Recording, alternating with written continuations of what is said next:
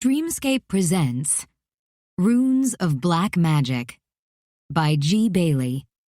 Narrated by Kasha Kensington, Iggy Toma, Laszlo Hart, and Charles Anthony.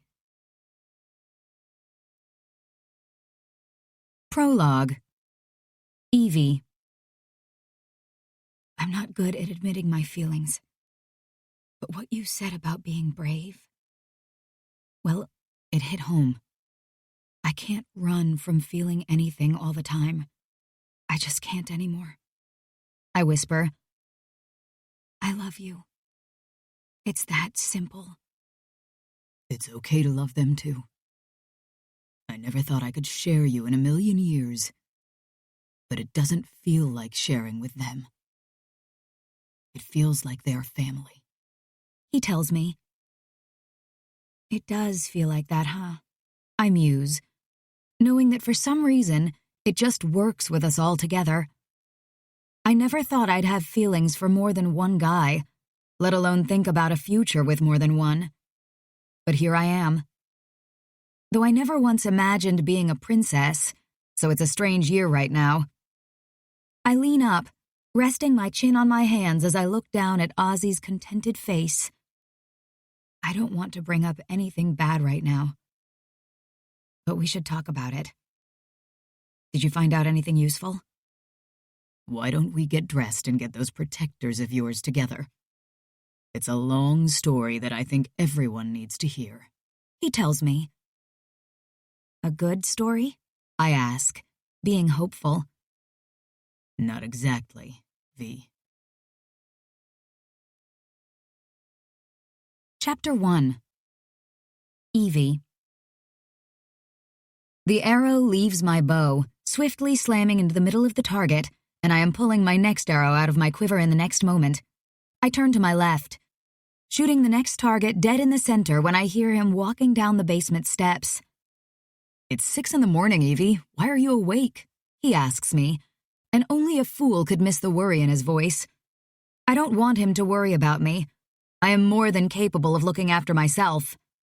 It's them I'm more concerned about. We stayed with the demons for 5 days while they recovered from the Protector's attack, and then Trex explained we could hide out in a cabin where Keeper Gray could find us. I run my eyes over Connor, who other than looking a little tired seems perfect. Too damn sexy perfect if I'm admitting the truth to myself. I couldn't sleep, I reply, shooting another target on the right, just before Connor stops next to me, placing his hand on my arm. I look up at the messy bedhead of blonde hair and the concerned expression in his eyes and sigh. I'm getting bored of waiting in this cabin for news while Haley is with a demon. Erica is still not dead, and nobody knows what is going on. It's only been 2 weeks. Keeper Gray will make preparations. I don't care what he is doing. I agreed to fight for my throne rather than murdering my sister straight away. I never agreed to sit in this cabin with 3 protectors who are just as bored. Also, I don't like the fact that Ozzy is looking for his brother all night and day, while I worry what is going to happen when he finds them. I growl out. Connor doesn't reply. He just steps in front of me and slowly pries my fingers off the bow. Look, I didn't want to use my secret weapon to get you out of here. But desperate times and all that, he says, taking my bow out of my hands. I cooked you a plate of bacon, crispy, just how you like it. You could have just started with that, I mutter with a small smile on my lips. Connor leans in a little closer to me, reaching his spare hand over and tucking some of my hair behind my ear that has gotten loose from the messy bun it was in.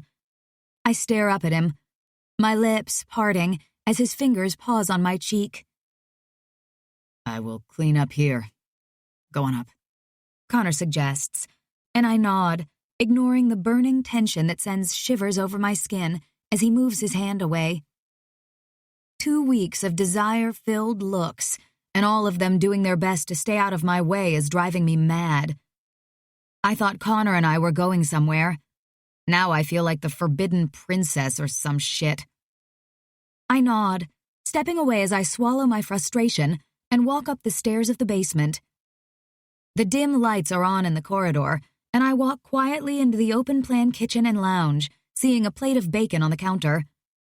I pick up the plate before going and sitting down on the sofa, nibbling on the pieces in silence for a while. There is nothing but silence and the noise of me crunching on bacon in the cabin until I hear the familiar sound of heavy paws walking to me. Star walks to the side of the sofa, resting her massive head on the arm as she gazes at the bacon. "You've grown again, girl," I say, not feeling so shocked about her growth anymore, but wondering when it will stop.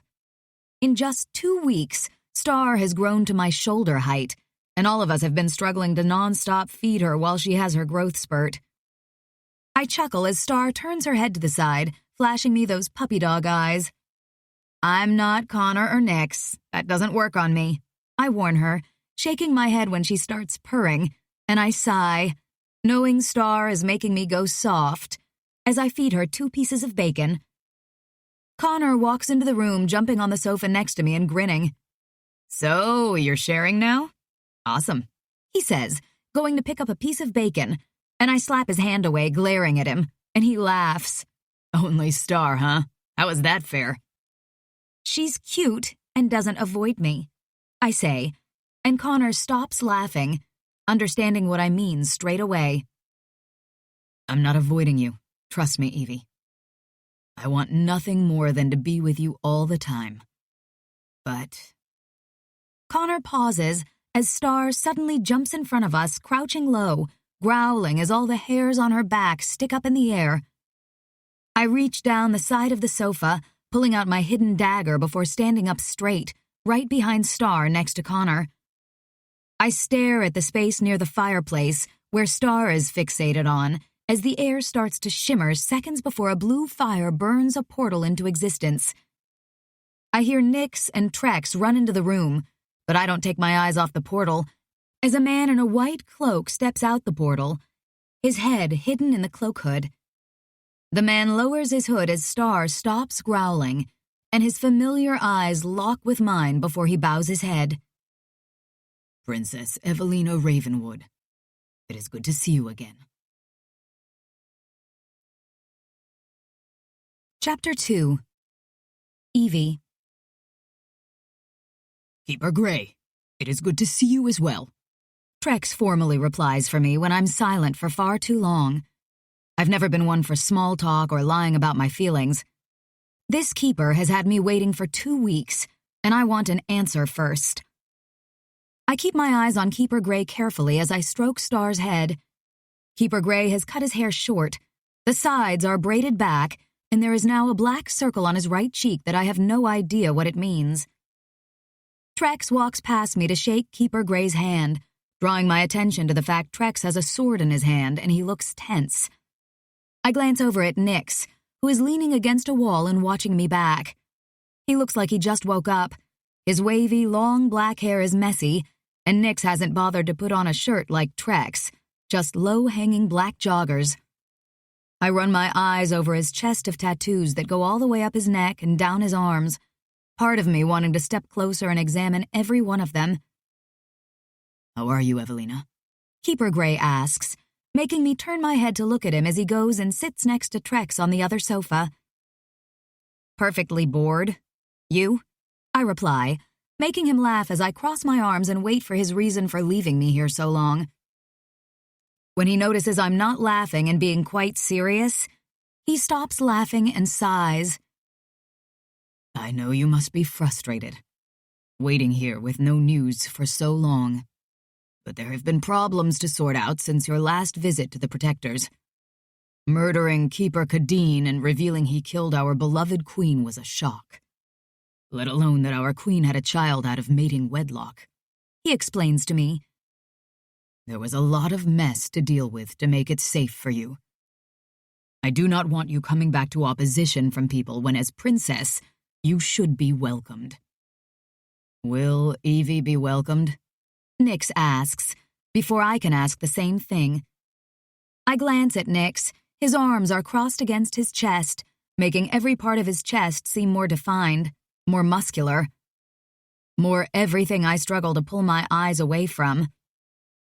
I never understood romance movies where the girl seemed starstruck by guys without their shirts on. Not until these guys. Not until Ozzy. I can't keep my demon out of my head, and I hate that I can't be next to his side, helping him look for his brothers or any news. Ozzy is worried, and that isn't good.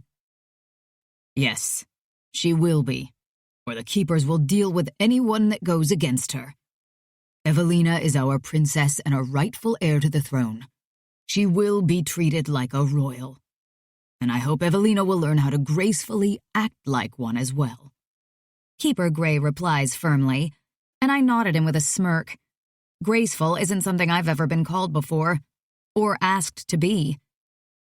So that means I can't kill anyone for pissing me off? I ask, and Keeper Gray laughs again. Why does he always laugh when I'm being serious? You are so funny, Evelina. But no, it's very important you gain favor with your people. I have planned many ways to gain this over the next 2 weeks before the first test. He tells me, and I scowl at him. Gain favor? How exactly? I ask him. I'm not the type to chat with rich asshole protectors to get them to like me. I know exactly how that would end, with my dagger in one of their feet. By being nice, for one, Trex informs me, like he knows what Keeper Gray is thinking. By not being your charming, stab-happy self. Ha ha, I sarcastically reply, rolling my eyes at him before looking at Keeper Gray. What is your plan? For one, you come back with me and move into a royal apartment. I have made an entire penthouse suite safe for you, and your demon friend has access as well. Everything is planned. I think it is best that I inform you as we go. He tells me, and I laugh this time, even though I think he is being serious. Move into the Protectors with Erica and her psycho lover walking around? No thanks. I don't want to be murdered in my sleep. I say, knowing Erica, there is literally a chance that would happen. She seems to like trying to kill me. First off, Erica would not get away with hurting you. If she did and was caught, I would not allow her to take part in the test and win the throne. The throne needs a High Keeper's blessing, and I am the only High Keeper left now. Things have changed, Evie. Once you were an assassin most were scared of, but now you have supporters in the city. Many liked your need to get revenge on the man that killed your mother. They saw it as an honorable killing fit for a queen. He explains to me, and I don't think I'm the only one shocked by that as I see the guys' faces. People like me? Seriously? I question, and the guys all chuckle under their breath. It's not hard to like you, love, Nyx comments, and I glance at him just as he winks at me. Yes, there are people who like you in the city, though we need more to make sure your reign is long and peaceful. Now, your apartment only lets me, your men, your demon, and Star in. That is, unless I lower the barrier, or you do. It is safe. I promise you that on my honor. He tells me. So my guys get to stay there with me? I ask him. Yes. It will be frowned upon, but I can sway people into believing you have a tight friendship with them, and that you are nervous in the city. I would like for you to refrain from showing more than a friendship in front of others. It is important. He tells me. You don't have to worry about that. Apparently no one in this room is attracted to me and they avoid me like I have the plague. I reply, raising an eyebrow at Nyx's grumble and Connor's light growl of annoyance. Trex crosses his arms, openly glaring at me like I said something untrue. Out of all of them, Trex has been the worst. The only time he has spoken to me in these last few weeks was for training and to say thank you for helping Nyx with his injury. Though the way he looks at me sometimes, I don't know. It feels like more. I hate how I look at him because of how I feel.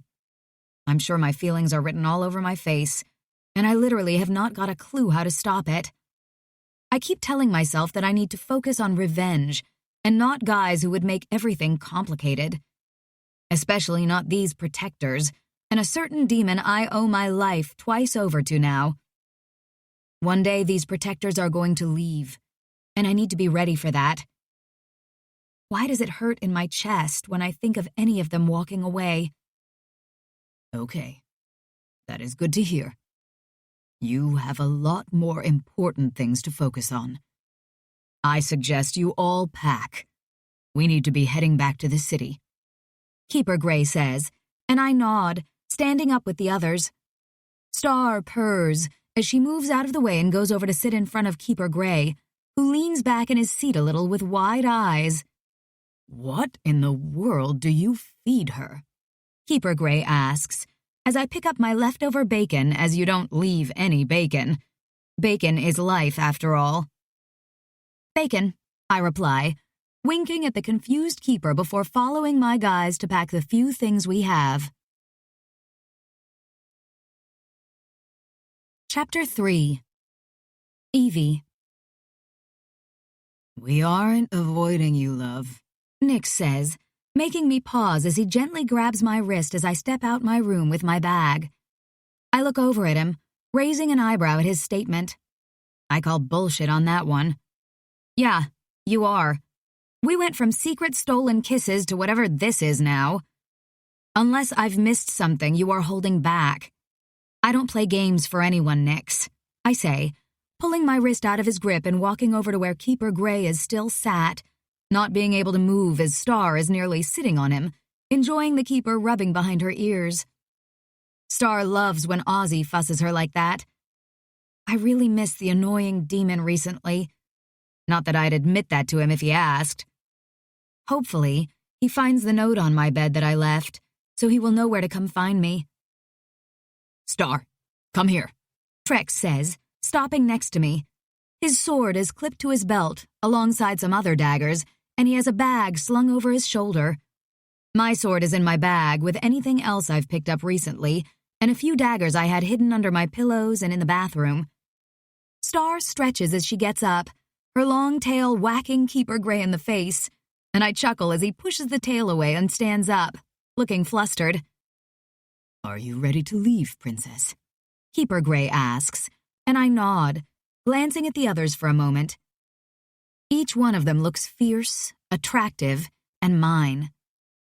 Wait, not mine. Maybe mine? This shit is confusing. When I look back, Keeper Gray is opening a massive portal next to the fireplace, which is big enough for many people to walk in at one time. He walks straight in, and I follow just behind him. The portal leads to a gigantic room with a wall of ceiling-to-floor glass windows that showcase the Protector's city outside. The city keeps my attention for a moment, the way the sun shines down on the gold towers, and I walk to the window, ignoring the sounds of the guys and Star following through the portal behind me as I look down at the city. There are hundreds of people walking around outside, so very unusual from the last few times I was here. They wear a lot of gold-colored clothing, with flashes of silver clothes here and there. Gold must be the Protector color for sure. Our building looks like it is right in the middle of the city, and considering how high up we are, this must be the top floor or close. Usually it would bother me being so high up in case of an emergency and needing to escape, but my wings now solve that issue. Oh, how I could have used these wings in my thieving and demon hunting days. It would have been a game changer. From assassin to princess. Great. Princess doesn't sound half as fun. I will give you some time to look around your suite, Princess. I have to inform everyone that you are here. Please do not leave until I am back, as we have things to discuss. Keeper Gray states, and I turn to watch him leave through a door, a blue glow covering his body as he walks through the threshold. I draw my eyes to the massive gray sofa in the room just as Star climbs on it and stretches out, taking up the whole 4-seater sofa easily before going to sleep. If Star isn't concerned about this place, I guess I shouldn't be so on guard like I feel right now. Do you want a cup of tea? Connor asks, setting his bag down on a kitchen counter which is pressed up against the one wall by the door. There is a fridge, cooker, and a big breakfast table in front of it, with 6 seats around it. I meet Connor's eyes eventually and nod. Sounds good. I'm going to check out the other rooms, I reply. I'm coming with you, Nix says, picking up Connor's bag. I will put your bag in your room as well. I feel it's best I check out the building while you wait for Keeper Gray's return. As much as I trust the Keeper, I feel best if I check out the security and get a feel, in case we need a quick exit.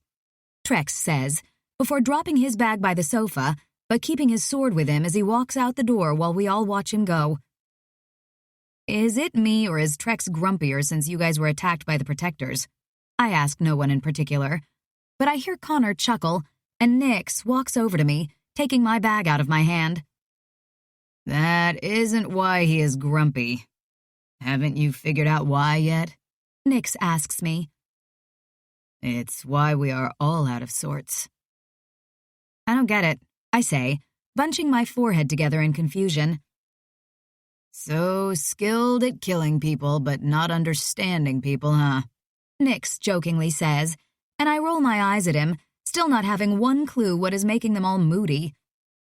I don't want to admit it, but Nix's comment strikes home a lot more than I would like. I'm better at killing people than understanding them because that is all I know how to do. Haley's mother, Rita, tried to teach me how to make friends, how to deal with emotions and people. But I somehow never really took most of it in. Though when I was taught how to use weapons, sneak around and lie, well, that seemed easier. I shake my head as I walk to the 2 doors in the room. I open the one to see a large bathroom with a large hot tub-looking bath in the corner, a shower, 2 toilets, and matching his and her sinks. Nice, Nix comments, looking over my shoulder at the bathroom.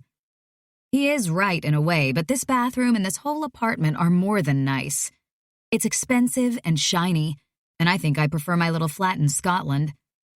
I shut the door and open the one next to it, which is a bedroom. Except this bedroom has 5 double beds, all with small gaps between them, and a walk-in wardrobe I can see because the door is open.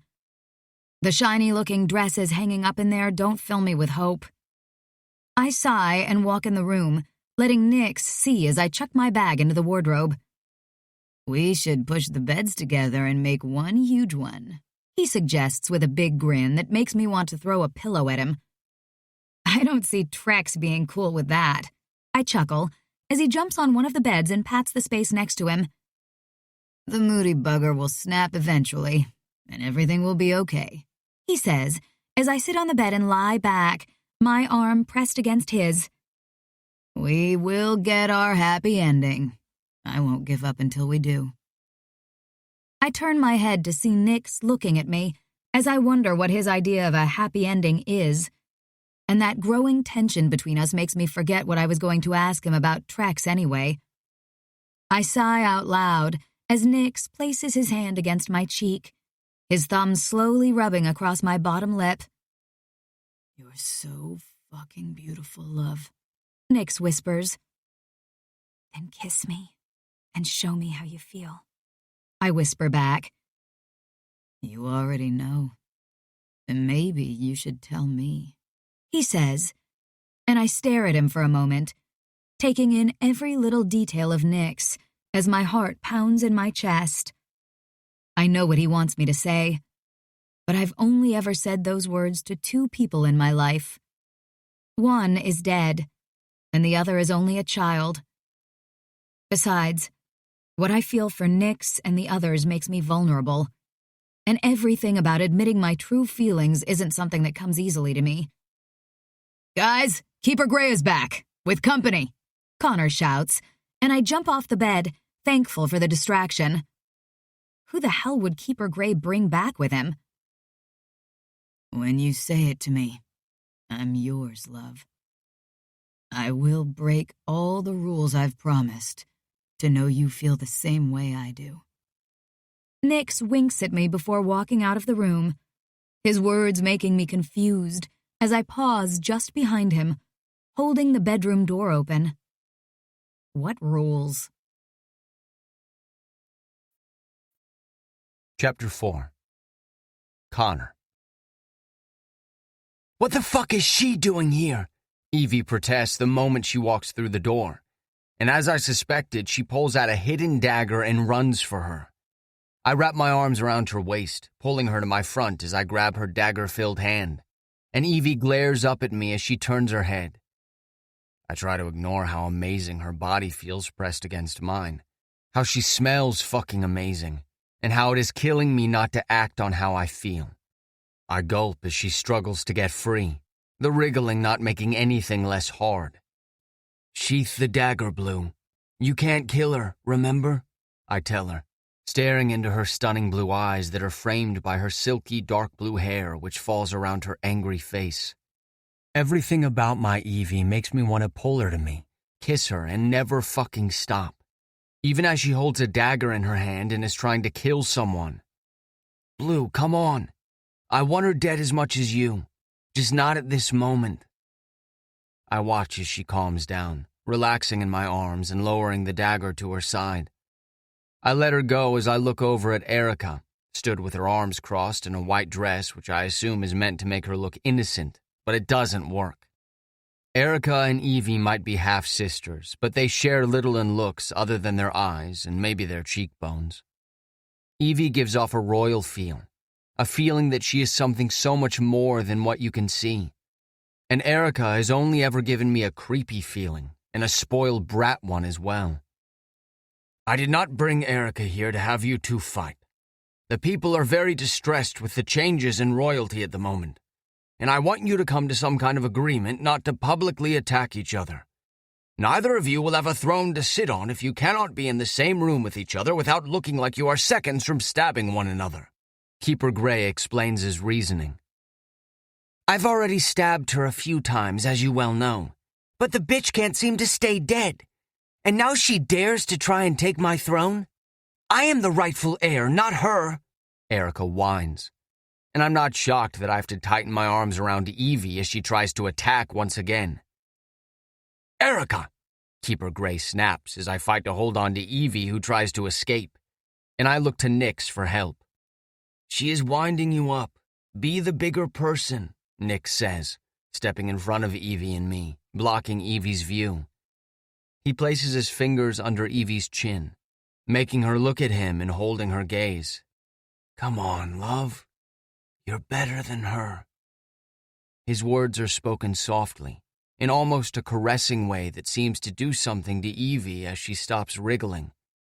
I know deep down she wanted us to stop her, because she could have easily cut my hand to escape my arms. "Fine," Evie bites out. I let go of Evie, trusting her not to do something stupid as Nyx and I move to her sides. "In these tests, I get to fight her, correct?"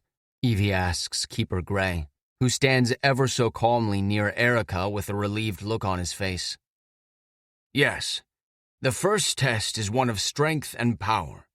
The second test is one of the mind. The third is unknown to us all. Winning 2 of these tests will mean you will be crowned as queen," he explains. "Good luck, sister. I agree to behave in public, but I doubt it's me you'll have to worry about. After all, I wasn't brought up on the streets like the trash over there," Erica says, sweetly smiling at Evie, who is shaking in anger as Erica leaves the apartment. Star growls at her, baring her teeth, which all but makes Erica run out the door. Keeper Gray goes to the wall, presses a button, and a keyboard illuminates on the wall. He types in a code, and the walls glow blue, presumably putting a barrier back in place. "I swear to all gods I'm going to make her death painful and slow," Evie says as Star comes over to her, and I place my hand on Evie's back, getting her attention as she strokes Star's head. "Erica wants to rile you. You know she won't win the tests," I tell her. "And nothing she said is true. No matter where you were brought up, your blood and heritage are anything but trash." Evie nods, still looking mad, but more worryingly, she looks calculating. I dread hearing the plan that she must be cooking up in that beautiful head of hers before she smiles at me. "Why did you bring Erica here?" Nyx asks Keeper Gray, who sits on the edge of the sofa. I prefer Evie and Erica saw each other for the first time in weeks in private. The next event is very public, and that kind of reaction from Evie would only feed her non-supporters and make my job harder, he explains. What event? She nervously asks. A birth ceremony, one very late in the princess's life, but which must be done. The ceremony is set for tomorrow, and it is publicly held in the middle square where every royal baby is blessed. Evie, you will wear a royal dress, a royal crown fit for a protector princess, and attend the ceremony. There is also an after-party in the streets, which might be good for you to attend and show people you aren't as scary as they all fear, he explains. You can dance, drink, and have some fun. I dare say you have not had much of that lately. Brilliant plan, I say, clapping my hands together, and Evie glares up at me. Princess dress? Crown? Public party? Dancing? Dude, you are listing all of my worst nightmares in one place, Evie protests, and I can't help the chuckle that leaves my lips. I'm pretty sure all royals have to wear white dresses or suits with silver runes stitched into them. She is going to hate that, whereas I can't wait to see her in a dress, or anything, or nothing. This is tradition, something you must uphold if you want to be queen and do your mother proud. Your mother was blessed there, and every royal before and after her. Your mother danced in the square when she was only 3. She danced with the people, stole their hearts, and that was the start of them loving her. I know you don't understand our ways, but let us show you who protectors really are, and how we look after our own, he tells Evie, who thinks on it for a while before looking up at me with worried eyes. You're not alone anymore, Blue, I whisper to her. We will be at your side, always. I know, she replies, clearing her throat before looking back at Keeper Gray. I would be honored to attend the ceremony, she replies, sounding more like a royal protector. I wonder if she is curious to see ceremonies her mother attended once. Thank you, Princess Evelina. One more thing before I leave you for the night, Keeper Gray states. Yes, she asks, tilting her head to the side slightly. I think I've spent too much time watching Evie's every move. I feel like I know her better than myself now. She is that enchanting. The court does not know who your father is, and Erica doesn't know about your wings either. I would suggest hiding them until the tests and using them as a surprise weapon, he tells her. Good advice, Nyx comments, and I agree. Evie doesn't say anything, but she nods her head as she crosses her arms. Keeper Gray stands up, walking to the door and pausing just in front of it before looking back. Erica has been missing most afternoons since you've been gone, and I sense an overlord demon around her apartment. Be warned, she will have secret weapons of her own to use. Be careful and do not leave this apartment alone. I do not wish for Erica or her demon to harm you in secret, he warns her. She could try, but things have changed. Erica might have tricked me once, but never again, Evie replies. I would love any chance to get my revenge, so let her try. I hope that you get your chance, Princess, Keeper Gray states, and bows his head before walking out, shutting the door and leaving the room in silence. So, awkward silence. Bacon sandwiches, anyone? Evie asks, clapping her hands and walking to the kitchen with Star following her. That's my girl. Chapter 5. Evie. Shh, I harshly whisper, pulling Haley close to my chest as I close my eyes and hear the sound of my friend's screams in the distance. There is so much screaming, until there is a deadly silence, and everything seems to freeze. Until the screaming was gone, I didn't know I preferred it more. It meant she was alive. The silence now? Well, it is worse. I looked down at Haley, her young face wearing a kind of heartbreak I wish she didn't have to bear at her age. Or ever. I shake my head, hoping she understands we have to be silent, because the people who killed Haley's mum will be looking for her next. I slide a dagger out of my coat and pull Haley behind me as she sobs silently. I wipe my own tears away, ignoring the sharp pain in my chest as I look around the corner of the wall we are hidden behind. Rita is lying on the floor, her body bent at an odd angle and her mouth parted open as wide as her eyes. I slam my hand across my mouth as I fall to the floor. I failed to protect her. I failed. Evie, wake up! I flinch as hands dig deeper into my shoulders and I open my eyes to see Trex leaning over me on my bed, his hands on my shoulders. I breathe heavily, trying to calm down from the nightmare of my past, as Trex moves his hands away and sits back on my bed. I sit up, reaching a shaky hand for the glass of water on the shelf above my bed and drinking some. I see the beds next to me are empty. Where Connor and Nix went to sleep with me is just two messy beds. They have gone to train early. It's 5 a.m. I was going to let you sleep in so you're rested for the ceremony today, but you were crying in your sleep, and I couldn't bear to watch that.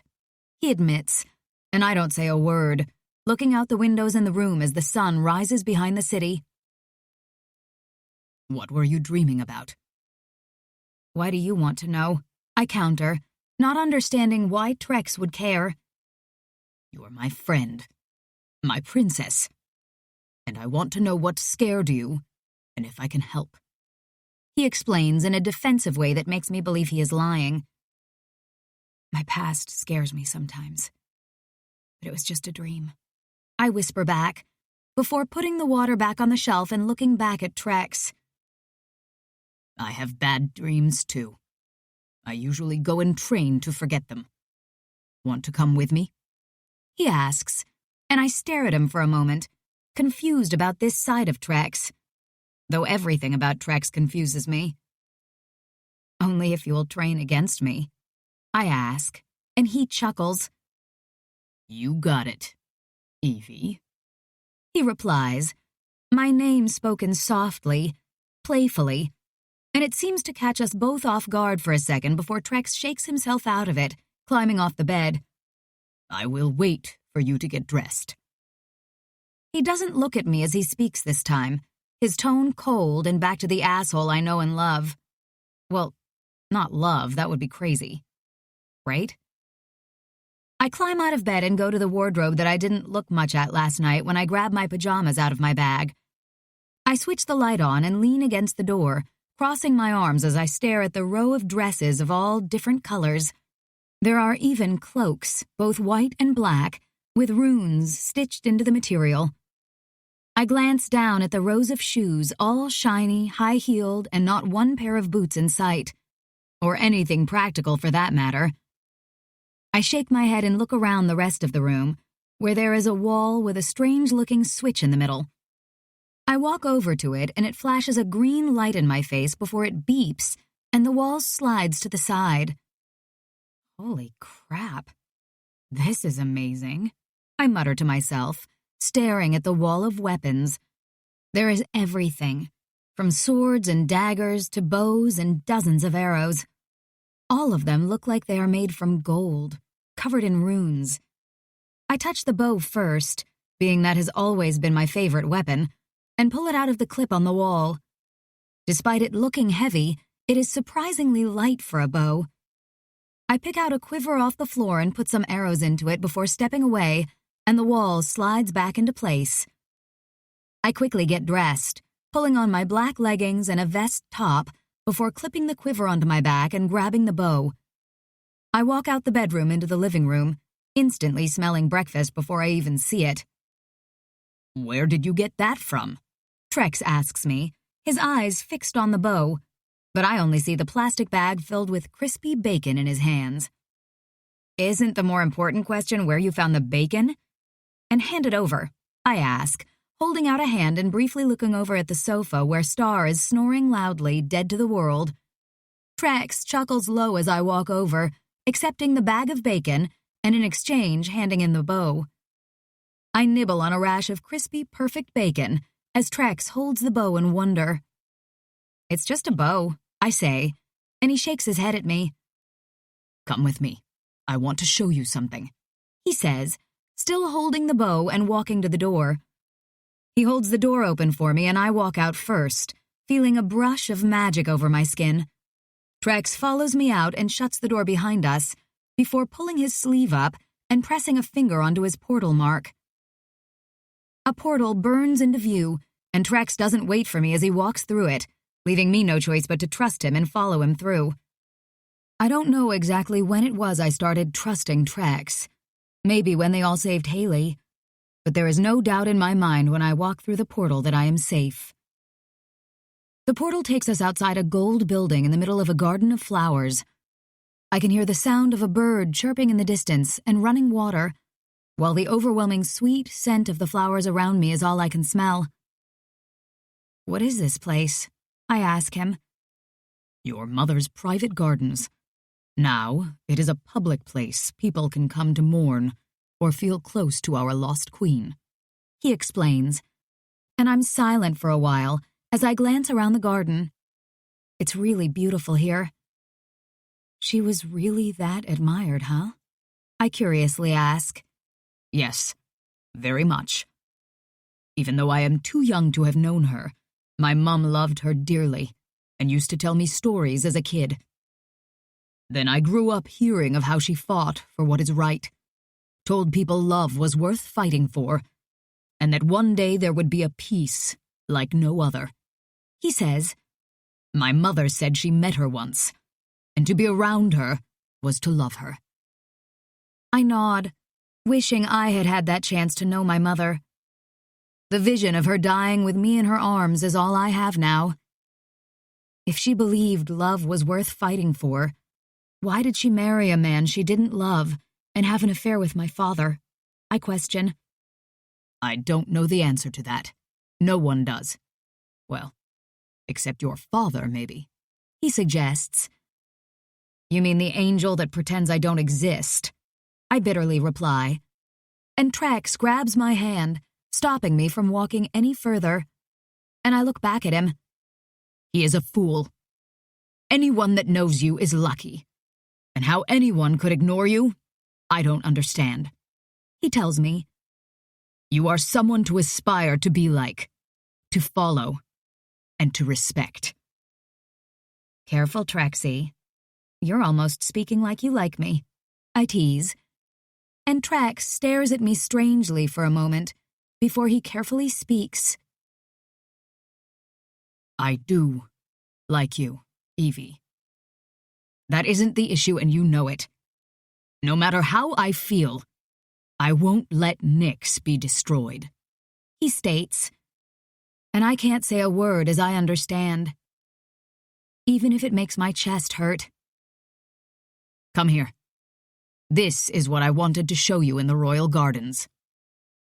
Trex turns and walks down a path and I follow him silently, only seeing the tight muscles on his back. I spot other people on different paths through the plants and flowers.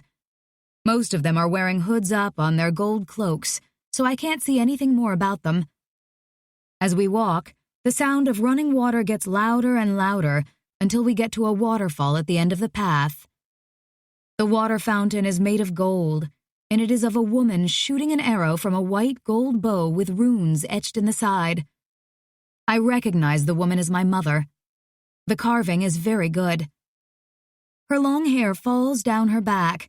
A cloak flows from her back and she looks determined as she shoots the arrow. Water falls from the panel under her feet, speeding into the massive bin below where there are two young protectors throwing in pound coins by the looks of it, and they don't notice us here. I pull my eyes away from them back to the statue, where you can see her runes on her arms and ones on her forehead, with swirls spreading to her eyes and touching her cheeks. I run my thumb across the bow and humorlessly chuckle. This was my mother's bow? I questioned Trex, pretty much knowing his answer. Yes, your mother's favorite weapon. And it was said to be lost in the Angel War. Clearly, the Keepers must have found it and wanted you to have it. Trex replies. I know where I got my archery skills from then. I have always been a natural with a bow. I suggest to him, staring back at the statue. The more I learn of my mother, the more it hurts that I didn't get along with her. I can see she clearly loved her people as much as they loved her. So maybe being a good queen could be my way of honoring her. By loving her people. My people. Apparently it was the same for your mother. I remember your other sister, Emily, was very good with a bow as well. I remember people saying she was the one that looked the most like your mother. Now, I think it is you that resembles her the most, he says, reaching over and picking up a strand of my blue hair. Except the hair, that is. Can we stay here a bit before training? I ask Trex, who slowly lowers his hand from my hair, his finger brushing against my arm as his hand drops. I don't even pretend that his little touches don't do something to me now. Of course. Maybe we don't need to train to forget bad memories. We can just create new memories instead. Trex doesn't pull away as I rest my head on his shoulder and stare at the fountain. We stay like this for a while, me lost in thoughts of my mother and the city, with Trex being there to let me have this moment. Even though my grumpy protector doesn't say a word, his being there says everything about us. Chapter 6. Evie. You have to be kidding. I can't wear this in public, I protest, as I run my hands over the bits the dress doesn't hide, looking longingly at my daggers I have had taken off me because there was nowhere to hide them. I ignore the chuckles from the guys behind me as I stare at myself in the mirror and wonder what kind of planet I am meant to be supporting in this getup. The dress, if you can call it that, is tiny layers of white fabric that just about wrapped around my private parts, and the rest falls to the floor in a gown. I wasn't allowed to wear a bra or underwear because you can see it through the dress, and you can pretty much see everything else through the dress too. I will admit I really like my hair, which is half up and down with the top half designed into a crown braid. The protector who did my hair also did my makeup. She then helped me into the dress before watching me from the door, where she is now, a big smile on her lips. I glance at Topia, my helper, who has tears in her eyes as well as a smile on her face. Topia has brown hair up in a tight bun and a white dress on with gold strips of fabric designed into it. It's a stunning dress, and at least she is covered up. You look so much like your mother. My mother used to help her get ready for events, and I am honored to be helping you, she says, and I know I cannot be mad at her when she is like this. I guess I'm stuck in this goddamn dress. You do really look beautiful, Blue, Connor says from behind me. I glance behind me to see them all stood near the wall, and each one of them have their eyes on me like there is no one else in the room. The guys are all wearing white suits with gold ties, and they have all clearly made an effort to look amazing today, and extremely attractive as usual. I wonder if it is a thing to wear white and gold to all blessings, as it seems to be a trend. There is a knock at the door, and Nyx is the one who goes to answer it. Nyx lets Keeper Gray in, who is dressed in a white cloak with a white suit underneath it. The cloak has gold runes designed into every bit of it, and as he moves, they reflect off the light. Keeper Gray stops near me, placing a box on the bed right in front of me before stepping back. Now you look like a princess, Keeper Gray states, running his eyes over my dress, but not in a way that feels sexual. It's more like I am an asset to him, which I suppose in a way I am, because he needs me to make sure Erica doesn't get the throne. Now open the box. This is yours. It will always be yours. And when you become queen, We can add the sacred jewel to it. I open the box when he finishes speaking, and there is a crown inside. The crown is gold with swirls and diamonds, making it a beautiful design. I lift the crown out of the box and hold it in front of me. There is a gap in the middle where the crystal or something should be, but is so beautiful and well-designed that you cannot tell it is missing anything. Your Highness, please let me place the crown on you and secure it, Topia asks, running over to my side, and I hand her the crown. I sit on the bed as she slides the crown into my hair and fixes it in place. When she is done, I walk over to the mirror and stare at myself a long time. Long gone is the girl who sat in the mud as a child, hungry and lonely and scared. I now look fearless, determined, and like someone I never knew I would be. I look like a queen. I meet Trex's eyes just behind in the mirror, and somehow he gives me the strength to look away from myself and that girl I used to be. I turn around and keep my head high, knowing that I need to be strong and show these people who I am. I may be an assassin who has a bad past, but that isn't everything to me. I know I can be so much more than that, and I can help my people. Are you ready to go, Your Highness? Keeper Gray asks me, his eyes proud, and somehow seeming to understand the change in me from one look. Yes, I simply reply, and walk over. We walk out of the room and Star runs over to me, strolling at my side like she doesn't have a care in the world. Having your familiar with you is a good thing for the people to see. They say familiars are a sign of power in royalty, and only the blessed are given one. Keeper Gray states. What is a familiar? I ask, stopping in the middle of the lounge. And Keeper Gray stops to explain it to me while the guys all wait. I spot Topia bowing her head at me in the corner of my eye before she leaves my apartment. Familiars are special creatures that come to royals in the strangest of times, but always when a royal is in need of one. He explains to me.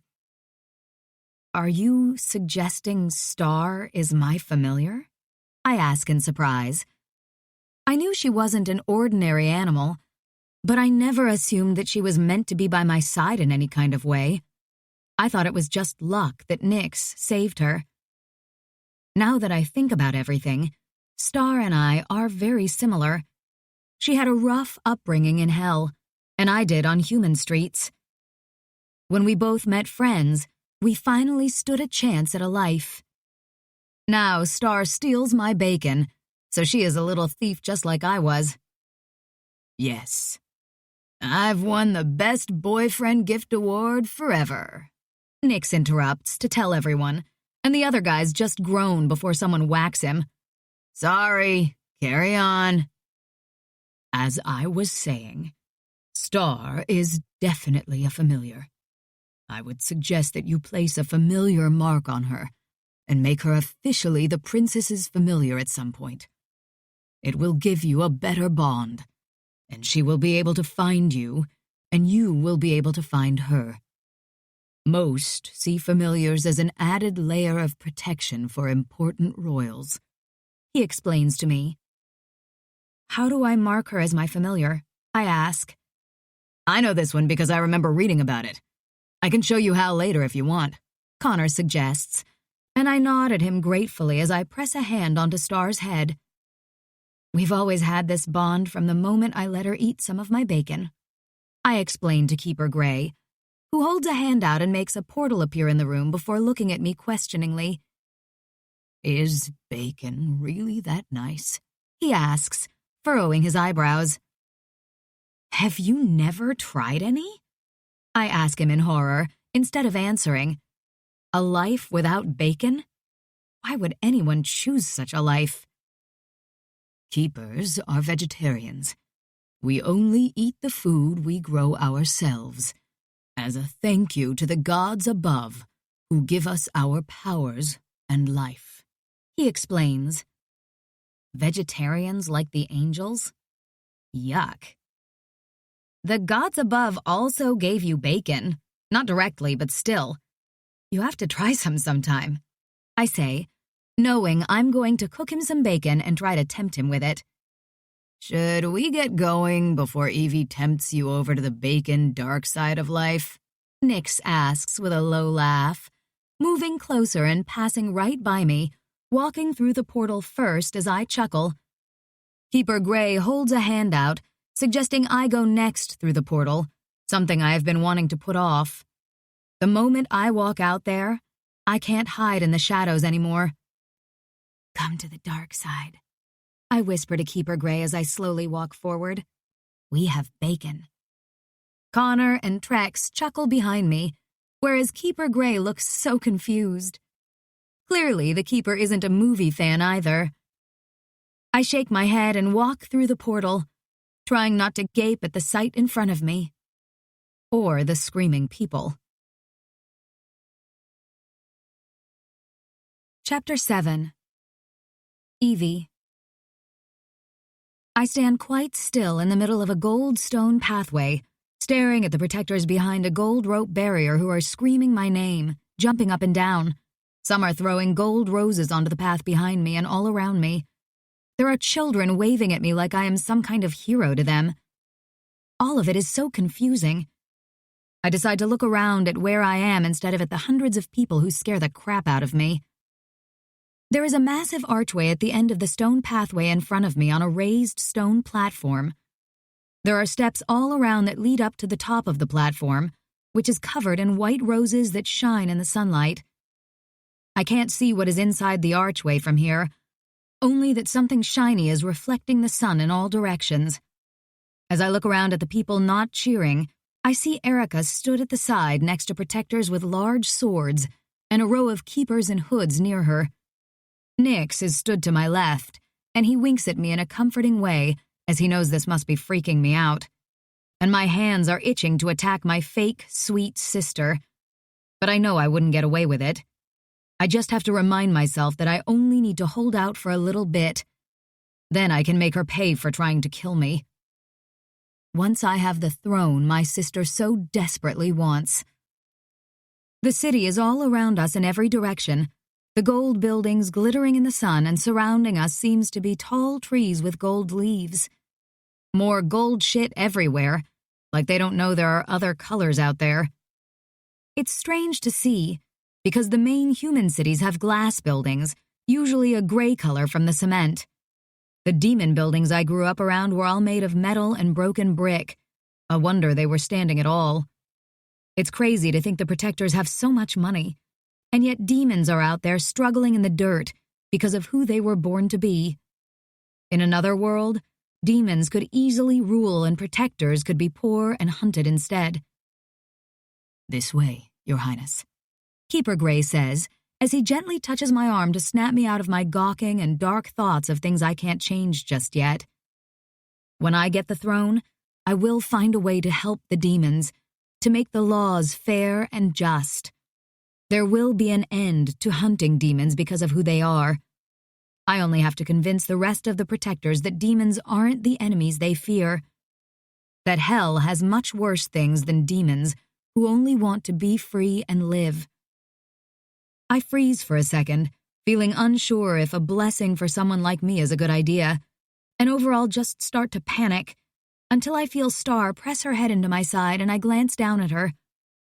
Star is proof I am meant to be here. She is a royal familiar, and I know she wouldn't just come to anyone. Erica doesn't have a familiar, so doesn't that say it all? I'm not the outsider anymore, and I need to start acting like it. Princess Evelina? Keeper Gray lightly asks, as I stare down at Star, feeling her protectiveness and almost her comfort, before I look away to Trex and Connor, who wait just behind me. They nod once, and I take a deep breath before looking back to the archway and starting to walk forward without a word. I try not to look at Erica, who stands in a black dress with a fancy black headpiece on that has lace covering her eyes as I see her start to clap. She looks like she is attending a funeral. I bet she is hoping she is anyway. I can't help but hope one day I will attend hers and wear something similar to spite her. The people are very happy to see you here today. Keeper Gray points out from where he walks at my side. With the people still cheering and the light sound of music in the background, it is hard to hear what he said. I glance around me on instinct like I always do before I answer Keeper Gray. I see that Star is on my other side, Nyx is walking in front of me, and Trex is protecting my back with Connor. They worked out this protection duty well. I don't get why they are so happy, I reply, relaxing a little as I know I am safe for a moment. Maybe it is because they see what I did when I first saw you. A real queen to follow. One that hasn't been around since your mother's rule. He replies quietly, his words filling me with a confidence I didn't have a moment ago. It also makes my heart ache for a mother I have to one day accept I will never be lucky enough to meet. I look back just as Nyx gets to the archway, and everything seems to slow down as an arrow flies through the air towards Nyx's head. "Nyx, duck!" I scream, running towards him, and thankfully my warning makes him drop to the ground, the arrow just brushing past the tip of his ear, cutting it. My heart pounds against my chest as Nyx pulls out his swords in a swift motion, swinging them hard to block 2 more arrows shot his way. The crowd of people drop to the floor, holding their heads with their hands, as I search around the crowd and spot the shooter, just as he aims for me as he realizes Nyx is too quick. An arrow flies through the air at me and I duck quickly, just as I see Nyx drop one of his swords, sliding out a dagger and jumping in the air. He powerfully throws the dagger with his jump, and a few moments later there is a scream from a man, and I know Nyx hit his target. "Evie, get back here!" Trex demands. But I don't stop as I get to Nyx, just as 2 large figures step over the rope, daggers in their hands. Seems the archer wasn't alone. Nyx stands up with me and I nod once at him before charging at the figures, who I guess are men from their size. I duck as I get to the man in front of me, his dagger going around above my head as I charge into his legs, knocking him onto the floor. I jump on him just as Connor gets to me, grabbing the man's arms and kicking the dagger away. I use my legs to hold the man's down as I check that Nyx is okay. He has his man in a chokehold, and the man is slowly going limp. I look back to see 5 more men on the ground, Trex holding a bloody sword, and Keeper Gray next to his side with daggers in his hand. I look down at the man under me and pull his hood off. The man is middle-aged, I would guess, with a shaved head, and he glares at me with a look of pure disgust that you couldn't make out as anything else. "Kill me, assassin. Get it over with," he spits out, his angry words barely recognizable. Keeper Gray gets to my side, placing his hand on my shoulder and making me look to him. Every part of me wants to kill the man under me, but I know I've killed in front of the protectors before. I also know I am not a killer unless I am forced into it. The man under me wants me to kill him, which makes me think this is all just a show for someone else. If I kill him, I play straight into their game. And from one look at Keeper Gray, I know he is thinking the same. "Let us deal with the traitor, Princess. Remember who you are now. This fool wants you to kill him at a blessing and prove you are nothing more than a killer. I know you're not. Let us deal with him," Keeper Gray suggests. I glance up at a very worried-looking Connor, who nods in agreement with Keeper Gray's words. "He has a point, Blue. Don't let him ruin this day for you. Plus, we can find out who sent him if he is alive," Connor points out. I have a funny feeling I know who sent this idiot after me, and there is no way he will say a word. "This man will be punished, though?" I ask Keeper Gray because I don't understand Protector's rules all that much, and he nods with a relieved, tense smile. "This fool attempted to kill a princess and royal guards. The punishment will be dire and in line with our laws," he tells me. I nod before lifting my fist and punching the man in his shocked face, hearing the satisfying break of his nose even as it hurts my knuckles. The man passes out as I hear gasps in the crowd of people and Connor's light chuckle. I'm sure I hear him mumble something about "that's my girl," but I'm too busy looking around the people.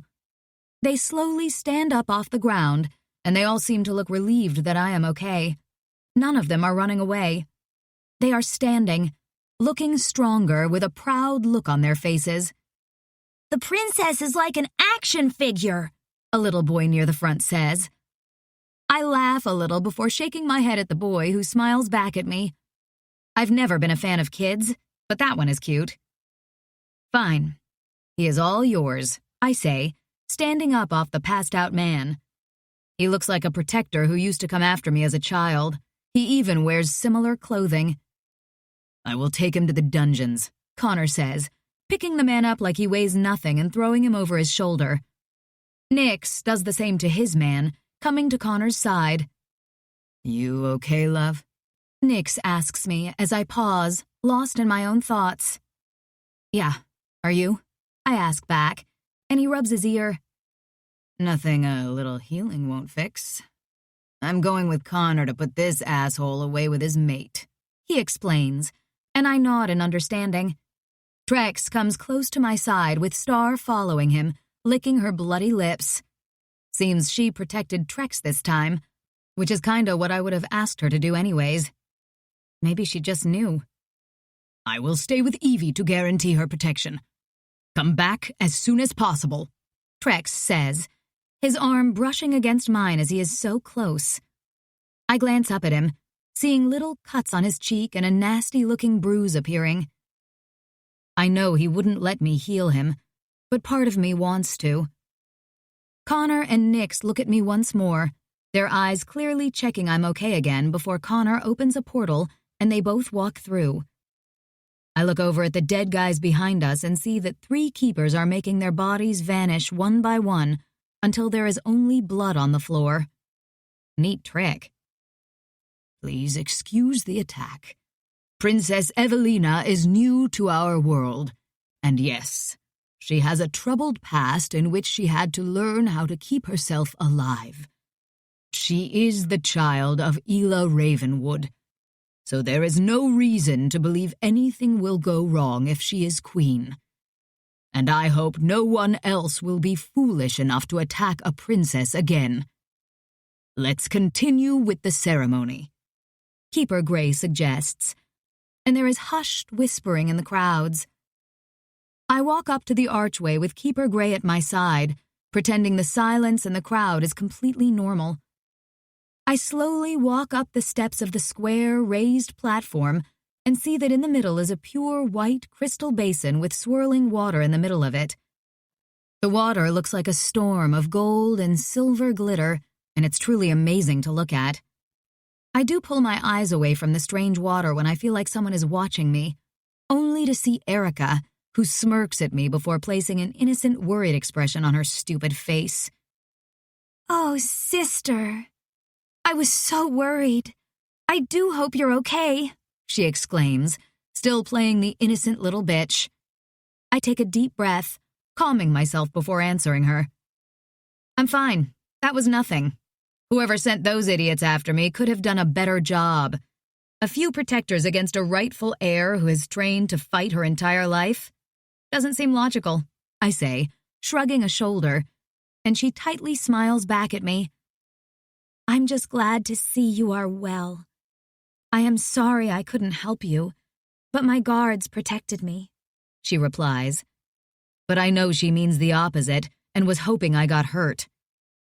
Keeper Gray flashes me a slightly annoyed look before stepping right in front of the crystal basin and waving a hand for me to come closer. "Welcome, protectors, to the royal square.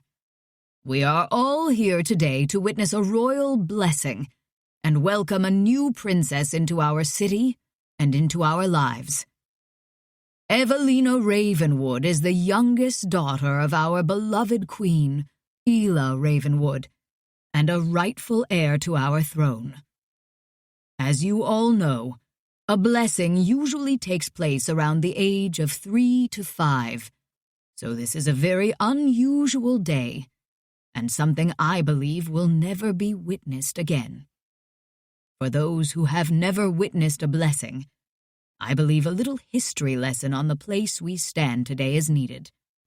The blessing water is directly pulled from the cavern below where we stand, a place of pure magic, and only a royal or keepers can enter. The water can only be consumed by a royal, and it is said to offer them protection, not only in this life, but the life after. Keeper Gray's voice echoes loudly around us so that everyone can hear. Please come to the water, Evelina.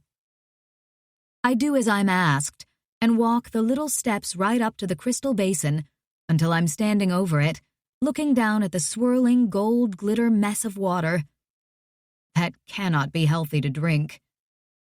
Let's hope they don't tell me that's what I have to do. Evelina will now drink the water as we chant the sacred words. As Evelina does not know how to speak runes, perhaps we should say them in the common tongue for a change, he says, and there is murmuring around us that I try not to concentrate on. I really need to learn how to read and speak runes. Keeper Gray steps up onto the other side of the crystal basin and offers me a small silver glass. Reach in and fill the water. You must drink an entire glass without pause, he explains quietly to me as I accept the heavier-than-it-looks glass. I reach the glass into the water, surprised to feel how warm it is around my hand, before pulling out a full glass of it. I move the glass closer to me so I can see how the water is still swirling inside the glass. Creepy. Keeper Gray nods once at me and I place the glass at my lips before drinking the water.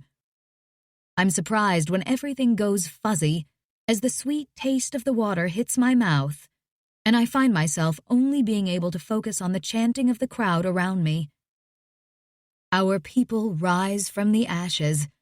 We rise from the dust. We are the protectors of the earth from which we rose. Time is pointless. Love is a price. Protecting those who are weaker is the only cost. Protectors will stand when no one else does. We are the protectors who are blessed with the sacred runes. I gasp as the water runs out and my blurry vision fades as I lower the glass with my shaky hand. Welcome to the protectors, Princess Evelina Ravenwood, Keeper Gray says, and there are cheers from the crowds after his words. When my vision is clear, I open my eyes to see Erica smile once at me in a seriously creepy way, before she turns and walks away. Chapter 8. Evie. Really, I couldn't eat any more, but thank you, I say, rejecting another cake that is offered to me as I walk away from the stands of food with Trex following me around. After the ceremony, the people set up a band, games, and food. Keeper Gray has introduced me to dozens of people who I wasn't really sure what to make of. I have always thought protectors were stuck-up people in suits, but these people are pretty down to earth. They love nature, being protectors, and each one had a story about my mother to tell me. Not one of those stories was anything but public things. The real things I want to know, like how my mated mother fell in love with an angel, I likely will never know. My father, if you can even call him that, clearly will never tell me. I already have a plate full of food as I try to escape to the tables, but the lady offering me the pink cakes looks heartbroken by my rejection, and I sigh. Actually, I changed my mind. I would love one. I don't know when I decided to be nice, but I'm not sure I like it. They were your mother's favorite, she carefully says, as I try to place the cupcake on my overflowing plate. I pause at her words, paying more attention to the older protector in front of me. She has long blonde hair that hits her waist, an older style dress with yellow flowers on it, and a bright smile. Trex stands a distance away from me like a guard dog instead of my friend. A grumpy one at that. You knew my mother? I ask. Not exactly. I used to work in the kitchens, and your mother used to sneak down to steal cupcakes and pepperoni out of the fridge often. She says gently. Sounds like an odd mix, I say, chuckling a little. Though as I look at my plate of bacon and cakes, I can't say much about odd food choices. I look back up at the woman who smiles sadly before bowing her head. I once saw her sneak an angel through the kitchens. They were very in love. She was happy and laughing. I didn't say a word until this moment to anyone. I just thought you would like to know. I don't get to reply to her as she quickly walks away, leaving me staring into the crowds of protectors she disappears into. I guess my mother and father were happy at some point. I figure she loved him. But how did that even happen? I know my mother fought in the Angel War a long time ago. Could she have met my father then? The more I stare into the crowd, the more I know there are no answers here. I search around the crowd until I find an empty table, then quickly walk over to it and sit down. I nibble on some bacon before eating the cupcake and looking over my shoulder as I put the wrapper down. Sit down with me, come on, it's weird to have you just standing there, I say to Trex, who has stood with his arms crossed, his sleeves rolled up and his jacket nowhere to be seen. The way he stands is imposing. And sexy. It's pretty distracting until I look into his eyes and see how cold he is still acting. Like we aren't friends, and this is just a job to him. After this morning, I think I should stand and keep an eye out, Princess, he says coldly, and I glare at him. You're going to make me eat on my own? I ask, and he ignores me to stand straighter, and I roll my eyes at him. Trex was always the serious, never-break-the-rules type. But I would never let a gorgeous princess like you eat alone, a charming voice says, and I turn to my right to see a man smoothly slide into the seat next to me, his body extremely close to mine. This man looks like a model, a picture-perfect one at that. His blonde hair is styled to the side, his brown eyes are clear and almost sparkle, and the sleeves on his shirt are rolled up, showing off his muscular arms as he holds a hand out to me.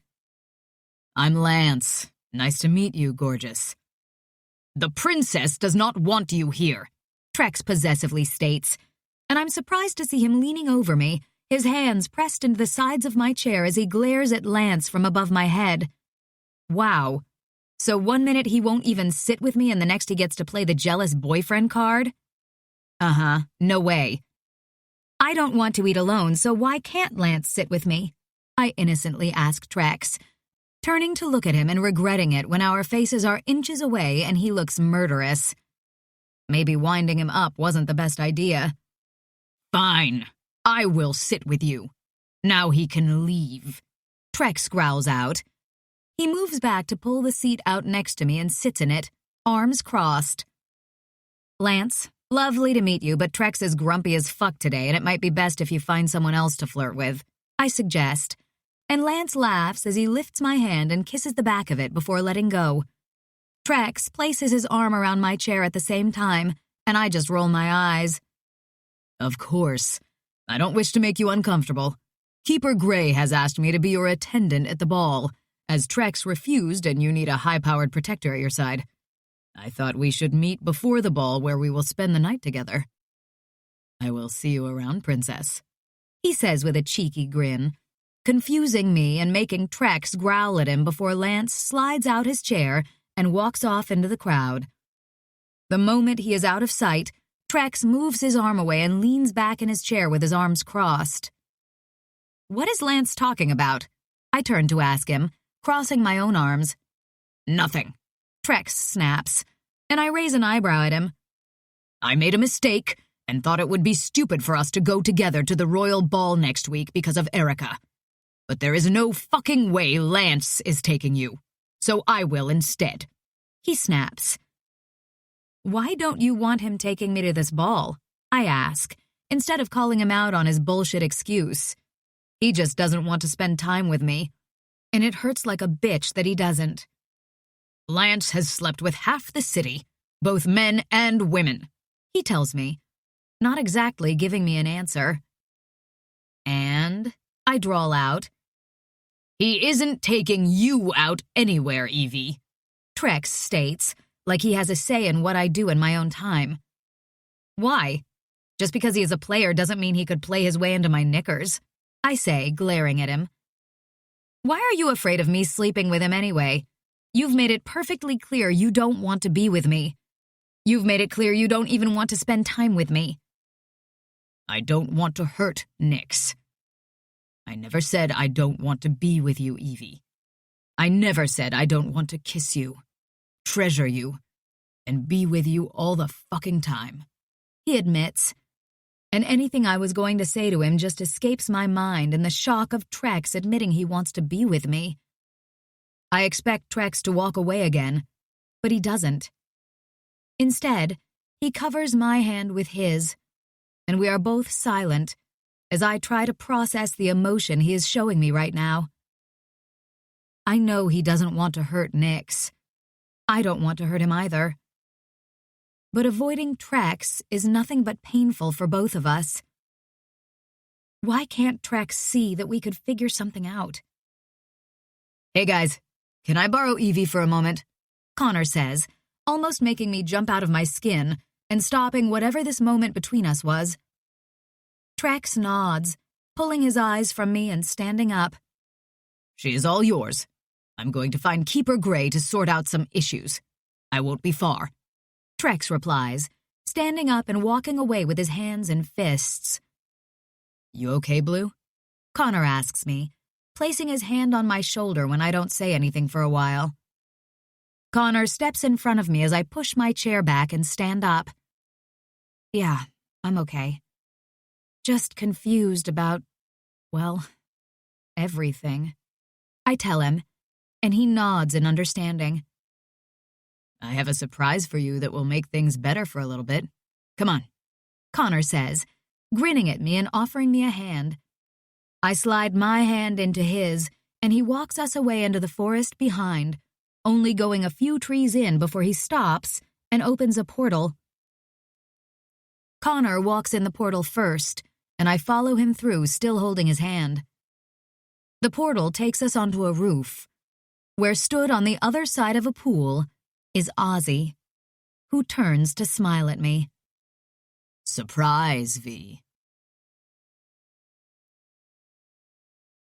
Chapter 9. Evie. Ozzy, I say in relief, feeling like I can finally release the breath I was holding in as I see that he is okay. The sun is just setting behind him in the city, the glow of the roof lights showing me that Ozzy looks dirty, covered in dry blood, and his suit is a little ripped, but he is in one piece. He hasn't shaved in a while as there is a light shadow of scruff on his lower face, and his black hair is messy but still short. You have about an hour or two before I will have to come back to get you. I will work some distractions for the crowd and explain you needed to go home to rest, Connor says gently, and lets go of my hand. Thank you, I say to Connor, who winks at me before walking through the portal, and it disappears. I look back just as Ozzy gets to me and I jump up, wrapping my legs around his waist as I kiss him. Ozzy groans lightly as his hands grab my ass, pulling me closer as I slide my hands into his hair as he deepens the kiss. I move my lips away from his, kissing across his prickly-feeling jaw and to his neck. Did you miss me, V? He asks, chuckling low, which I feel vibrate against my lips on his neck. I lean back, biting my lip as I meet his red eyes that are swirling with longing and something else. Yes, I was worried, I admit honestly. Don't go again. I know you want to find Kex, but I can't deal with not knowing you're okay when everything is going to shit at the moment.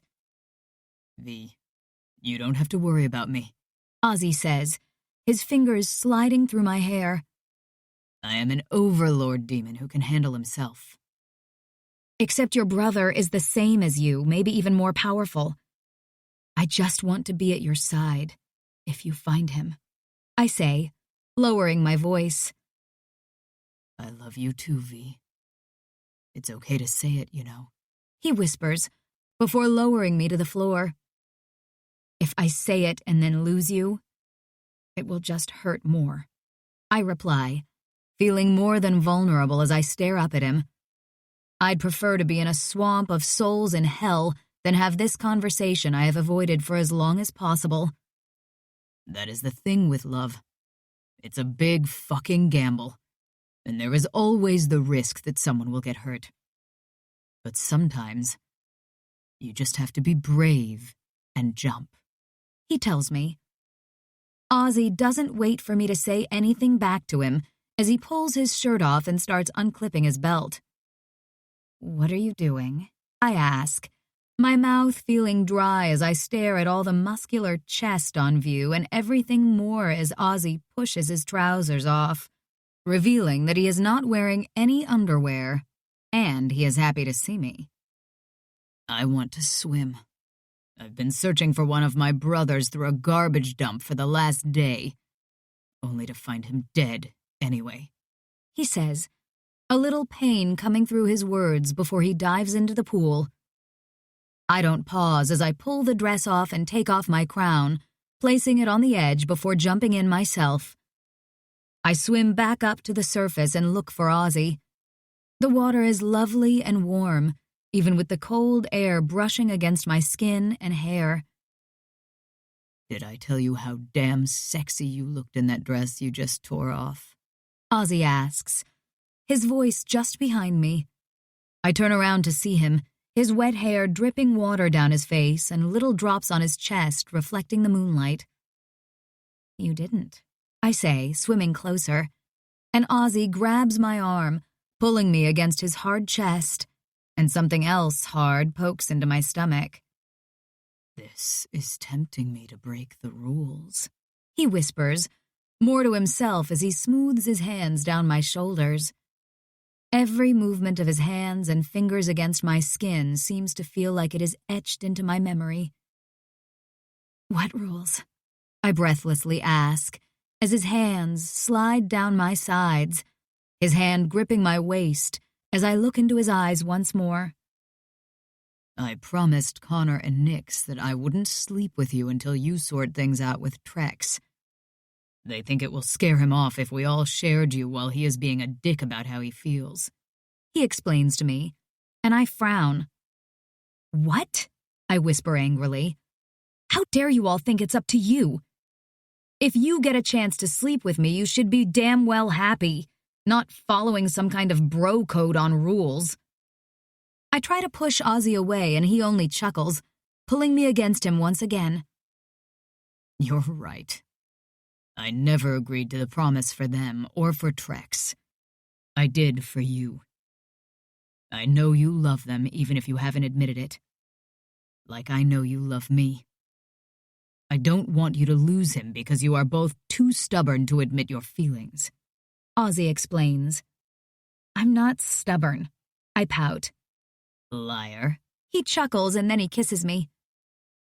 Oh God. He kisses me like a dying man clinging to life, and I know he is going to break all the rules just like I want him to. I moan as Ozzy pulls my ass closer, pressing his hard length further into me.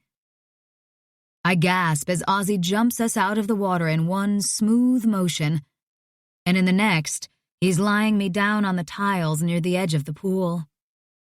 Ozzy, I moan, as he pins my hands above my head, and I relax, letting him take control like he needs as his other hand slides over my breast. Then his thumb rubs my clit in circles as his tongue explores my mouth in a similar motion. I wriggle from the slight pressure, and Ozzy bites my bottom lip gently, warning me not to fight him. Ozzy's sin is control. Especially sexual control. If I fight him, try to take control, his demon takes over, usually trying to kill whoever is in Ozzy's way. Luckily, his demon likes me, but I'm not crazy enough to push it right in this moment. I only want Ozzy. Ozzy's mouth leaves mine as his finger begins to explore my core, and I widen my legs and throw my head back. Look at me, Ozzy commands, as he suddenly lets my hands go to grab my hips, lining himself up so only the tip is just hovering outside of me. I meet Ozzy's eyes as he slowly enters me, inch by inch, until he is all the way in, and his lips are just above mine. You're mine now. Mine. Yes, because I love you. My words snap Ozzy into motion, his lips slamming onto mine as he roughly thrusts in and out of me.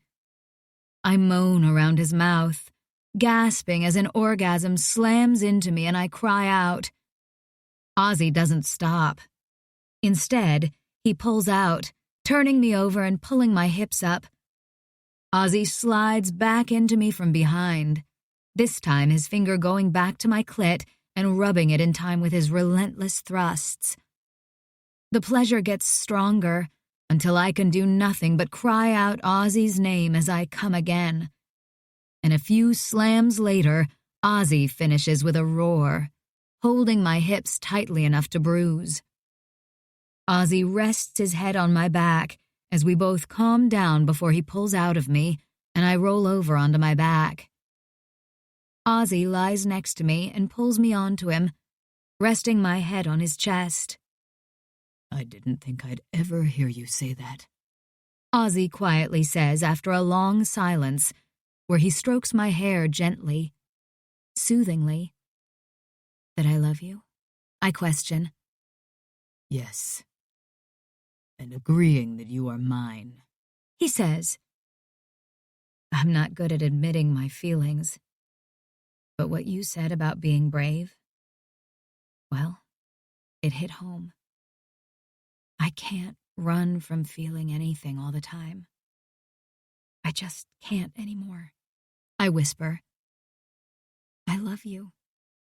It's that simple. It's okay to love them too. I never thought I could share you in a million years. But it doesn't feel like sharing with them. It feels like they are family. He tells me. It does feel like that, huh? I muse, knowing that for some reason, it just works with us all together. I never thought I'd have feelings for more than one guy, let alone think about a future with more than one. But here I am.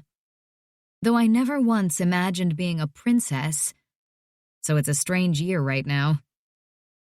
I lean up, resting my chin on my hands as I look down at Ozzy's contented face. I don't want to bring up anything bad right now, but we should talk about it. Did you find out anything useful? Why don't we get dressed and get those protectors of yours together? It's a long story that I think everyone needs to hear. He tells me. A good story? I ask, being hopeful. Not exactly, V. Chapter 10. Nix. Good to see you back safely, Ozzy, I say, clapping Ozzy on the shoulder as I walk into the lounge. He is sat on the sofa in pretty dirty clothes, with Star lying across him, purring as he rubs her ears. Star practically jumped into his arms when he came back and hasn't left his side since. There are clothes in the wardrobe you can borrow if you want. I sit down on the other sofa next to a grumpy Trex, and Connor leans against the fireplace with a drink in his hand. We all look over as Evie walks into the room in little black shorts that show off her long legs and a white jumper on. Evie's blue hair is up in a ponytail which hangs down her one shoulder, and she looks like she is glowing. I don't know what happened with her and Ozzy, but they both came back looking pretty happy. Trex hasn't seemed to notice as he only just got here, but I shared a look with Connor earlier. All rules are meant to be broken, it seems. If Ozzy isn't playing by the rules, there's no point to any of us holding back. We just have to hope Evie and Trex can work out their issues in spite of anything else. It's good to be back. Not here exactly, though it's a nice place, and thanks, I will borrow some until I can order new clothes, Ozzy replies. It's a posh place, you mean? Evie chuckles, sitting down in the middle of the room on the white rug and crossing her legs. Even though it is difficult, I do manage to pull my eyes off her to focus on the reason Ozzy and Evie wanted us all together, to find out what is happening outside. Did you find Kex or anything useful? Trex asks, getting straight to the difficult questions, even though his eyes stray to Evie many times. I didn't find Kex. Wherever he is hiding, it is good and hidden. I found something a lot fucking worse, though, after I left the demon underground, he says, and he is silent for a long time. Ozzy? Evie gently prods him to tell us what he found, and I lean forward, resting my hands on my knees. I found 5 of my brothers, all dead, he states, shocking us all into an uncomfortable silence, and he looks devastated. To kill that many overlords, it's unthinkable. They are all extremely powerful, and it took an army to take out one of them. Though no one ever thought they would kill each other off. If Kex is working his way through his brothers, it is not safe for Ozzy to be alone. If anything happened to the demon, Evie would be devastated. I'm sorry, man, Connor says, his voice genuine and slightly upset for Ozzy. Evie still looks in shock as she crawls across the floor to sit near Ozzy's legs and hold his hand as he reaches for her. She gently kisses his knuckles, the loving movement so unlike Evie that we all seem focused on watching her. Evie has opened up and learned how to care for people so much since we met her. Even the little things she does show how much she cares. That means only me, Kex, and Seth are alive now. It means he has all my brother's blood, and he is certainly going after the power here. He intends to control black magic and destroy everything by opening the barrier between worlds. The souls would leak out into Earth and even beyond, and there would be nothing left, he says, the impact of his words hitting home with all of us. There would be nowhere safe if there weren't a barrier between worlds that stops the souls. They would kill the humans first and then the supernaturals. What else can black magic do? What is it exactly? I ask. It's the pure power of the old gods, but the dark power. Light power made the angels, the protectors, and so on. Dark power was locked up, protected by a bloodline, my bloodline. A little of all our blood would unlock the power. There is only one more protection in place, and that is the royal line of the protectors. Only a queen or king can give access to the place where the magic is stored, he tells us all. Holy bacon on a stick, Evie mutters most of our expressions. My parents only spoke of black magic once, telling us that only our bloodline is strong enough to hold all of its power, and that we should never try. The magic is pure destruction. It wants nothing more than to destroy everything light and bring about a world of darkness, Ozzy explains to us, each sentence sounding worse than the last. Yeah, that doesn't sound good. We need to make sure Kex doesn't get this black magic, then. Connor states the obvious, and we all give him a look that says, we know that. You said he would need a queen to make him a knight, so if I win, he will never get the power, Evie states like there is no problem. I know that, and I'm sure we can stop him. But there is something else I found out that is concerning me, Ozzy admits, rubbing his jaw with his hand, and Star huffs, making her annoyance that her ear rub is over clear, but she still purrs after. Spoiled kitty. What? I ask. I went to check on the angels to make sure they are not causing issues and the humans haven't seen them flying about. Evie's father told me that a demon and a girl he believes is Evie's sister came to the house. They took 3 angels by force in a big fight. Luckily, the angels found my weapon room and managed to defend themselves a little, Ozzy explains. He said that Evie would need to be very careful in the tests now they have extra power, though he wouldn't tell me anything more. Took them? What extra power? Evie asks, looking confused like we all are. What would Kex and Erica want with 3 angels? How could they get power from angels? Yes, I think when we have some time that you should speak to your father and see if he will tell you anything else. He was reluctant to speak to me, Ozzy suggests, and Evie nods in agreement. The man is an idiot for not wanting his only daughter in his life and treating Evie the way he does. I can see it hurts her. Evie has looked for her family her entire life only to find her mother and 2 sisters dead, an evil sister who wants to murder her, and a father who isn't interested in having a relationship with her because he is a fool. Evie has secret weapons for the test, like her wings and star. We have 3 days until the first test to prepare, Connor says, rubbing his jaw. Though I will go and speak to Keeper Gray about all this. Maybe he knows something about angels? Good idea. I will come with you, Trex says, standing up and walking out the door with Connor after they wave. I think I'm going to nap here. I haven't slept in days, Ozzy says, leaning his head back, and Evie smiles as she straightens up. Nix, why don't we go and explore the building together and let Ozzy rest? Evie asks me. I hold out a hand for her after I stand up, and she gladly comes to me.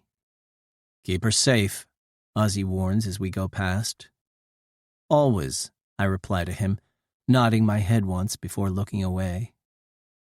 What does this building have, then? Evie asks once we get outside the room. I try to think back to what I have seen and know there really isn't much here. There is a theater room with a bar. We could go there and watch a movie, I suggest. It would be a cute little date if she wants to do that. We could also go and train, but I would prefer to hold Evie close without getting accidentally stabbed. And then maybe we could get drunk? I need a drink or 10, she says. I knew there was a reason I love you, I joke, but she stops in the corridor, looking at me with wide eyes and parted lips. She is so stunning that I don't even notice what I said until she repeats it for me. You love me, Nix? She asks, like she didn't know. I fell in love with Evie when I woke up to her sucking the poison out of my arm. The fact she wasn't squeamish and how sexy she was, even in my poisoned state, did it for me. Every moment with her after has been a bonus. Yeah, isn't it obvious, love? I love every little thing about you. Like how when you sneeze it sounds like you're a Pikachu. How you never eat the corners of your sandwiches. From how you talk to yourself in your sleep to the way you tuck your hair behind your ear when you're nervous. I notice everything you do and I love it. I want to spend every moment I have left in this world by your side, figuring out and protecting you, loving you. I tell her honestly how I feel, full well knowing I might not get the answer I want back.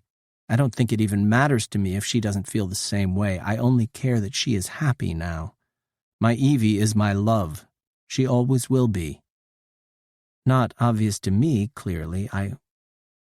Well, I love you too, she whispers back, her voice cracking a little. I grin in relief and the pure joy of hearing her say that, before sliding my hands into her hair and pulling her face close to mine as I lean down. That was hard for you to admit, wasn't it? I say, knowing my Evie all too well. Extremely, she chuckles. We will just have to practice you saying it over and over until you tell me you love me without realizing you said it, I say gently to her. Can we practice other things first? She teases, moving her lips close to mine and briefly kissing me. Fuck yes, we can. I practically groan before slamming my lips onto hers. She moans into my mouth, her tongue battling with mine as I lower my hands down her back. The slam of a door makes her pull away from me, and we both look down the empty corridor. Do you think anyone saw us? Evie asks, though she doesn't seem that worried, whereas I know I can't take this further with her until I talk to my brother. It's about time we have a talk about Evie, one where he listens for once in his life. Nah. Come on, let's go and watch a movie and relax for a night, I suggest, leaning closer and kissing her forehead. Good idea, she says, resting her head on my shoulder before we walk down the corridor. The only person I care about seeing Evie and me together is Trex, and if he had seen us, he wouldn't have just walked away. Chapter 11. Evie. Where are you going? I asked Connor, making him jump out of his skin as he clearly didn't see me sat on the sofa. Connor turns around, rubbing the back of his neck with his arm. Connor has a nice shirt on, tucked into black trousers, and he has brushed his hair. I thought you would all be sleeping, especially after you and Nix were pretty tipsy when you got back last night. Connor explains. I am feeling a little hungover after Nix took me to a club last night, but nothing a cup of tea couldn't fix. Star is curled up in bed with Nix, though, who I'm sure feels worse than I do. After we admitted our feelings for each other a few days ago, things have been so easy between us. It's been easy between Ozzy and me as well, though the only one who seems more grumpy is Trex. Training has not been fun with a grumpy Trex. I couldn't sleep, I reply, shrugging my shoulders as I straighten up on the chair, and Connor sighs. I placed the book I was reading down before pulling my cardigan around myself. After a bad dream woke me up, I had a shower and got dressed in some activewear leggings and a vest, before finding a cozy gray cardigan at the back of the closet behind the awful dresses. I glance at the book when I see Connor looking at it. It's a book on runes, which I'm sure I don't have to tell him as the cover explains everything. It's meant to teach me how to read them, but to be honest, it really isn't making much sense. Connor finally looks away, lowering his arms and looking nervous. I was going to see my mother, he quietly tells me. I think back to what Connor told me about his parents, that his mother is a protector and his father is a reaper. When Connor was born, his mother was locked up for having a half-child, and Connor was taken off of her. The whole story is horrible and reminds me exactly what kind of people the protectors can be. His poor mother is still locked up even now. It makes me wonder if my own mother would have been locked up for having a half-angel child. Or do the rules not count when it's a royal who breaks the laws? Either way, it's a cruel thing to do. Connor doesn't even know his father, and it must hurt his mother to speak of him to Connor. Oh, the one in prison? I muse out loud, as I remember everything. Connor winces but nods. Sorry, I didn't mean to say that so bluntly. Yeah, it's all right. She is in prison. I haven't seen her in a while. Would you like to come and meet her? Connor asks me. I would like her to meet you. Plus, my mother fought in the Angel War as one of the royal guards. She might be able to talk to you a little about your mother. I will come just for you. You don't have to give me a reason other than you want me there, Connor. I say, and he smiles sadly at me. I hate going to see her. It makes me feel powerless. It makes me hate my own people for keeping my mother there. He explains, as I stand up and slide my flat shoes on. When I'm queen, she will be free, I tell him. Unless I can get her before that is. Maybe it is time I used my breaking and entering skills for good for once. Then I would owe you forever, he says, holding out a hand when I get near. I know he means it as well, but I wouldn't see it as doing anything but the right thing. The protectors just need to learn some morals, I think. Or hope. I doubt they are all naturally bad people, and with a little persuasion, I'm sure I can make the good ones help me change things for the better. To do what is right. Connor, you would never owe me anything, I say, and he shakes his head before we step outside the apartment. Connor opens a portal straight away and pulls me through it to the other side. We come into a solid gray room with no windows and only one metal door. Is this the only way in? I ask, trying to act innocent, when really I need to figure out how to get in and out of his place with a prisoner. Yes, and it's the only exit. The prison is underground, and this is the only room you can portal from, he explains to me. Well, that just made it a little more difficult, but not impossible. Connor walks ahead through the door, and on the other side is a reception.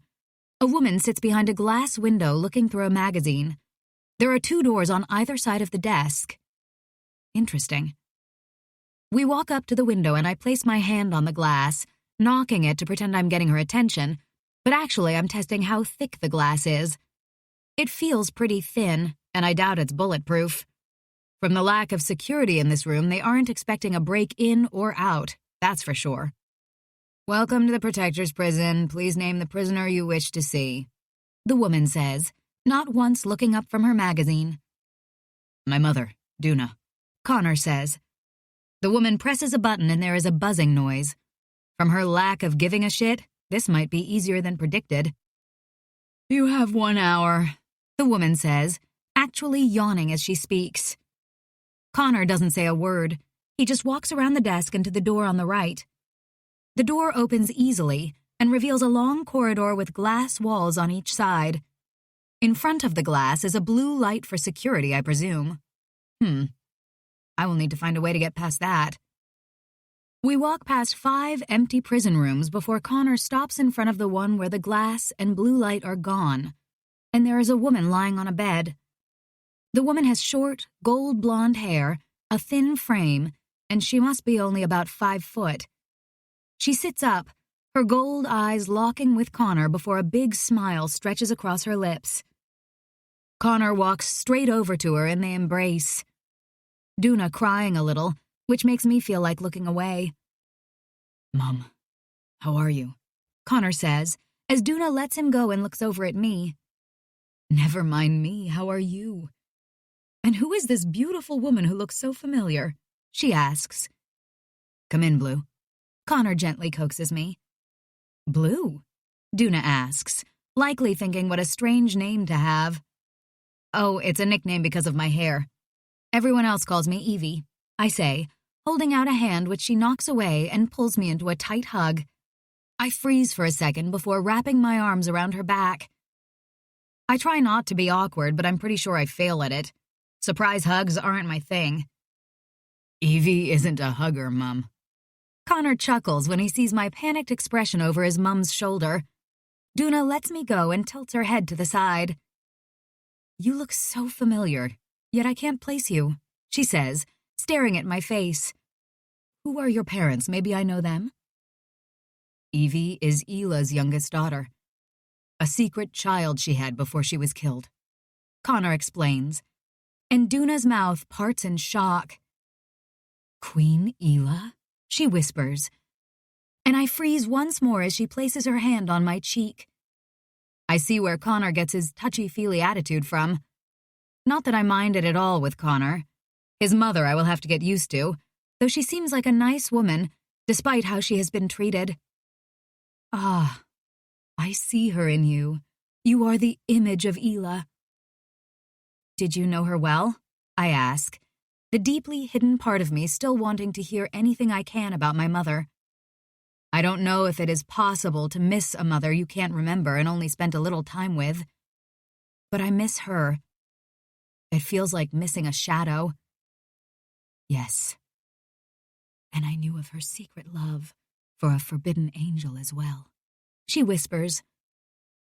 "I never knew there was a child born before." She drifts off and sighs. Duna goes to sit on the bed next to Connor, placing her hand on his shoulder in a loving way. "Evie is going for the throne against Erica. Her first test is later today," Connor explains to his mother, as I lean against the cold stone wall. "Are Emily and Esther not competing as well? I bet they were so happy to find a long-lost sister," she asks. I don't think of the sisters I helped bury before I knew they were family because it is hard to think of them. I spent my whole life looking for my family and running from death. Yet I met my first blood relative in death. How odd life works out sometimes. Erica killed them. Then she tried to kill me. I informed Duna bluntly, and Connor's eyes widen as I look at him. Maybe I should have been more sensitive. Too late now. "Oh my God, those poor girls." I always thought Erica was too much like her waste of space father that your mother was forced into marrying. Emily and Esther were the ones that had more of their mother in them, she says in horror, tears pouring down her cheeks. I haven't seen you in a while, and I have clearly missed a lot. Why don't you explain everything, son? As Connor starts explaining everything that has happened, I search around the room. There is another door in here, but I bet it just leads to a bathroom. I know I will have to enter through the one door, but then I need to figure out a way to block the ward on this place that stops anyone portaling in and out. When an idea suddenly comes to me, I smile internally. I have the best and kind of crazy life-threatening idea. Plus, I will need some help and a distraction. This is going to be fun. There is suddenly a loud buzzing noise just as Connor finishes catching his mum up to where we are now, and she looks shocked by his story. You should go. The doors will lock again in 2 minutes. I'm glad you are okay after such a trip to hell and everything that has happened after. You and Evie look after each other, son, Duna says, kissing Connor's forehead and moving to stand with Connor. I will come back next week for my hour, Connor says, and hugs Duna tightly. I will be here every week until Evie gets her throne, and we can set you free. You only get an hour a week? I ask Connor as he lets go of his mother, and she smiles tightly at me as Connor walks to my side, linking his hand with mine, which Duna notices. Yes, that is the rules of my life sentence, and I have accepted I will never be free. Now go, Duna gently says, and Connor pulls me out of the room. A few moments later, a glass wall slides down, and a beeping noise turns on a blue light. I watch Duna for a few seconds longer, lifting a hand to wave goodbye to her before Connor walks us away. One way or another, Duna is being freed next week, and I'm going to have some fun doing it. Chapter 12. Evie. Hey, I thought we should... Connor pauses mid-sentence as he walks into the room, stopping to run his eyes leisurely over my outfit. He clears his throat, his eyes widening as I chuckle. I have a new fighting outfit which I love, and so does Connor apparently. It is all soft black leather, which is easy to move in and covers all my skin from my neck downwards.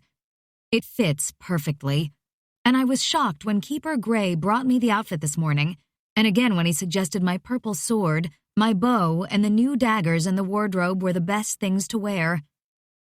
There are silver and gold lines throughout the outfit, and several holders for my daggers and throwing stars, as well as places to clip guns in.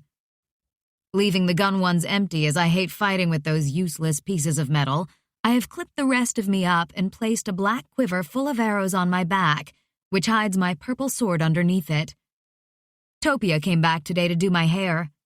She has made a plait, twirling it into a bun high on my head, which is surprisingly secure.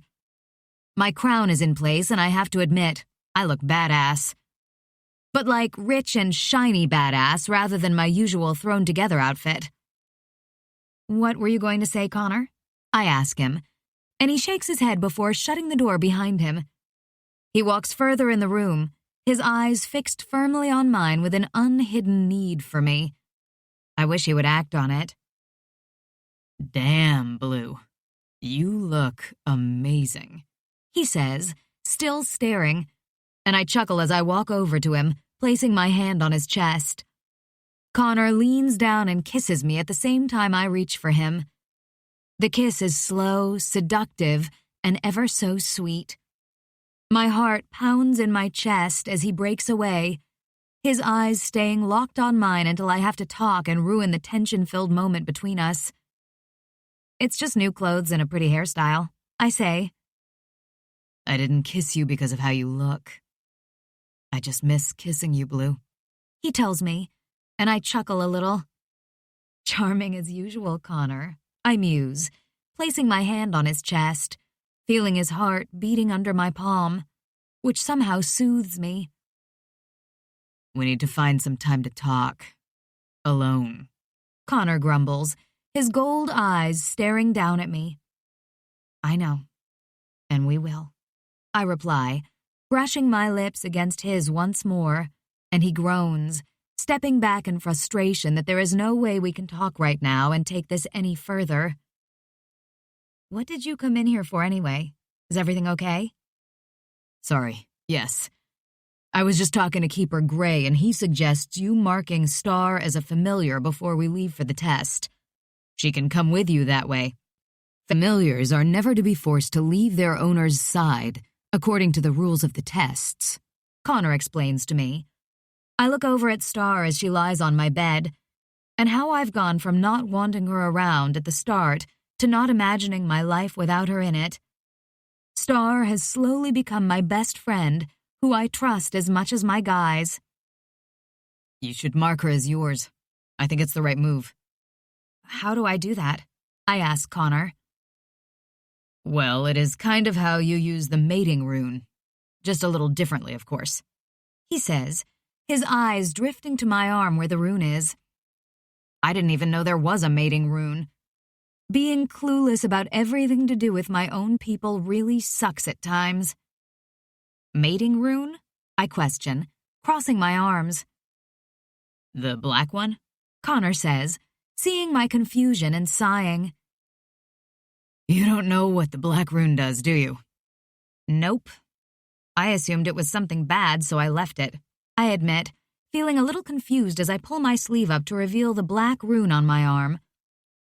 It is shaped like a skull, but made of swirls that almost make it the prettiest one. It's a rune you use to mark your mate. The mark is said to be a skull to remind us that mating exceeds death. That even in death, you will be joined forever to your mate. You both hold the runes on your arms together and state the ancient words. Then your rune will change a little by making a circle appear around it. He explains to me, as he takes my arm in his hand and rubs a finger over my rune, making me shiver. Connor looks down at me, pausing with a small smile on his lips. Maybe one day you will mate with me.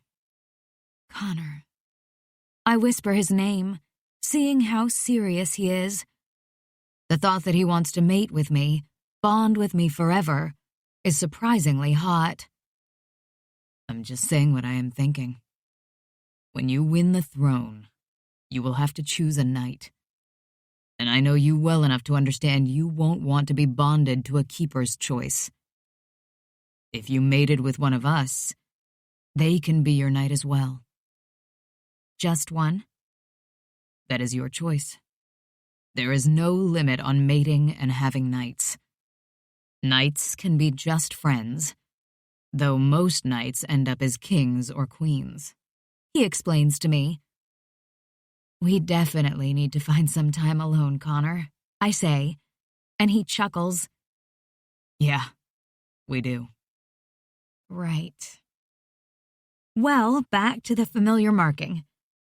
How does that work for Star and me? I question, needing to avoid this tension building between us, as I need to be focused for the test. These protectors are a big distraction for me, and usually I like it, but not before a fight. Place your hand on your forehead, right in the middle. He directs me, understanding that we both need to focus without me having to say a word. I walk over to Star, who lies on Trex's bed watching us with an expression that suggests she understands what we are saying. Star tilts her head to the side when I get closer, and I reach my hand out, placing it on the middle of her giant forehead above her eyes. My fingers sink into her fur, and she purrs loudly. Will it hurt her? I question, knowing there is no way I will do this if it does. No, of course not. Mating doesn't hurt, so I wouldn't think that this would. Connor says. Anyway, Star was born to be your familiar. It's about time you both embrace your bond. What do I do then? I ask. Call your black rune in your mind and say, I accept my new familiar. I protect my familiar as they protect me. Bless this creature and link us. Then let the power do the rest. He explains to me. Usually it is said in runes, but Keeper Gray assures that any language is fine as long as you activate the black rune. I nod once at Connor and he steps back, crossing his arms. Star, I'm going to mark you as my familiar. It means we will be linked, though I know we have always been from our similar pasts and how you very quickly became my giant sidekick. Haley has been the only family linked to me in such a long time that I stopped letting anyone get close to me, even going as far as to fight people getting close to me, in case I lost them. That is changing now. I don't deserve to be alone because I was forced to fight for myself and I lost too much. I always felt like my soul was lost because I was forced to kill from a young age. But recently, some people are showing me that isn't true. I want family, and you are family to me, Star. So if you want to be my familiar as much as I want you to, we will do this. I tell her, and she purrs, pushing her head into my hand further to show me she loves me too. And I'm sure she wants this bond as much as I do. I glance at Connor, who grins widely as he knows he is one of those people who are making me see I can be better than I was. That I can have friends, family, and even mates one day. I hope I'm part of this newly formed family of yours, Blue. He jokes. Where else would you be? I say, winking at his slightly shocked face before focusing back on Star. I place my other hand over my black rune, imagining it in my mind as I close my eyes. I call on the black rune, gasping as a rush of energy spreads down my arm to my palm, which starts to lightly burn hot, but it doesn't hurt. I accept my new familiar. I protect my familiar as they protect me. Bless this creature and link us. I whisper the words Connor said, and I open my eyes to see a bright blue light blast from my hand on Star's head, and I feel my black rune mark burning on my arm, which causes a slight sting. The whole of my arm feels painful for a moment until the light fades and the power along with it. I lower my hand, seeing my 4 runes etched into Star's fur on her forehead in a dark blue color, and they lightly glow against her white fur. I instantly look at my arm, seeing my black mark has swirls coming out of it, with a tiger etched into the middle of the swirls at the side of the mark. I smile back at Star, feeling a new sense coming over me. It's like I know what direction she is in without looking, and I can feel that she is fine, although a little hungry. That's my giant familiar tiger. Welcome to the family, Star, I whisper to her, leaning down and kissing her forehead before straightening up. We have a test to get to. Are you ready to fight with me? Star stretches as she sits up, and I feel a wave of protectiveness from her. I will take that as a yes. Are you ready for this, Evie? Connor asks, holding the handle to the bedroom door, looking worried. It doesn't matter what happens today. I will be waiting for you. Just don't let her hurt you. I always have been ready for this. It's time to win what I know belongs to me. The throne. Chapter 13. Evie. I walk into the throne room with Trex and Ozzy at my side, their arms brushing against mine in a comforting way. Nyx is walking in front of me, and Star is walking behind with Connor at her side. It's odd to have us all together, naturally fitting into a strange little unit we have going on. I've never had people at my back like this. For only a moment, it makes me feel safe, which is something I can't remember feeling for a very long time. Ozzy looks down at me, his red eyes glowing slightly, and I know he is struggling to keep his demon under control. Since I said I was his, Ozzy explained that his demon is more protective than ever, pushing to make sure that I am safe. The idea of me fighting my sister alone today wasn't helping Ozzy keep his demon under control, so I suggested Ozzy come with me, wait for me nearby. Keeper Gray is going to be mad when he sees I brought Ozzy with me, but I am not pretending I am someone I am not, and that Ozzy isn't a big part of my life when he is. Ozzy will be part of my life, and the people need to learn to accept demons are not everything they fear. As suspected, there are several gasps as we walk down the gold-tiled aisle in the middle of all the people sitting on benches to where a row of keepers is stood, and Erica is standing to the left. Erica has a white outfit on, most of it leather and fucking see-through at that. Jeez, I didn't want to see that much of my dear sis today. When I look at my guys, thankfully all of them are looking at me or keeping an eye on their surroundings. I think I'd have to stab them with something if they looked at my sleazy sister. Princess Evelina and her guards. Welcome to the first royal test. Please, stand by your sister. Keeper Gray welcomes us, looking seriously not impressed with Ozzy being here. Ah well, too late to go back now. I smile widely as I step forward, my guys all moving to stand at the side. Star, however, comes up right next to me, sitting in the middle of Erica and me, her big body nearly pushing Erica over. Erica looks at Star with clear distaste as I eye up all the weapons attached to her body. She has big swords on her back, a lot of daggers, and what looks like a whip with a deadly spike at the end wrapped around her arm. When I beat her, I want that whip. It already looks like it has my name on it. The protectors welcome the royals to the first test for the throne. As you all know, there are 3 tests before a queen is chosen. The first one, held today, is a test of endurance and tests the royals' skills as a fighter. The second test is one of the mind and soul. And the third test is a secret. At the end of the tests, there will be one queen who is destined to have the throne. We will now take the princesses to the battle room, which has been designed by us keepers.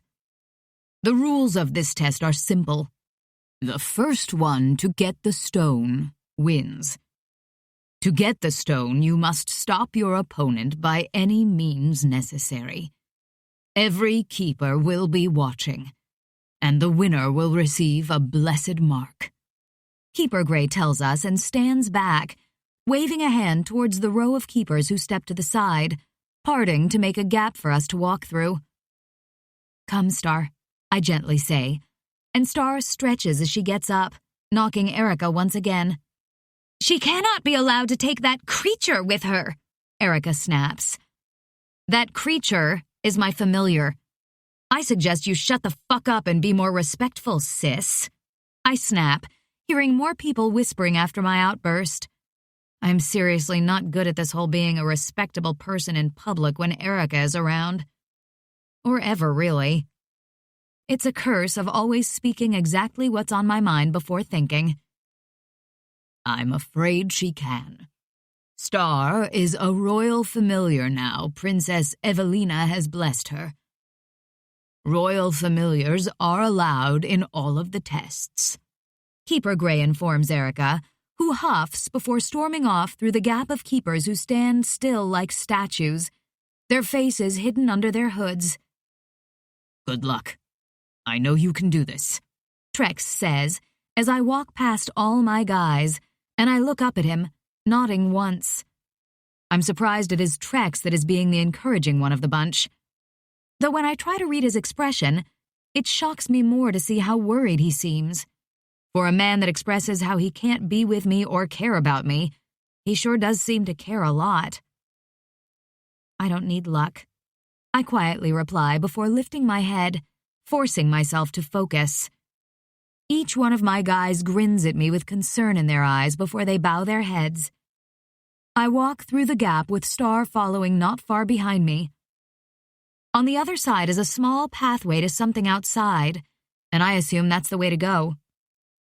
It's creepy how silent it is as I walk down the pathway. And when I get outside with Star, a metal door locks behind me.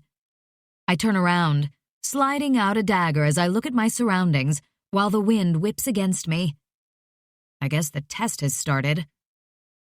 We are on a balcony that is just gravel and small concrete walls with one gray stone staircase in the middle that looks out of place. I look up and see the stone staircase goes all the way up into the clouds. It doesn't look safe to climb as it is broken in places. and it must be more windy up there. Luckily, I'm a good climber. I have to hope Erica isn't. When I see a flash of dark hair not far up, I know Erica must be running up the stone staircase to get to the top first. Stay here, Star. It's not safe for you to climb this, I tell her, and she whines, shaking her head. But I get the feeling from her that she will do as I ask anyways. I call my wings as I approach the stairs quickly, knowing my secret is out of the bag now. I wonder for a second if Keeper Gray had anything to do with the choice of the test before I jump up off the ground and fly into the air. I shoot up through the clouds and realize that they have built an entire level of glass up here at the top of the stairs. Erica climbs the last step just as she sees me, and I shoot towards her. I grab the stairs and climb onto the glass, spotting Erica running towards a glowing red stone in the middle of the glass. I jump and fly, passing Erica easily and pushing my shoulder into her as I pass, knocking her over as she screams at me. I gasp as something slams into my leg before I can get far. I fall to the glass with a thud and freeze for a second as the glass starts to crack under my hands.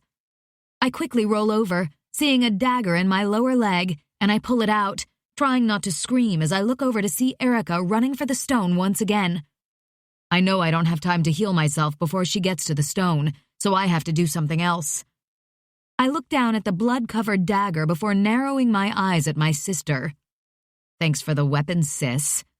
I fling the dagger back at her, watching it land in her hip, and she falls to the floor with a loud scream. I get up and limp to the stone as quickly as possible, keeping my eye on Erica as she pulls the dagger out and stands up like nothing happened. Erica smirks at me before running towards me this time, and I pull my sword out as she gets hers. How the hell is she running after being stabbed? Erica slams her sword into mine as I block. She's pushing hard with her weight to knock me off. We both struggle for a long time, my eyes locked with hers, seeing nothing but hate for me in them. How the fuck are you healed so quickly? I spit out, struggling with the pain in my leg the longer we fight like this. I grit my teeth, pushing her back a little more as sweat gathers on my forehead. She is super fucking strong. It feels like I'm pushing against a damn rock. The angels have abilities, you know, like healing, for example, and super strength. If you kill an angel the right way, you can absorb their gift, like healing instantly. And this. I give her a confused look until I glance down and see ice quickly spreading all up my legs and across the glass. Erica suddenly pulls away and runs for the stone. Shit! I call my holy fire, setting my hands on fire and holding it to the ice. But it doesn't melt. It doesn't do anything.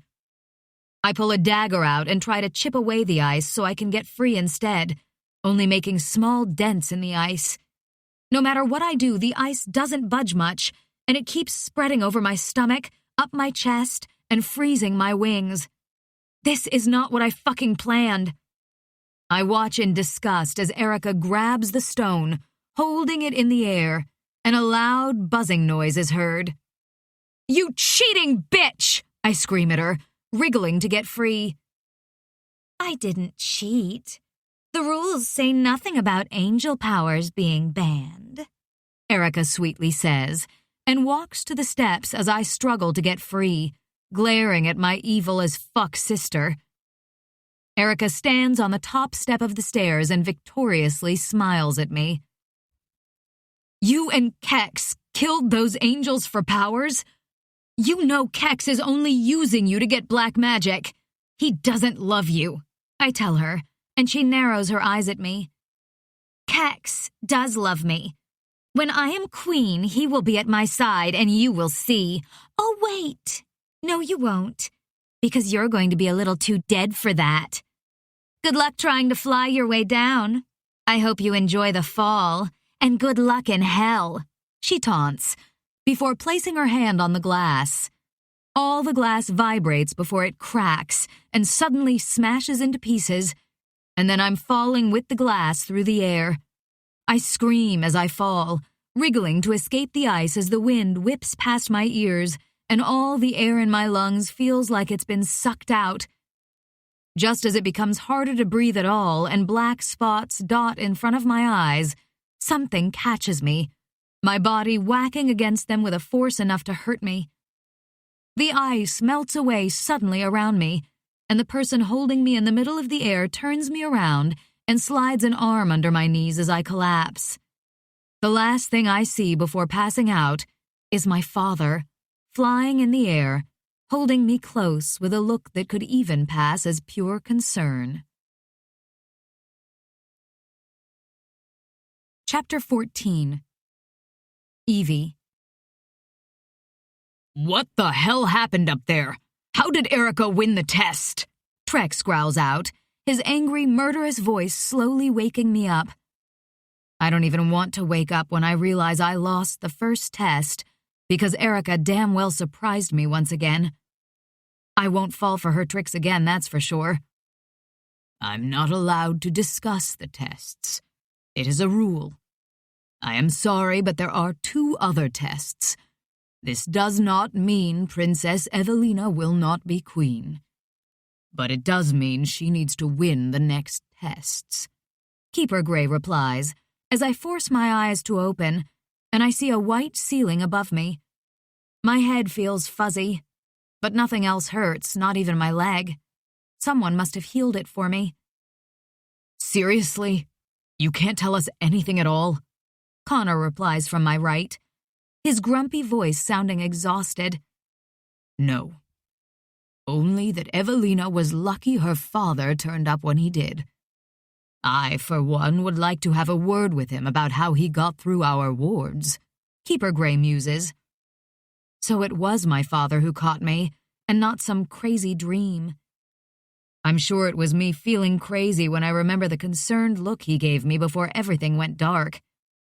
I don't want to risk thinking my father might actually give a fuck about me until I'm sure he does.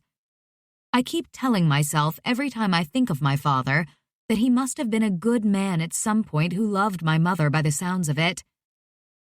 I would like to know why he was here in the first place, but he buggered off without a word once he gave Evie to me. Trex replies.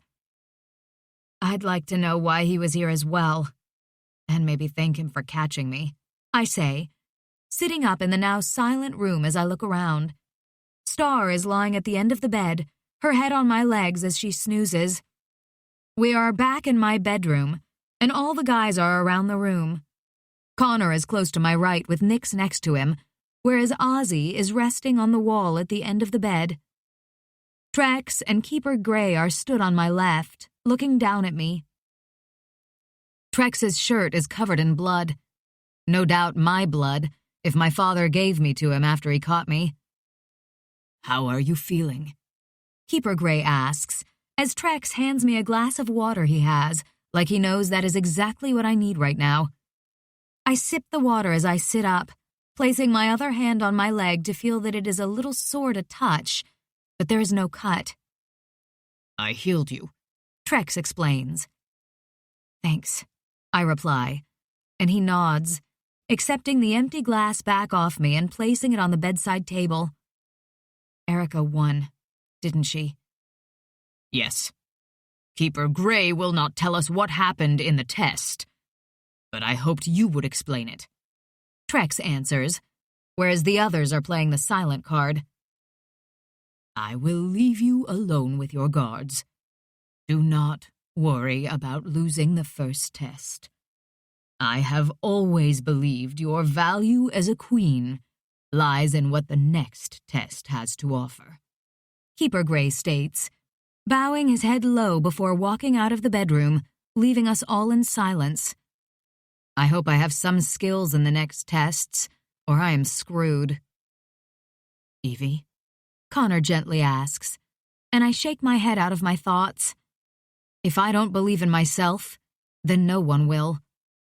I have to tell myself I can do it. I was born to do this. At least I think I was. Damn, I'm starting to think like an advert for hairspray or something. Erica, well, she surprised me, again, I mutter, locking eyes with Ozzy. The angels that they took, Erica has somehow taken their powers.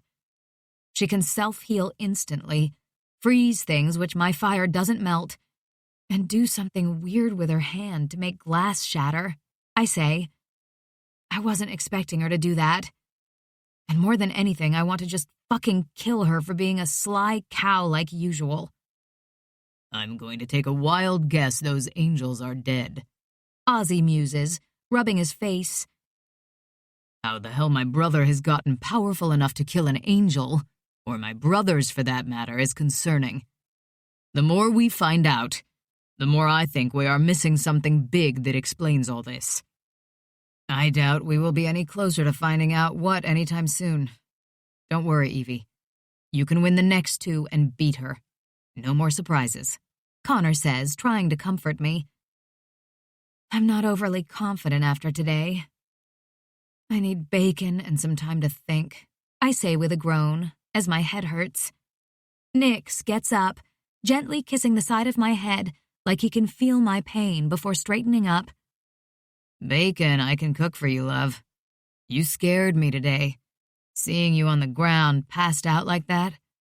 The amount of blood from where the glass cut you. Trex got to you first, and it was a long wait to make sure you were okay. He explains to me, and I nod in understanding. I couldn't imagine seeing Nix like that. Come on, serious guy. Let's go and get our girl some bacon, Connor says, putting an arm around Nix's shoulder and walking him out, sending me a wink. I know he feels the same way as Nix does, but he doesn't need to say it out loud. Thanks again for healing me. Did my father stay around? What was he even doing there? I ask Trex, not knowing if he has any answers, but it's worth asking. I'm going to ask around. See if anyone has spotted your father since. I believe he came to watch you in the test, Trex states, looking away from me and seeming tenser than ever before. Why would he come to watch? I muse quietly, not really expecting an answer. Because you're his daughter. Somewhere, quite deep down, is a man your mother loved once. And she was a good person, and very loved by all who met her. I think he cares what happens to you, Evie. Even if he hasn't admitted it out loud yet. Trex states, crossing his arms. I think that is wishful thinking, Trexie, I say, and look down at my white shirt, pulling it up to smell it and feeling that my underwear is still on. It smells like Trex. And thanks for the shirt. Who undressed me? I did. Ozzy simply says, no apology in his tone. We had to make sure you weren't hurt anywhere else, Fee. That's logical. I nod, sinking back into the pillows as Ozzy comes to sit next to me on the bed, taking my hand in his. I will leave you alone, Trex suddenly says, drawing my attention back to my tense, grumpy giant watching us. Trex, you don't have to go. It's a big bed. You could sit on this side, I suggest, patting the empty space next to me. Trex glances at where Ozzy is holding my hand and straightens up as he stands up. No. I will see you later, Trex coldly says, his coldness hurting me and pissing me off more than I want to admit, before he storms out of the room. That man is a fucking idiot, Ozzy mutters, shaking his head and smiling sadly at me. If he doesn't realize how lucky he is soon, he doesn't deserve you. It's nothing to do with me. I know that. Even though how he treats me hurts like a bitch. It's because of him and Nix. Trex thinks he must always protect Nix, and that he can't do anything that might hurt him. Like going after me when he knows how Nix feels. I get the need to protect your family, and I can't hate Trex for it. His past is just as fucked up as mine, and it doesn't make us people who know how to deal with emotions well, I say, and Ozzy nods. I move over as he slides onto the bed, and I wordlessly put my head on his chest, letting him hold me close. Do you think if I punched Trex in the head it would make him come to his senses? Ozzy mutters, kissing the top of my head as he rubs circles with his thumb in the middle of my back. I don't think so, but it would be funny to see you try, I admit, smiling. I love you, V. Ozzy whispers to me, distracting me with sweet kisses. Even though I didn't win the test, and I might not win everything, I won Ozzy's heart. I'm not my sister. Ozzy really loves me. I know this isn't the end of the battle for the throne anyway. 2 more tests, and now, more than ever, I can't afford not to win. Chapter 15. Trex. "Hello, sweetheart," a purring voice says from behind me, and I turn around, staring down at Erica, who is standing way too close in a dress that leaves little to the imagination and a black cloak clipped around her neck. I step back and try not to seem too annoyed by her presence like I feel inside. Since she won the first test 2 days ago, she has been making it clear to everyone that she is meant to be queen, and the first test is proof Evie is nothing. Though if anything, support for Evie seems to have become stronger than ever, with protectors singing a song made up for Evie about a lost queen who has finally come home to make the world a better place. The song is sung everywhere, and every day, Evie's building is lined with flowers and gifts, which Evie won't touch. She ordered for them to all be collected each day and sent to human and supernatural orphanages across the country. When word got out about where she was sending the gifts multiplied the next day. Most think it's a smart move on Evie's part to get more protectors on her side, but in reality, Evie did it because that was what she wanted to do. I keep my face neutral and passive as I face Erica, who seems too nervous as she looks around her. It's an act I got used to doing when we were engaged, keeping a passive face on, no matter what I actually thought. I only ever agreed to the engagement because I thought it would be a good way to keep Nix and me safe for life, not because I ever saw anything in the spoilt woman in front of me. To think Evie and Erica are sisters is hard to swallow. They couldn't be more opposite in every single way. Being around Evie is natural, and if my brother weren't clearly in love with her, there would be nothing that could stop me from trying to make her feel how I do for her. I try to shake my feelings for Evie for a moment to focus on her sister and why the hell she is talking to me. What do you want? This isn't your building, Erica, and don't think I won't throw you out, because you know I will, no matter who you are, I tell her, and she pouts in a way I assume she thinks is attractive as she bats her eyelashes as well. I hated when she looked at me this way before. I think it makes her resemble a duck with something in her eye, which isn't attractive to me. I much prefer a woman in workout clothes, a serious look on her perfect lips, holding a bow and not even noticing the world as she finds her target. "Oh, sweetheart, don't you miss me?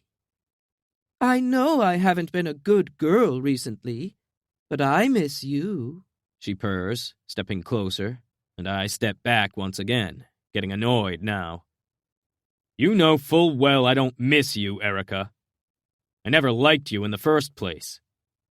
Now what the fuck do you want before I chuck you out of Evie's building?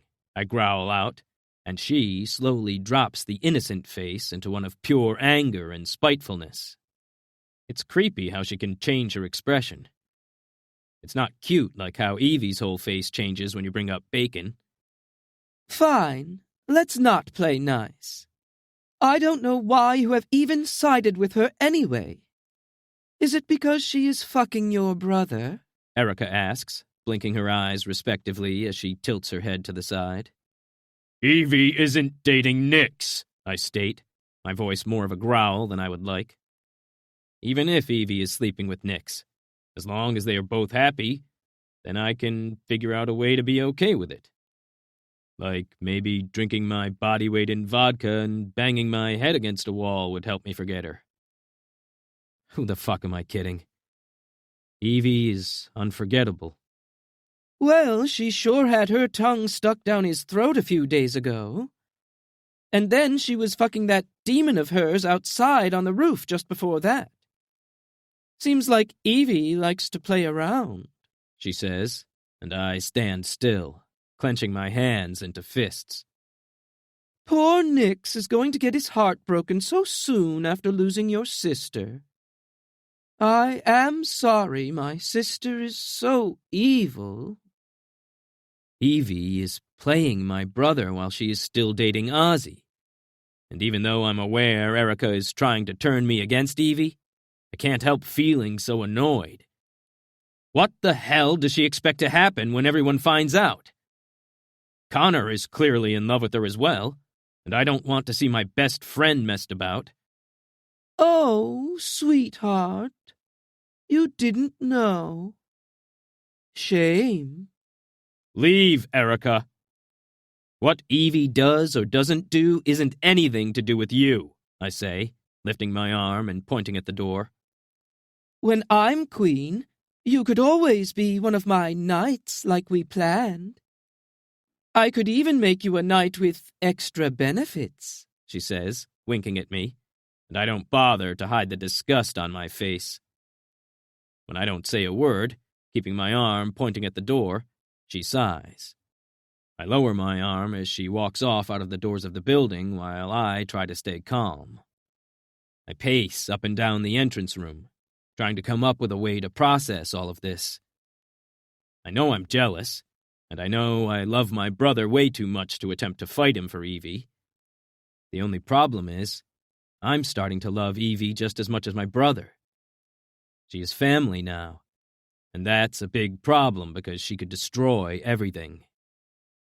Brother, there you are. It's movie night. Do you want to come up, or are you eating out? Turns out Ozzy can cook like a fucking god instead of a demon and made us all dinner. It's going to be about an hour, Nix says from behind me. I slowly turn, and he pauses mid-step, seeing how angry I am from just one look. Nix sighs, losing the grin, and slowly walks up to me. I keep still as he places his hand on my shoulder, squeezing once. You know about Evie and me? And Ozzy and Connor? You know as well? I ask, confused enough to lose the anger and just be stuck with the jealousy. Come and sit down with me a sec, Nix says, not waiting for me to go and sit on one of the two sofas in the entrance room. I sit on the one opposite him, running my hands through my hair as I look at my brother. He seems far more settled, happy, than I have ever noticed before. I know Evie is good for him, for all of us, but it is amazing to see my troubled brother happy. So then, you stubborn bastard.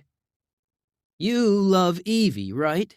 He asks, and I don't answer because there is no fucking way I'm admitting I'm in love with my brother's girl. I'm not a fucking bastard like that. I don't deserve Evie anyway. No one does. I don't have a clue how to make her happy or to be with her. I'll take the silence as a yes. Does it matter since she is yours? I won't hurt you. It's my job to protect you, I state, crossing my arms and looking away from Nix, who just seems to understand way too much. The last thing our sister said to me was that protecting family is everything. I only remember her saying those words before she left for the mission that ended her life. Nix told me our mom said a similar thing to him on the day that she died. I have to protect Nix, even if it feels like I'm stabbing myself in the heart as I do so. Trex, we aren't kids anymore. I can look after myself and make my own choices in life. What happened when we were kids, it wasn't our fault. It certainly wasn't yours. Losing our sister, that wasn't either of our faults either. I feel like we spent years living with ghosts haunting us. I coped by drinking it all away, and you coped by looking after me. I'm sorry you had to do that. I was fucked up and selfish. Now, It's time I damn well look after you instead by telling you to stop being a total tool, he says. You don't owe me anything. You're my brother. I got the pain you were in, I tell him. I never felt like picking up the pieces of Nix's life was a chore. It was just what I knew I had to do to make sure he would survive everything. You understood the pain and tried to fix me any way you could, and I will always owe you for that, brother. I didn't realize there was anything that could fix the pain until I met a woman who went through more heartache and pain than anyone should, and still carried on. Still fought for what is right and was brave despite it all. Evie taught me how to be fucking brave, and you taught me how you never give up on family, he says, seeming less like my brother and more like someone anyone would be lucky to have as family. Nix, I love Evie. Ozzy and Connor love her, and she is strong enough to deal with us all easily. That is her choice, and it is our choice to love her like she deserves. Evie and you, well, you are both so fucking stubborn that neither of you will budge until one of you gets hurt, which I know you don't want, he says. Are you seriously thinking all of us with her will work? Sharing her? Even the demon? I ask, because Ozzy's kind are known for not sharing well. Though he is an overlord, so maybe things are different for him. I've grown to like the bastard after all he did to save Evie and to help us. I've spent my entire life believing demons were nothing but monsters, but I don't believe that anymore. A monster couldn't love Evie as much as Ozzy loves her.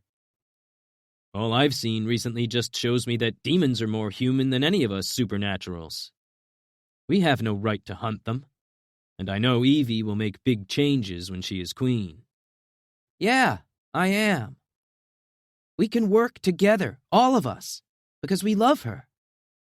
I know it will work. Evie needs us all as much as each one of us needs her, he says. I don't need her like you think I do, I say, but I don't know who I am trying to fool. I am certainly not fooling myself or Nix with my weak statement. Then walk away before you break her heart, brother. If you don't love her, leave. I know for a fucking fact you love the shit out of that woman because of how goddamn jealous you were a moment ago. I know from how scared you looked when you saw her fail the test. I know because you're my brother, he says before standing up straight, crossing his arms and giving me a look that says everything.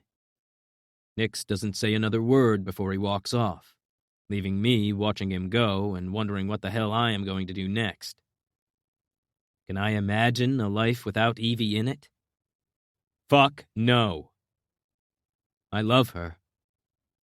I can only hope I haven't fucked things up too much by being a goddamn idiot.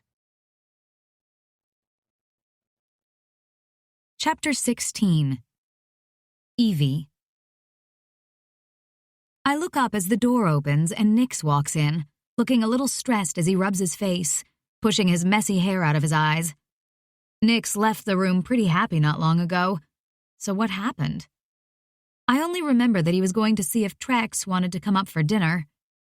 Connor went with Keeper Gray and me into the city today, and we chose a selection of food while Ozzy went on a clothing shop for us all. When we got back, Ozzy took the food, and Connor took the clothes to hang them. It was almost a natural movement for them, making me surer than ever that we could work out a way for us all to be together. Did you find Trex? I ask Nix, who loses the frown to smile at me before he answers. Yeah, I did. It's complicated, but I don't think he is coming up for dinner. I'm going to get changed out of my training clothes and have a shower before eating, Nix says, smiling tightly at me as he walks past me to the bedroom door. I wonder what happened downstairs with Sir Grumpy Pants. Oh, okay, I reply, before he disappears into the bedroom. I get up off the floor, trying not to be too curious about what happened with Nix and Trex. I stretch a little before walking into the kitchen side of the room, peeping around Ozzy's shoulder to see what he is cooking. Reaching a hand around Ozzy, I sneak a bit of chicken off his plate, and he laughs as I run away with it before he can catch me. Out of my kitchen, V, he says, laughing with Connor, who is cutting something up nearby. I just finished stuffing the chicken into my mouth and chewing it as the door opens again, and Trex stands in the doorway, looking around the room until he locks eyes with me. Evie, can I borrow you for a moment? He asks. I glance down at my little shorts and Ozzy's shirt, knowing I might need to get changed to leave. Shit, I don't even have knickers or a bra on. Where are we going? Should I change? I ask him. I'm not a big carer of the guys seeing me like this, but not anyone else. No, we are going somewhere private, he says, and I flash him a confused smile when he holds a hand out for me to take. Whatever happened with Nix and him must have been something big, because Trex seems different. All right then, Mr. Mysterious, I chuckle, walking to the door. We will be back in a bit, Ozzy, Connor. Dinner will be in an hour, but take your time, Ozzy suggests, not looking at me but seeming to share some kind of look with Trex that I don't get until Connor knocks his shoulder, whispering something. Men. Who does understand them? I'm living with 4 of them, and I don't have a clue. I will be back. You have food after all, I say, grinning at Ozzy as he shakes his head with a laugh. I slide my hand into Trex's warm hand before he leads me into the corridor. I don't question Trex as he takes us to the elevator, and we wait for it to come up in silence. We both step into the elevator, and Trex presses the button for the level just below our room. This reminds me of when you brought me here as a prisoner. Not this building, but still, I whisper, as it feels awkward to talk. I guess it does. Things have changed a lot since then, he says, and I nod, agreeing with him, but I'm pretty sure I don't know exactly what he means. The elevator soon opens, and we walk out into a quiet corridor. My room is down here. I was surprised when Keeper Gray gave you this building, Trex explains to me, pulling out some keys on a keyring from his pocket. I have the best balcony, even though you would think the rooms above would have balconies instead. Is that what you wanted to show me? I mean, it sounds pretty, but Nix looked... I start off, and Trex shakes his head, stopping outside a door marked with a number 1. I will explain everything. I promise, he says, as he opens the door and switches a light on. I follow Trex into the room, letting him close the door behind us. The room is much smaller than I would have expected, but it is gorgeous, with black sofas, glass tables, and a huge fireplace in the middle of the room. In front of the fireplace is a giant white fur rug which catches my eye. Star would love that rug, I say, feeling Trex's eyes on me as he follows me over to the rug. I slip my shoes off and walk on it just to see if it is as soft as it looks. Trex presses a button on top of the fireplace, which is electric and comes to light. I guess she would. We could bring her here for a night sometime, he offers. Trex, what is going on? Do you want to see outside? He asks, looking nervous, which is really confusing as I've never seen Trex nervous before. No, look, whatever it is, you can stay in here, I say, crossing my arms. I feel like I can't breathe as Trex nods before falling to his knees, bowing his head, and not moving. I'm a fool, and I've fucked up more than I could ever admit to. You see, I fell in love with you, Evie. I knew I shouldn't. I tried to fight my feelings and push you away, but all that did was hurt us both, and I am sorry for that. Trex, I whisper, shaking my head. But of course he doesn't see me as he stares at the ground. I walk over and fall to my knees in front of him, placing my hands on his face and lifting his head so he will look at me. I'm speechless from the pure emotion he shows me. An emotion like nothing I've seen before from Trex. I fucked up. I thought loving you would destroy everything. It would destroy my brother and my friendship with Connor. But instead, it has only made us closer. He continues. Don't you ever kneel for me again, all right? I understand what you did. I understand why you pushed me away. And to be honest, until very recently, I was doing the same thing to everyone. I was scared. I was so terrified of losing you all that I didn't think what could happen if I fought for you all instead.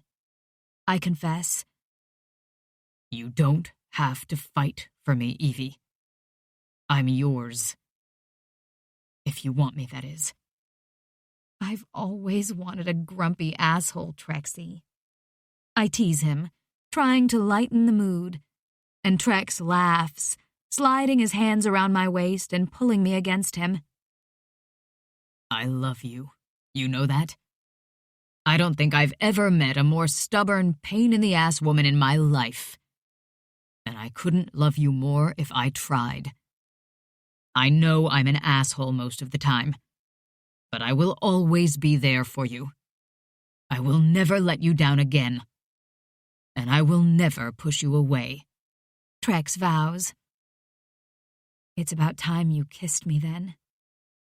I love you too, I reply, my voice cracking a little as I feel tears falling from my eyes without my permission. Trex doesn't pause, sliding his hand to the back of my head and pulling me into a deep kiss. Trex pours months of unacted-on desire, longing, and frustration into every brush of his lips against my own, leaving me gasping. Trex rips my shirt off me with a seductive growl, pushing the ripped shirt off my shoulders. I gasp as Trex's hands cover my breasts, his thumbs rubbing my nipples and making me more frustrated by the second. I pull back from the kiss and push Trex back onto the rug. I stand up, pushing my shorts down slowly, enjoying watching his eyes widen and his breathing sounding heavier. I fall back to my knees between his parted legs and undo his trousers as he pulls his shirt over his head. I pull his trousers down, Trex lifting his hips to help me, and he kicks his trousers off as I take his hard length into my hand, rubbing up and down slowly, loving how he groans but doesn't take his eyes off me. Come up here. I want to be inside you now, Trex demands, and I gently kiss the tip of his length, teasing him before doing what he asked. I slowly climb up Trex's hard, toned body, sliding my hands over his chest as I part my legs over his hips. The tip of his length just inches off sliding inside of me. Don't hurt me, okay? I may act like nothing hurts me, but you guys, well, you could easily, I say, feeling more than vulnerable as I meet his gaze. Trex rolls us over, his hand sliding to the back of my neck as he places his face inches from mine, his eyes staring at me like they can see deep into my soul. Never. I will never hurt you, Evie, he says, before slamming deep inside of me and capturing my moan with his mouth on mine. Trex feels amazing. Every thrust seems to be him pouring out months of frustration, and I want to do nothing but enjoy the ride. Come for me. I want to feel you tighten around my cock, Trex demands against my lips, before rolling us over, letting me be on top. I move my hips fast, desperate to chase the orgasm that I can feel is so close as Trex suddenly slides his hand to my clit, rubbing circles as his other hand starts rubbing my nipples. With all the sensations, I can do nothing but shout Trex's name as I come, and Trex grabs my hips, slamming up inside of me a few more times before I feel him finish with a loud groan. I collapse onto Trex's chest, listening to his heavy breathing for a long time before either of us speaks. How hungry are you? Trex suddenly asks, and I chuckle. Pretty hungry, but not enough to want to go back just yet. I reply. Good, because I am not done with you. I chuckle as Trex rolls me onto my back and kisses me. Chapter 17. Evie. You will have to be quicker than that, I say with a little chuckle, dodging Nyx's strike and twirling around him. Nyx winks and jumps forward, swinging his sword down hard and meeting mine as I block him, my hand only shaking briefly from the hit. I push Nyx away and jump back as I twirl my sword, and Nyx starts circling me. Nyx pushes his messy hair out of his eyes, his white shirt sticks to him with sweat, and his breathing is as heavy as mine. I try not to let how sexy he looks distract me from winning this fight. Training with the guys is a lot harder than I thought, and I mean that in every sense. Only with the test coming up, they are determined to make me train rather than play. They even suggested a healthier diet than just bacon on everything. I suggested where they could shove that idea, though I think I creeped them out by dipping bacon in maple syrup for dinner a few days ago. Trex and you didn't come home for dinner last night. Or breakfast. I was surprised to see you in here this afternoon. Nyx comments, and I smile.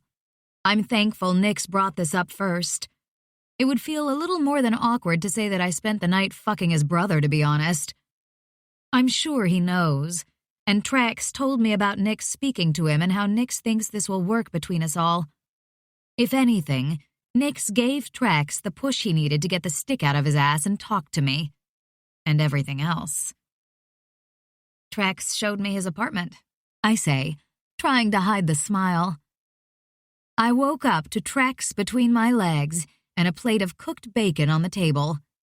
Trex sure knows how to please me in every way possible. It wasn't until about 12 that we agreed we had to get some training in for the test in 2 days, and Trex remembered he had to meet with Keeper Gray today to discuss some boring-sounding things. I bet he did. Nyx laughs and then swings his sword at me again.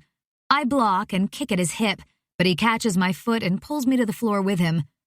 I roll and pull my sword out, sliding the tip under his chin as he looks up at me. I win, I state proudly, though Nyx is getting much better at knowing my moves now. That you do, love, Nyx replies as I pull my sword away and he stands up. Nyx offers me a hand to help me up and pulls me against his body on purpose. Not that I mind. I'm glad my foolish brother finally saw sense. Me too, I say, leaning up and kissing Nyx gently.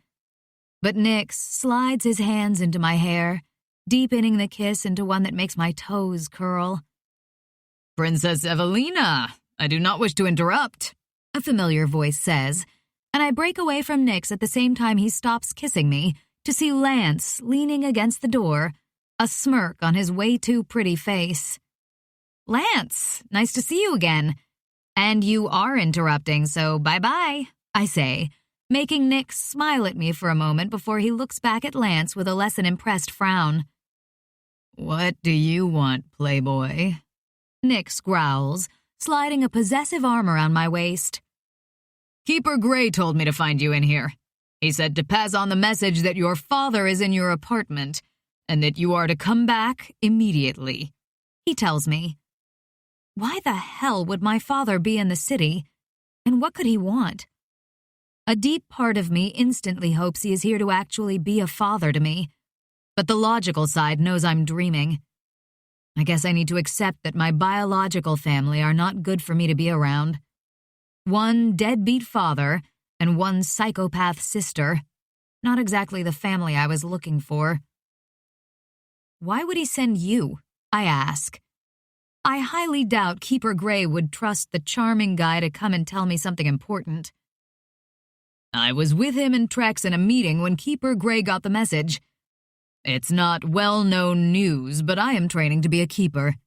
Keeper Gray has allowed me to be his assistant, he informs us. I glance up at Nix, who looks shocked and disbelieving. Shit, really? Like, you know keepers don't fuck everything that moves, Nix comments. Yes, I'm well aware of the rules of being a keeper. You can say I've had a higher calling, and my old days are behind me. Lance replies, I know it is hard to believe, but everyone deserves to find out what they are meant to be. For me, that is a keeper. Nix doesn't say anything, but he nods, whereas I feel awkward as I have no idea what they are going on about. Thanks for the message. I know my way back, I reply. Of course. A word to the wise. I saw your sister in the entrance hall not long ago, and you might want to avoid going that way, Lance says, bowing his head at me before walking out. Come on.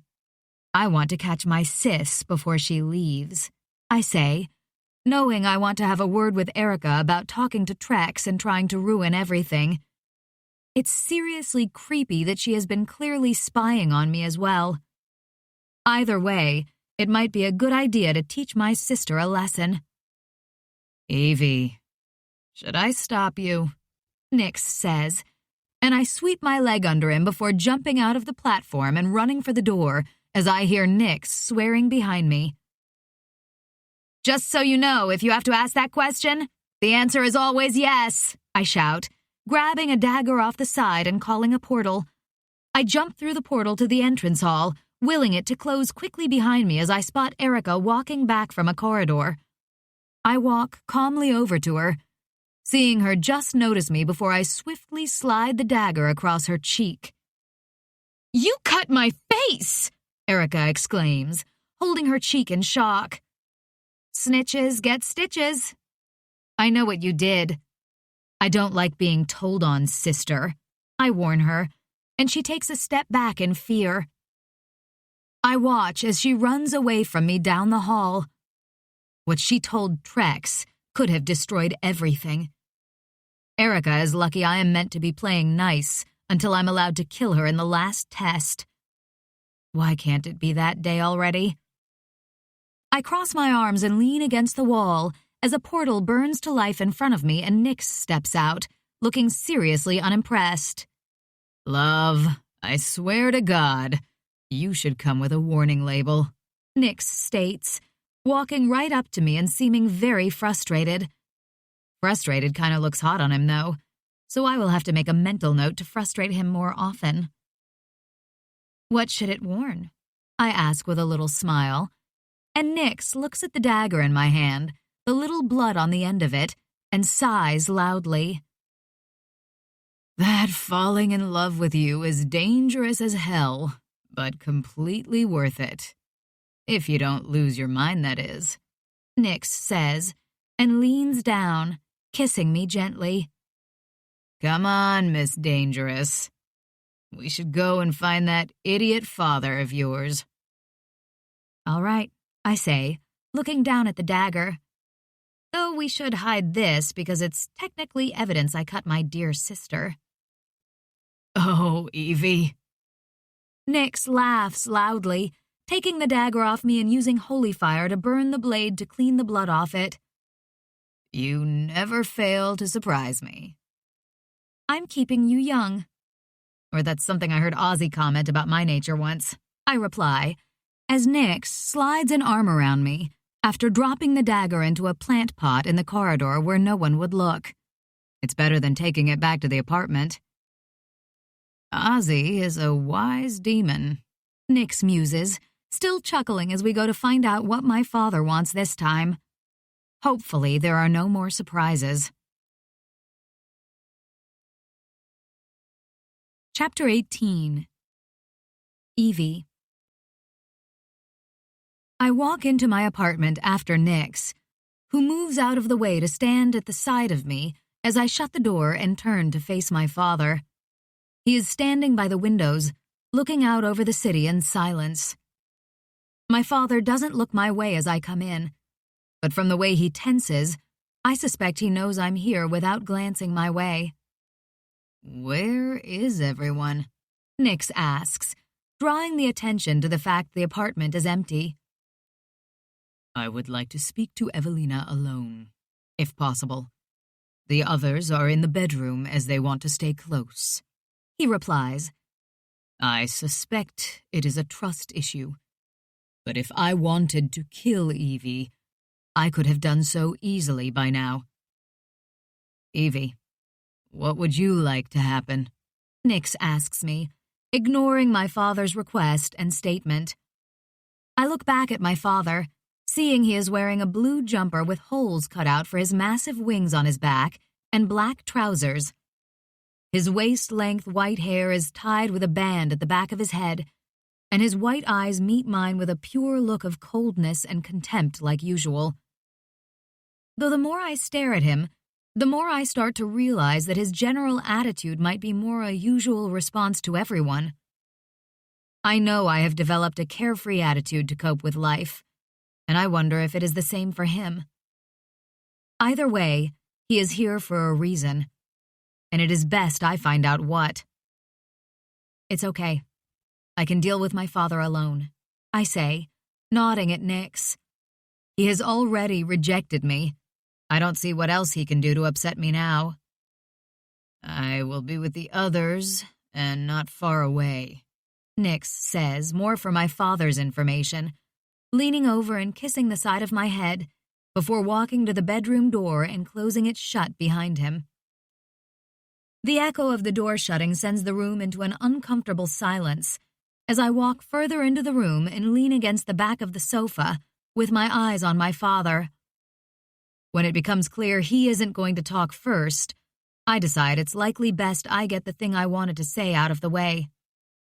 Thank you for saving me in the test.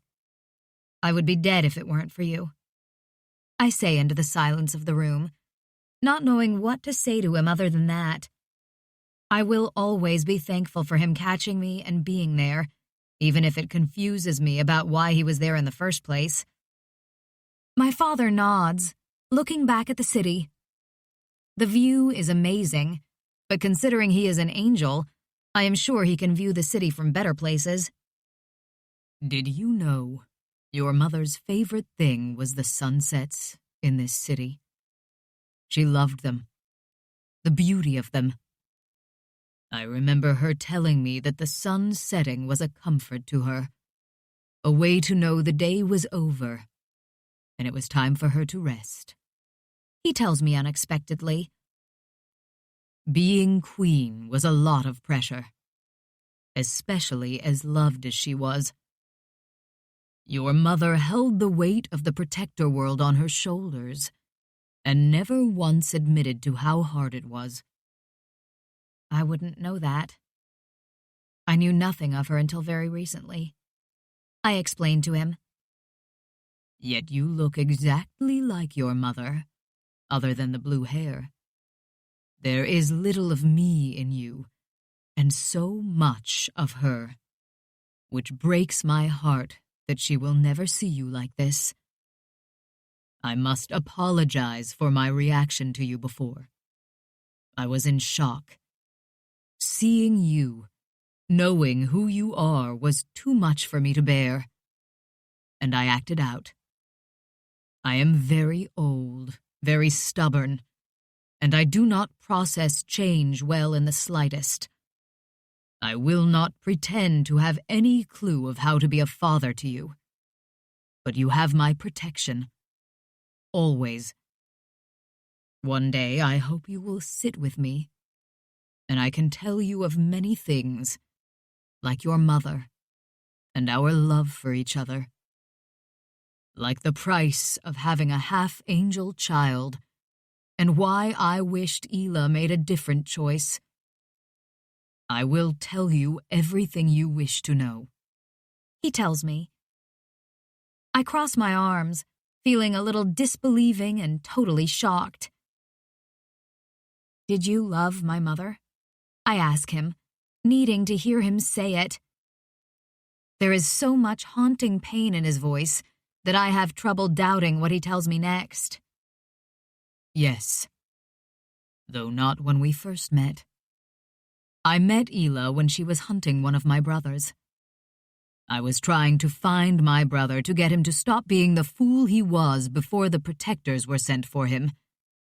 Ela and I, well, we clashed at first.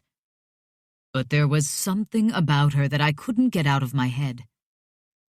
I didn't see Ela for many years, and when I met with her again, she was a very unhappily married queen with 3 children. He says to me, I have heard people talking about how you just know when you meet that person that they will never leave your life. I knew with her.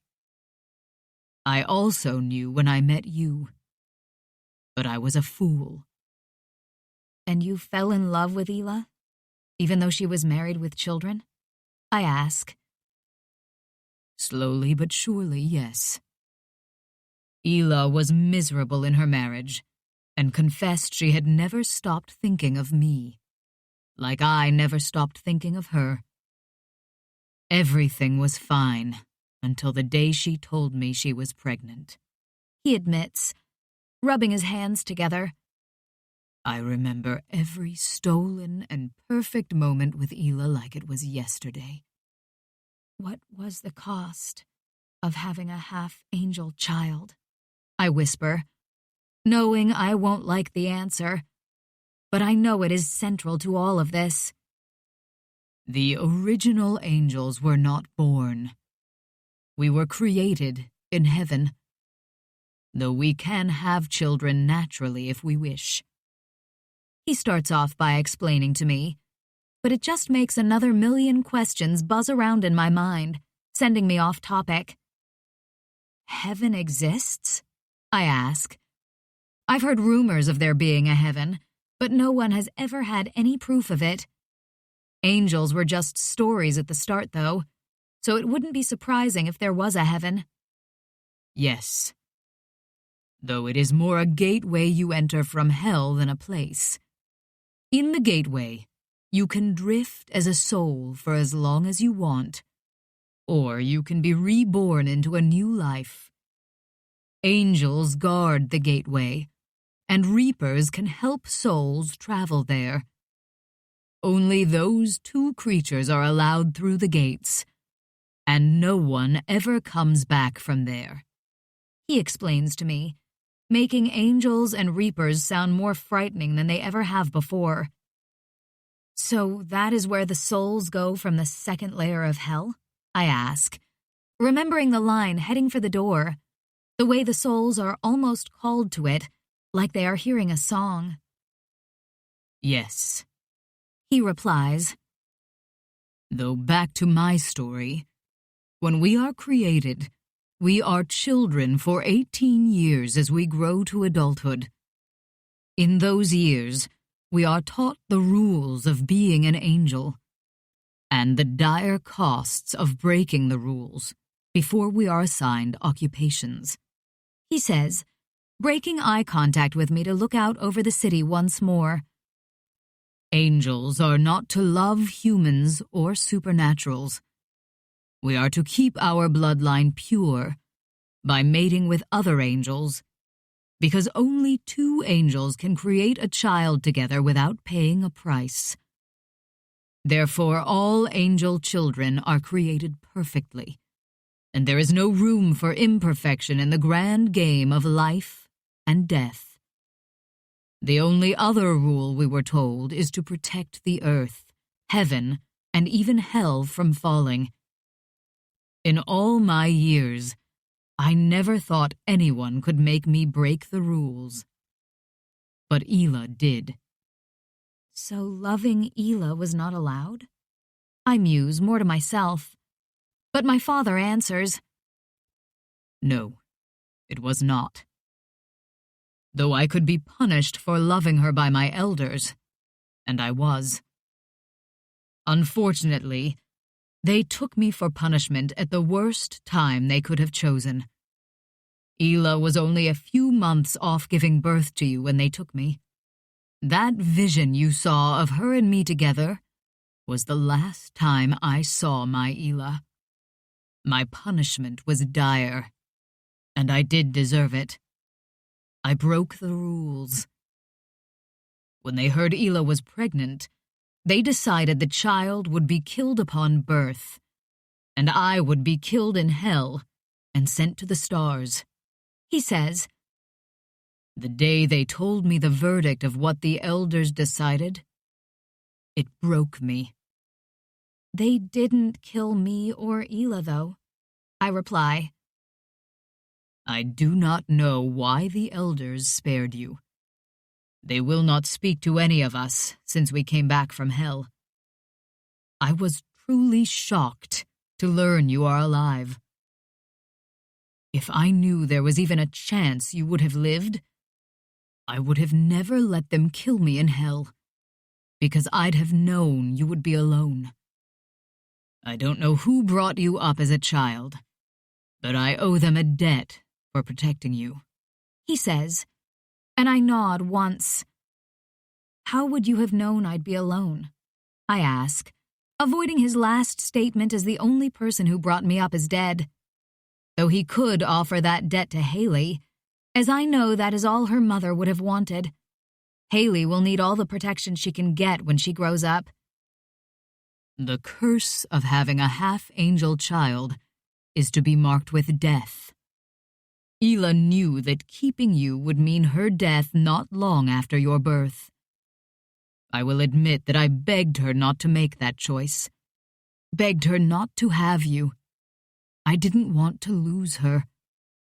But she was certain that our child must live. That our baby didn't make this choice to exist and shouldn't pay the price of a curse. Ela knew life would not be easy for you, but you would be a royal and respected as one growing up. Ela wanted you to grow up with your sisters as their cousin. She had planned that you would be hidden as Ela's sister's daughter until you were grown up. But I know that didn't happen in the end, he explains, and I gasp, holding my hand over my mouth in shock. A painful lump is in my throat as I try to process the fact that my mother loved me so much, enough to die to make sure I would live. I always thought no one really loved me, but I was wrong. From the very start, my mother loved me more than anything, even her own life. I wish I had met Ela, I admit, feeling a sense of longing. I know. I am not your mother. I am not good with people either, or sure how to be a father. But I can tell you stories of your mother. I can explain about angels and everything you are half of, he says, turning to face me. My father slowly bows his head. I am sorry for my behavior. I know I don't deserve your forgiveness, but I hope for a chance to earn it. You're my father. You don't need to bow to me or ask for forgiveness, I say, and he lifts his head then nods once. If it helps, I'm not good with people or feelings either, so I understand you more than you think. Well, at least you inherited something other than your wings from me, he says, smiling a little at me.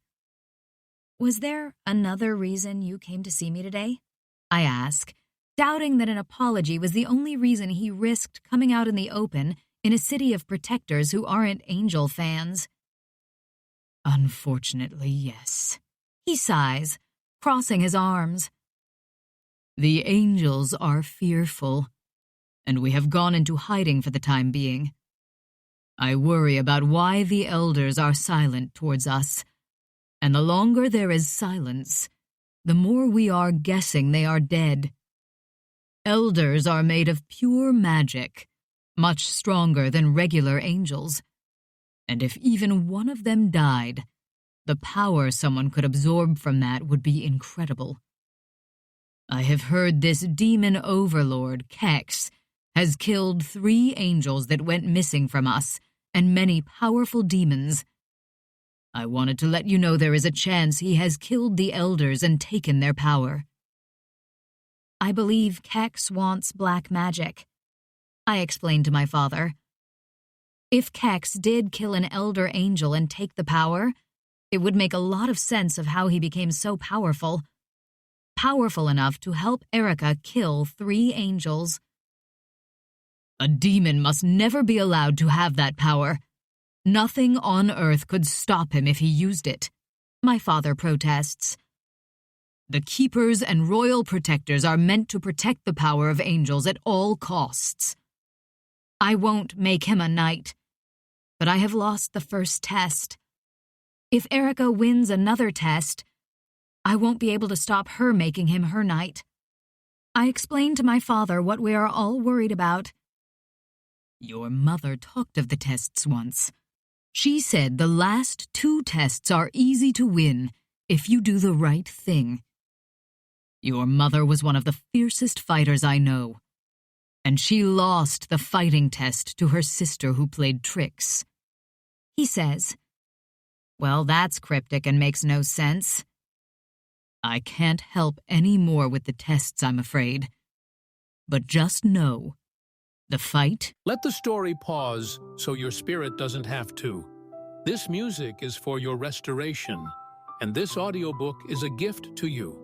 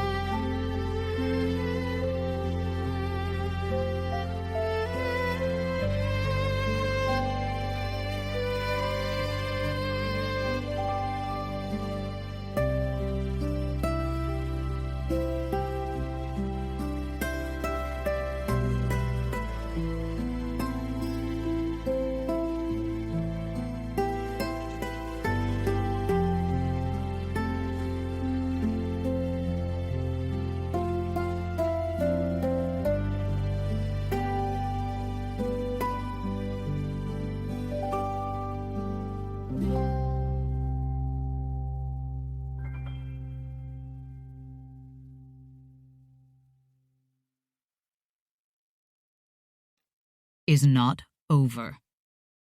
I will win them. Or at least give Erica a run for her money, I tell him. I do not understand that statement. The humans talk much more strangely than they ever have done, my father admits. I have been using the box called a computer and the internet on it to understand the recent history. So far, I am not understanding a lot. I hope to make sense of it all soon. Yeah, they do speak strange even to me. The net can help, I say, smiling at him as he smiles back at me. It's strange for a moment to feel this comfortable around my father, and I clear my throat, standing straight. I must leave, but I will not be far. You only have to call for me and I will be there. Hopefully, when you're queen, we can sit for a dinner and have a long talk about the past, he says, and surprisingly to me, I would really like that. I'd love that. I just have one more thing to ask before you leave, I say. Yes, he replies. The curse of having a half-angel, does it apply to me? I ask. Not that I want a child for a long time or ever, but it's something that I want to know. No, the curse does not apply to you. Your child won't have wings either, I believe, as the gene line is faded. I think you will make a great mother one day. Just like your mother was and would have been to you if she had the chance, he says, seeming sad and lost in memories again. That cold expression going back into place. Maybe one day. And I hope you will be around to help, I say, trying to cheer him a little. Perhaps. We will see each other soon, Evelina, my father says, before holding his hand in the air, and there is a white flash, and then he is gone. I smile at the empty room, feeling a strange, warm feeling in my heart. I never knew I could have family like this. I have my guys, Star, Haley, and apparently my father now too. I only have to get rid of my sister, and everything will be perfect. Chapter 19. Evie. Are you sure you don't want to come to training this morning? Connor asks, as I stretch out in bed, looking over at him, Trex, and Nick's looking at me like I'm acting weird. I am, but still, I need them to get out of here. I hide deeper under the covers, yawning loudly. I went to a silly ball last night in a big dress and spent the night trying not to fall asleep, yawning as Trex invited me to meet all the snobbish protectors who are richer than sense. There were only a couple of them I liked speaking to as they were like normal people. The rest might as well have been singing me a lullaby all night. I am tired. But it has more to do with Trex taking me back to his apartment, stripping the awful dress off me, and showing me his awesome shower skills way into the morning. Sorry, no. I slept really badly last night, so I'm sleeping in because I'm tired. Good luck, I reply, doing another fake yawn. All right then, later, Connor replies, and they all walk out, whispering about how I might be nervous for the test tomorrow and that's why I'm acting strange. I wait for the front door to shut before pushing the blanket off myself, smoothing down my leather outfit, and clipping my sword onto my back after I stand up. They're gone, I shout, waiting for Ozzy to come out. I told the guys Ozzy was off for the day, following a lead, so they didn't suspect anything, and they didn't ask Ozzy to go with them to training. I really don't know why you need to break out Connor's mother today. Surely when you're queen, you can just free her, Ozzy says, tightening the cuffs on his suit. Ozzy seems much more relaxed here since his clothing shop, and a space has been made in the closet for all his expensive suits. They do suit him, though. If something goes wrong and I don't win the test, Erica will be queen. Erica will kill Connor's mother just because Connor is close to me. I can't let that happen, so we need to get her out just in case. I say firmly, knowing I am right. The more I think about it, the more I know we will need to be able to leave quickly after the test, before Erica can order me to be killed and Kex gets his power. You should have told Connor at the very least, Ozzy warns me. Yeah, I should have. But he might have wanted to stop me taking a huge risk for his mum. I also need him to be in a public place when we get her out, I say, shrugging my shoulder because it's irrelevant now anyways. We are doing this right now. I made my mind up before I'd even met his mother. No one deserves to be locked up and have their child taken off them because they loved the wrong person. Now let's go to the Demon Underground and find the girl I need. Ozzy sighs at my determination and ignoring all his advice, but follows me out of the bedroom and through the lounge to the empty corridor. I call a portal to land us just outside the barrier of the Demon Underground, and Ozzy walks through first to make sure it is safe, before I follow him through a few seconds later. The cold wind brushes against my face, pushing my hair around in the air as the smell of grass and mud comes to me. I glance down at the muddy field where my boots are sinking into the wet ground a little. I look up at the cloudy sky, knowing we need to get a move on before it starts to rain. Ozzy takes my hand in his as we pass through the barrier, turning what looks like an empty field into the built-up area where most demons live nowadays. 3 blue-skinned, thin-looking children run past us as they laugh and chase each other, splashing mud up Ozzy's expensive suit and my outfit. Ozzy looks down at his muddy clothes in distaste before glancing at me as I laugh, watching them run away. It's good to see them happy, even when they live in a place like this. That's one thing my childhood taught me. It doesn't matter where you are. Happiness can be found even in the roughest place to live in the world. Those laughing children are proof of that. I received information about where she is staying in here from an old friend, Ozzy says to me, pulling out a note from his pocket and reading what it says. I asked him a few days ago to find someone for me, as I can't leave the Protector's city to look myself without someone noticing. Plus, it isn't safe for me to be outside the city for long at the moment. I'm sure Kex would love a chance to kill me before I can even get to the test. With that line of thinking, I pull my hood up and tuck my hair inside it as Ozzy guides me through the buildings. We walk for at least 10 minutes before Ozzy stops, rubbing at a sign stretched into a metal container that says, East Block, 2234. She lives in Block 24, apparently. Ozzy explains why we have stopped. I only nod before following Ozzy up the steps on the side, going past the doors until we find the one that has the right number on it.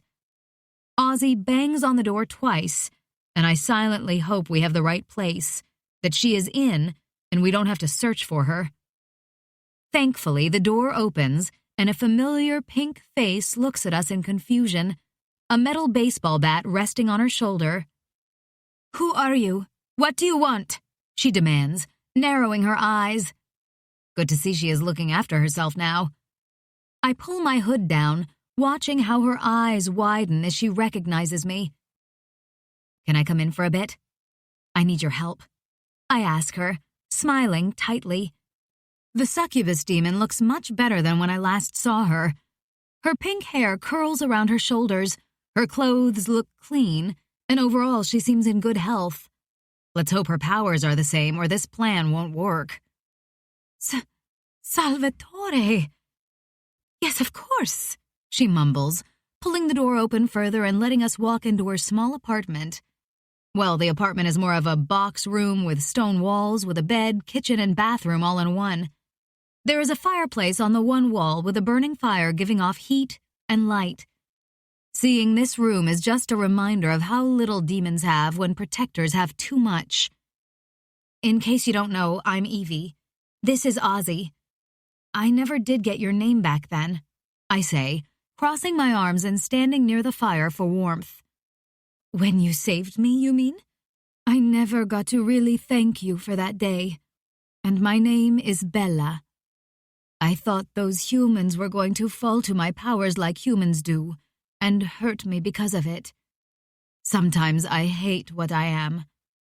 But since I have been here, Life has gotten a little better. I still miss my only love, but I help out with the community to keep busy, Bella tells me. Now, what can I do to help you?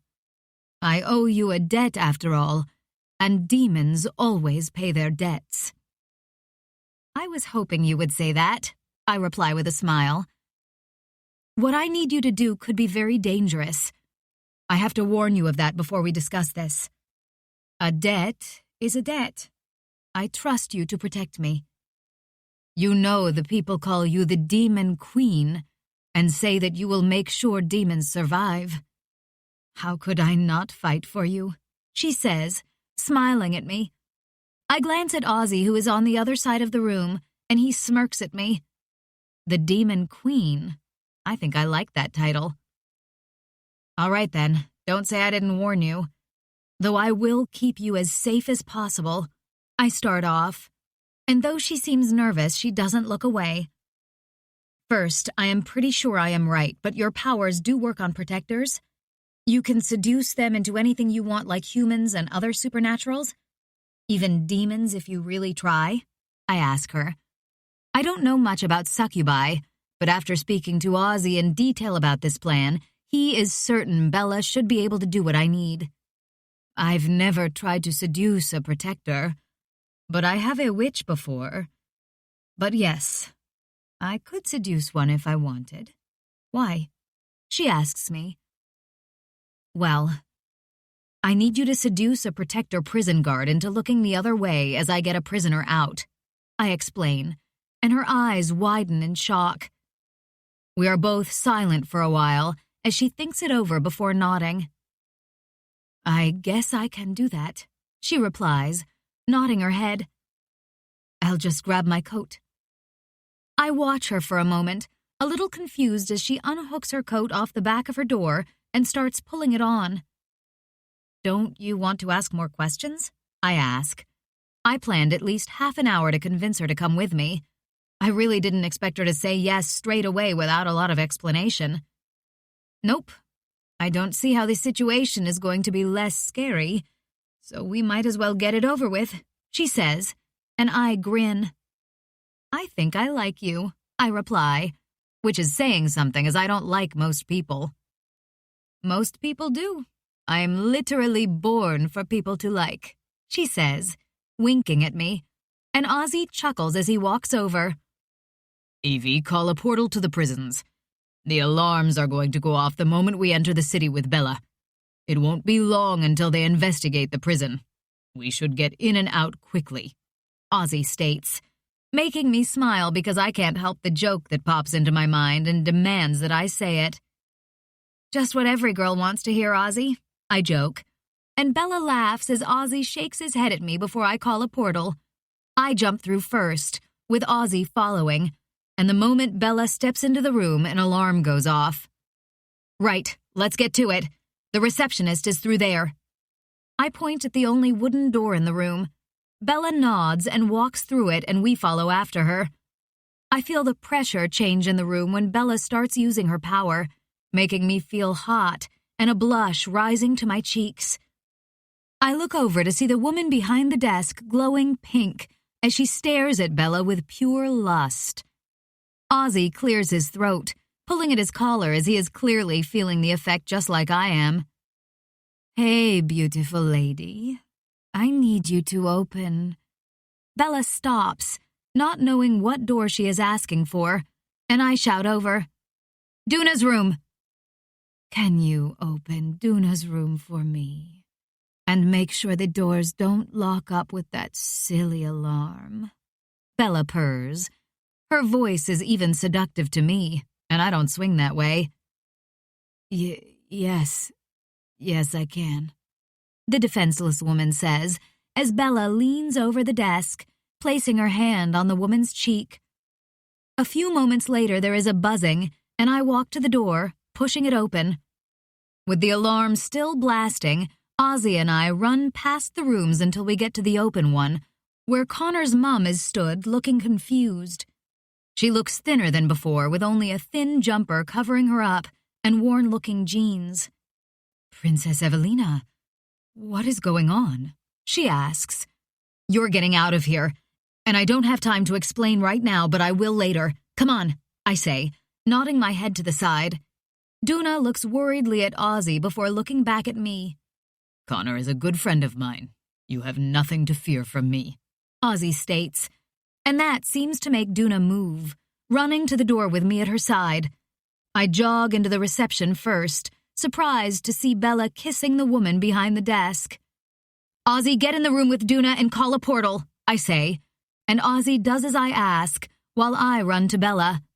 We need to go, I tell Bella when I get to her side, feeling the smash of seductive energy coming from her brush against my skin and making my knees feel weak. Bella pulls back from the other woman, but doesn't move her hands off the woman's shoulders. If I let her go, she will set off an alarm. The woman is much stronger than I thought, she explains to me. All right, I have an idea, I say, jumping on the desk and sliding over to the other side. I pull out a dagger and spin it around before whacking the protector on her temple with the blunt end. She passes out, falling to the floor as Bella lets her go. That wasn't a good idea. The poor woman, Bella tuts, as I slide over the desk. I'm sure she will get over it. I will send her some new magazines as a sorry, I mutter, running towards the door. I slide inside the room and wait for Bella just outside the portal. Let's go, I say, and Bella doesn't hesitate as she jumps through the portal, and I do the same. I step out into the field just outside the demon underground, where Ozzy is stood with Duna, and he closes the portal behind me with the clap of his hands. I breathe heavily, trying to shake the effect of a demon portal off me, and I have to shake my head a few times. Ozzy and Bella aren't affected at all, lucky demons. Duna looks pale, but she stares up at the sky like she is seeing it for the first time, and she doesn't seem to care about anything else. It must be strange to be above ground after being imprisoned in the ground for so long. Thank you for your help, Bella, I say, meaning every word as I look back at her and she bows her head. Anything for the Demon Queen.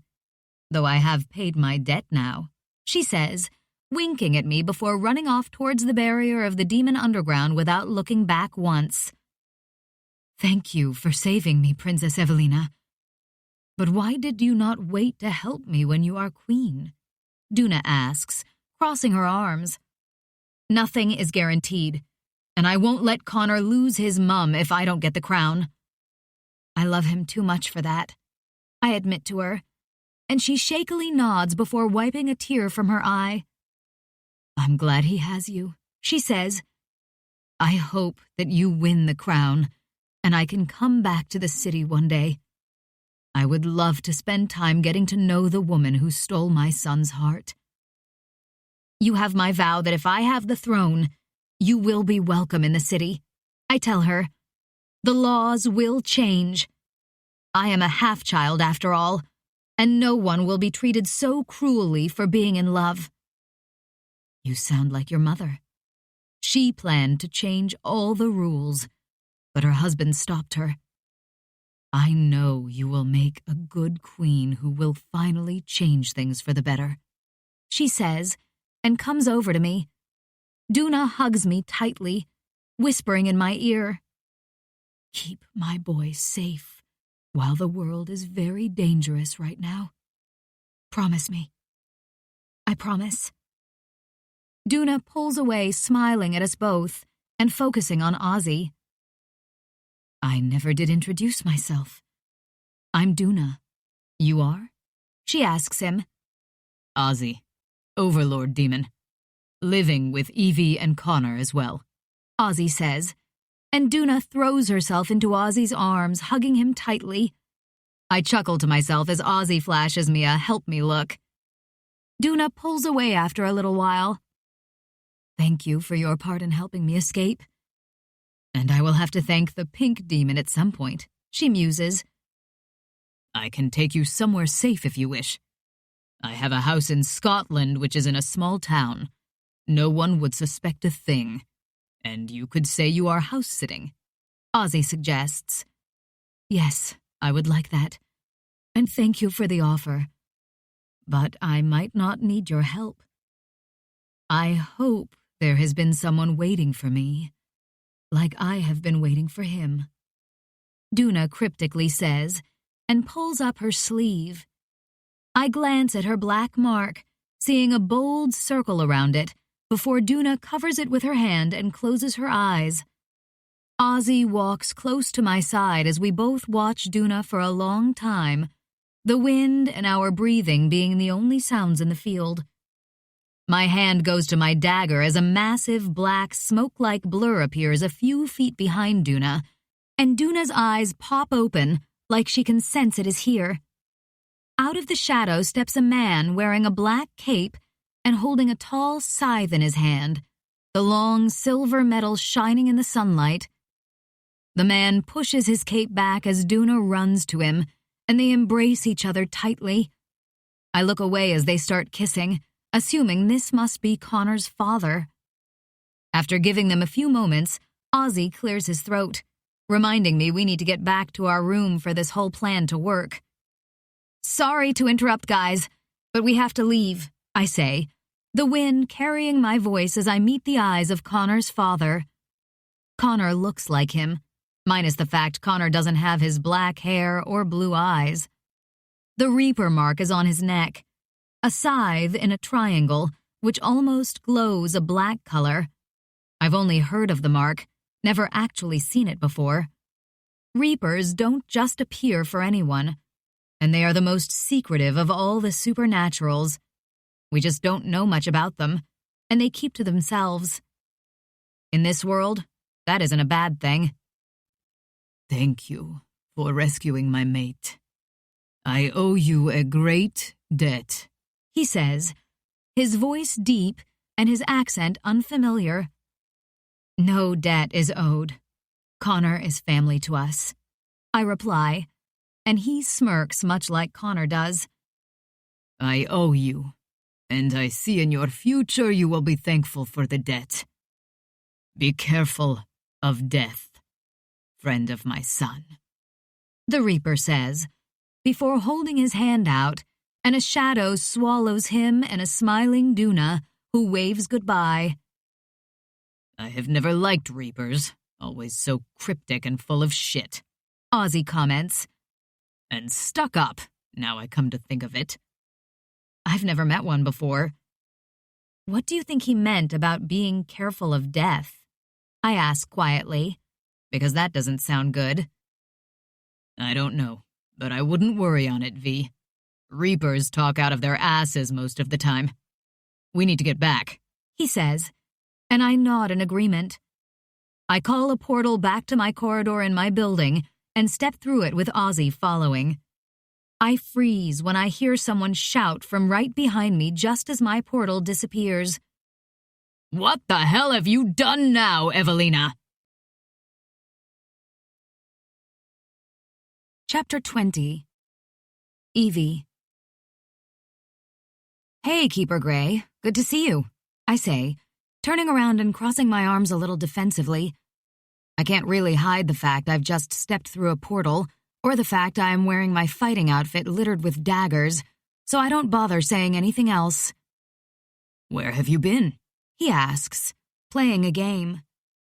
The Demon Underground with Ozzy. I wanted to see some old friends and make sure they are okay. I dressed up in case of trouble, but I knew Ozzy could get me out quickly if anything went wrong. I say, completely bullshitting, and I know Keeper Gray knows I am, though neither one of us are going to call the other one out. Well, while you were gone, the prison was attacked, and demons came into the city. Connor's mother is missing, and the guard doesn't even remember what she had for breakfast today. It's a strange coincidence, isn't it? Keeper Gray muses, arching an eyebrow at me. Yes, very, very strange, I say, nodding and trying to hide the smile on my lips. What Evie says is true. I was with her this whole time, and she was safe, Ozzy comments, leaning against the wall. Keeper Gray runs his eyes over Ozzy's muddy suit and shakes his head. Do me a favor, Princess Evelina, and stay out of trouble for one last night. I will come in the morning to gather you for the final 2 tests. The first test will send you to the second once you complete it, he tells me. So, by the end of tomorrow I will know if I am queen or not? I ask, not expecting him to share that. The keepers and everyone have been extremely quiet about the final tests, and no one has any information to tell me about them. To learn the 2 final tests are together is a surprise. Yes. Wear casual clothes. There is no need for weapons or fighting gear in these tests. Have a good day, Princess Evelina. Keeper Gray says, bowing his head and walking past me as Ozzy opens the door, waiting for me before going inside. Oh, and if anyone asks, you were having private training with me this morning. That would be a lie, Keeper Gray. I didn't know you lied, I comment, a little shocked that he would happily lie for me. I thought keepers were like priests, no sex, no lies, and spend their days worshipping a higher power. I don't like to lie. But in this case, I can't say I believe you did anything worth being punished for. So one little lie will not harm anyone. And I doubt the gods above will punish me for it. If they do, it is worth the punishment. He states. I'm glad I have someone like you on my side, I reply. Thank you for the compliment, Princess. I only wish to do what is right and to make the world a better place for the generations that follow us. With that comment, he bows once again before walking off down the corridor. I go back into our room with Ozzy, who pulls me into his arms and kisses me. You should get changed and get back into bed. The less the guys know, the better, I think, Ozzy mutters, before kissing me again and letting go. I know you're right, but I hate lying in bed, I reply, making him chuckle.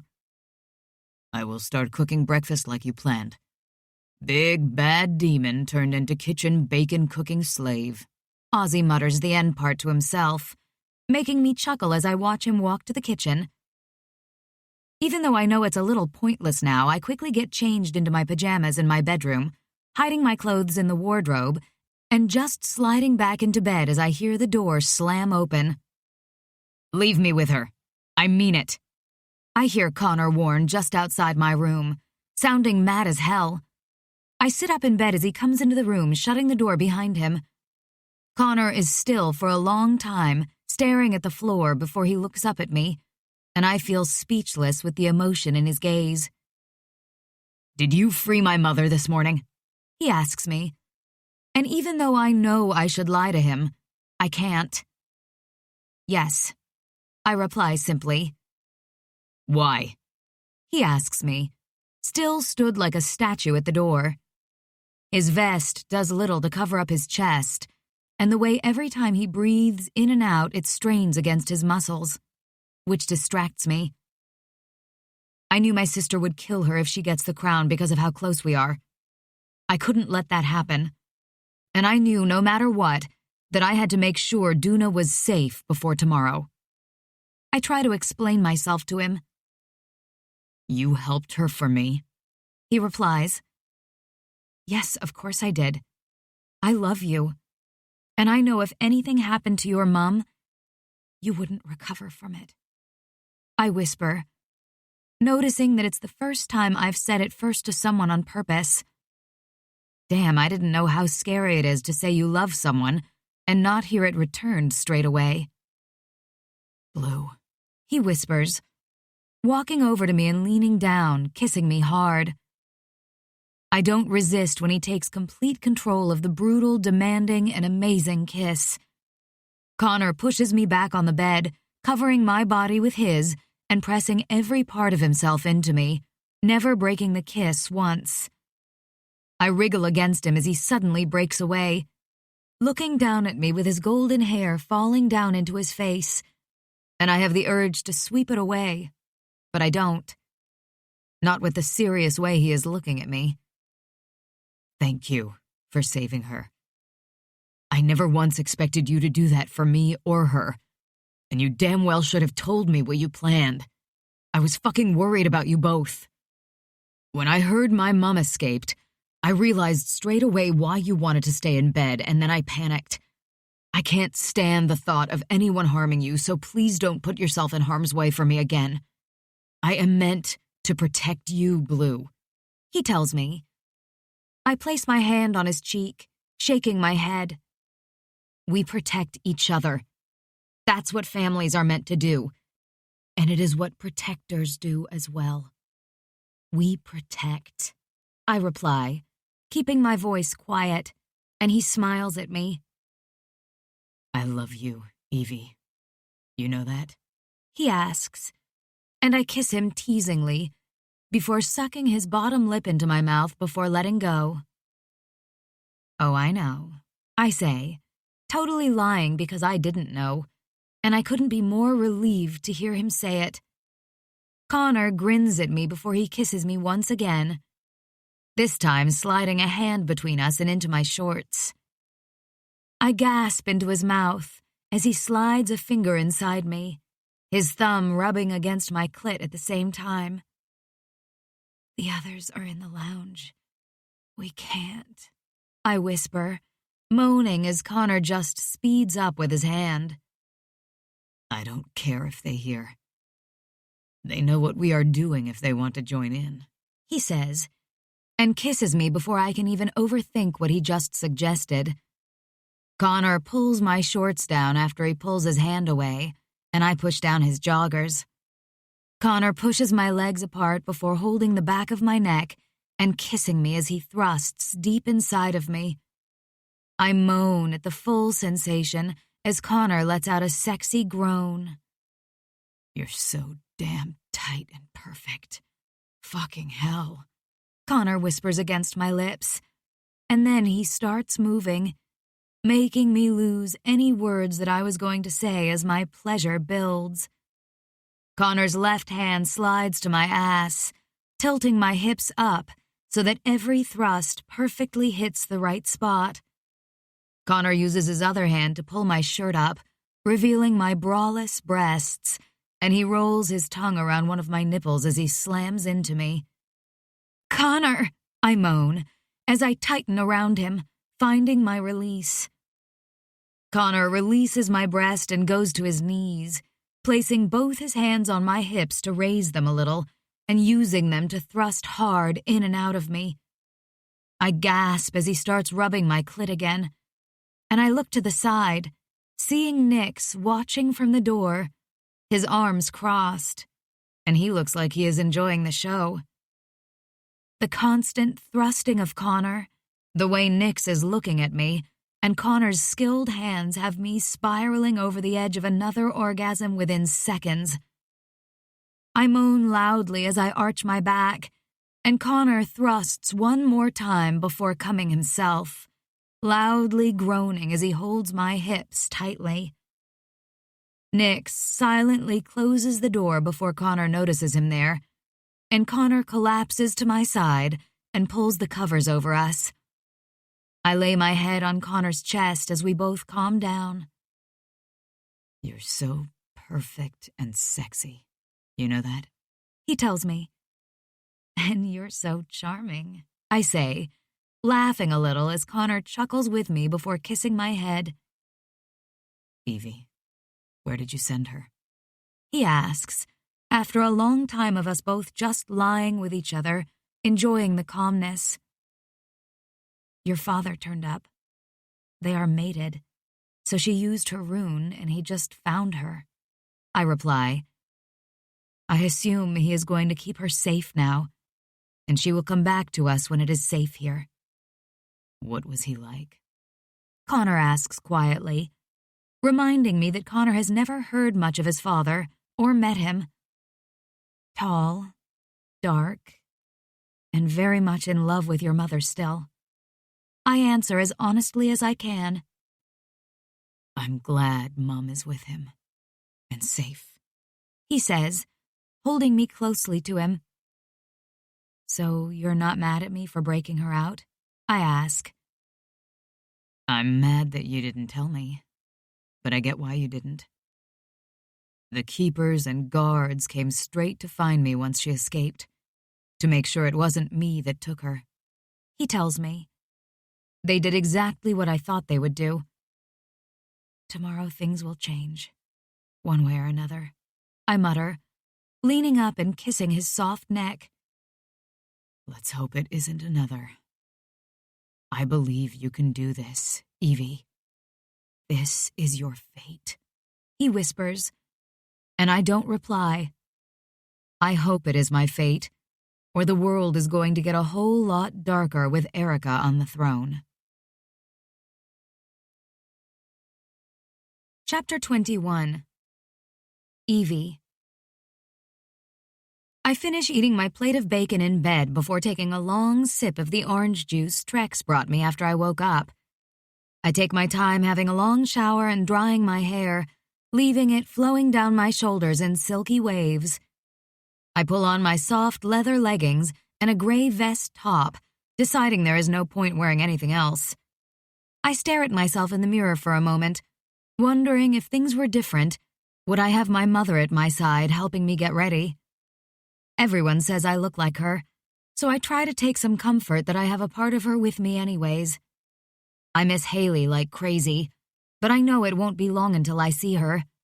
I will either bring her back here and move her into a bigger building with a spare room or something, or we will be on the run together like before, only with Ozzy and my protectors with us, and a giant familiar tiger. We might need to find bigger places to hide than my little flat in Scotland, that's for sure. Evie, you ready? Trex asks, after knocking on the door 2 times. I open the door and walk out, seeing all my guys ready and waiting for me. I can do this.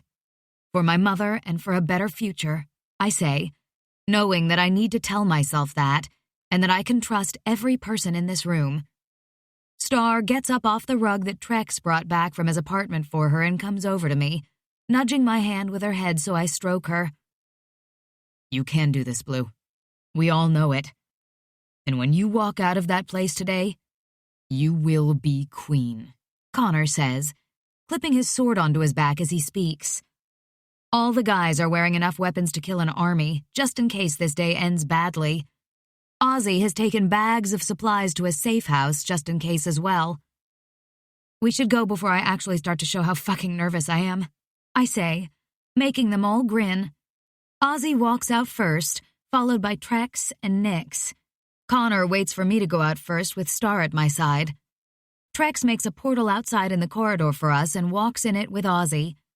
I walk through next, coming out to the room just outside the throne room, which is empty. I can hear the people inside the room, though, talking quietly while they wait. I look up at the statue and the marks on the woman's forehead. I wonder if I will get those runes etched on my face if I become queen. I don't know if they give you extra powers or something, but they look pretty cool. You can do this.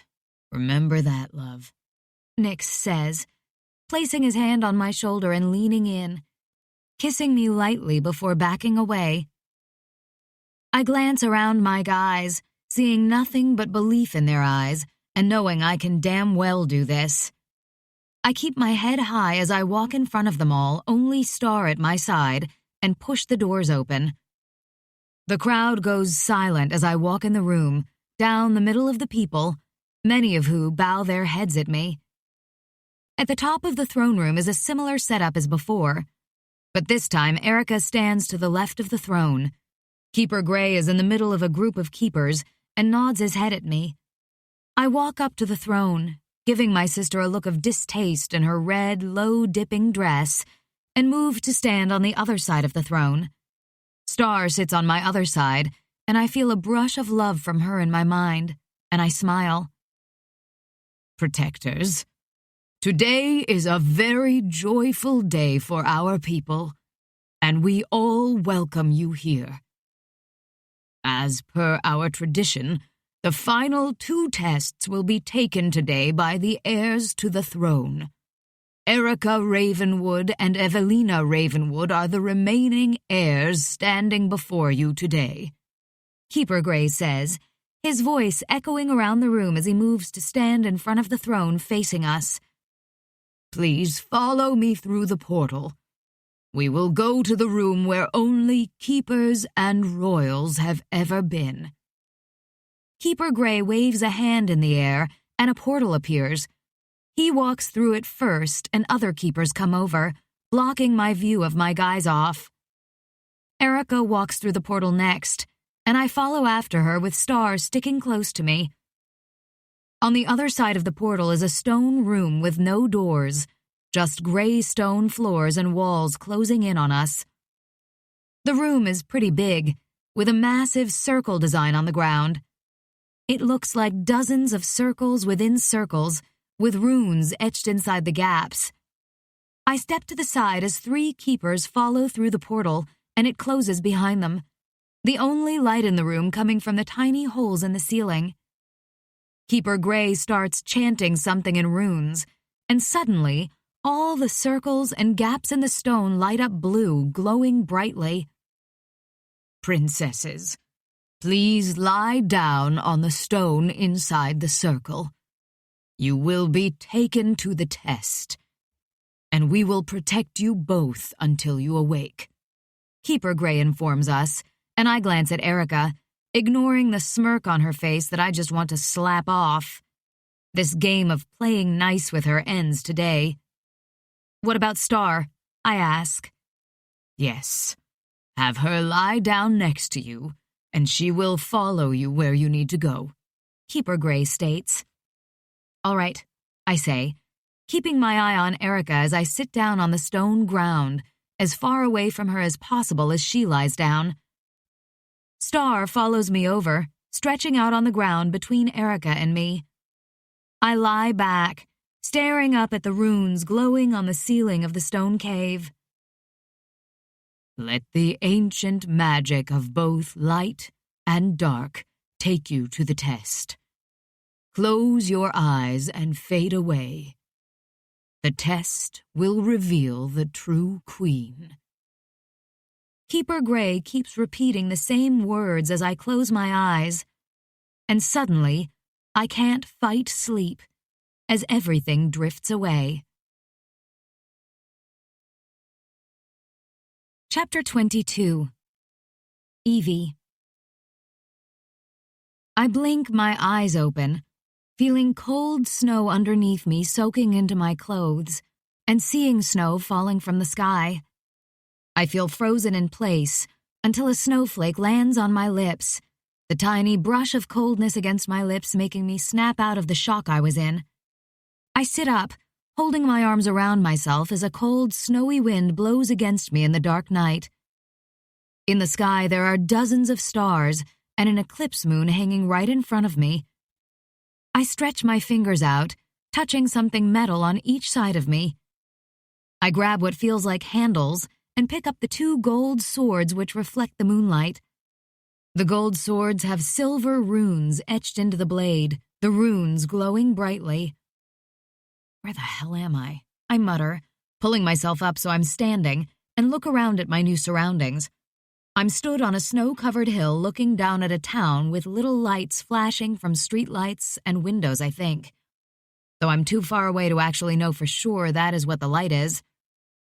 The town is surrounded by hills by the looks of it, and I have never been to a place like this. This is an odd test. Well, assuming this is still the test, and Erica hasn't murdered me in my sleep, that is. I search around for Star or Erica, not seeing either of them through the snow, and knowing I will only find answers by walking into the town. The snow is super thick as I push through it, and it only gets deeper as I get to the bottom of the hill. I'm out of breath after a little while and exhausted. I feel the swords in my hands, ready in case I need to fight with them. I doubt they were left in my hands for no reason.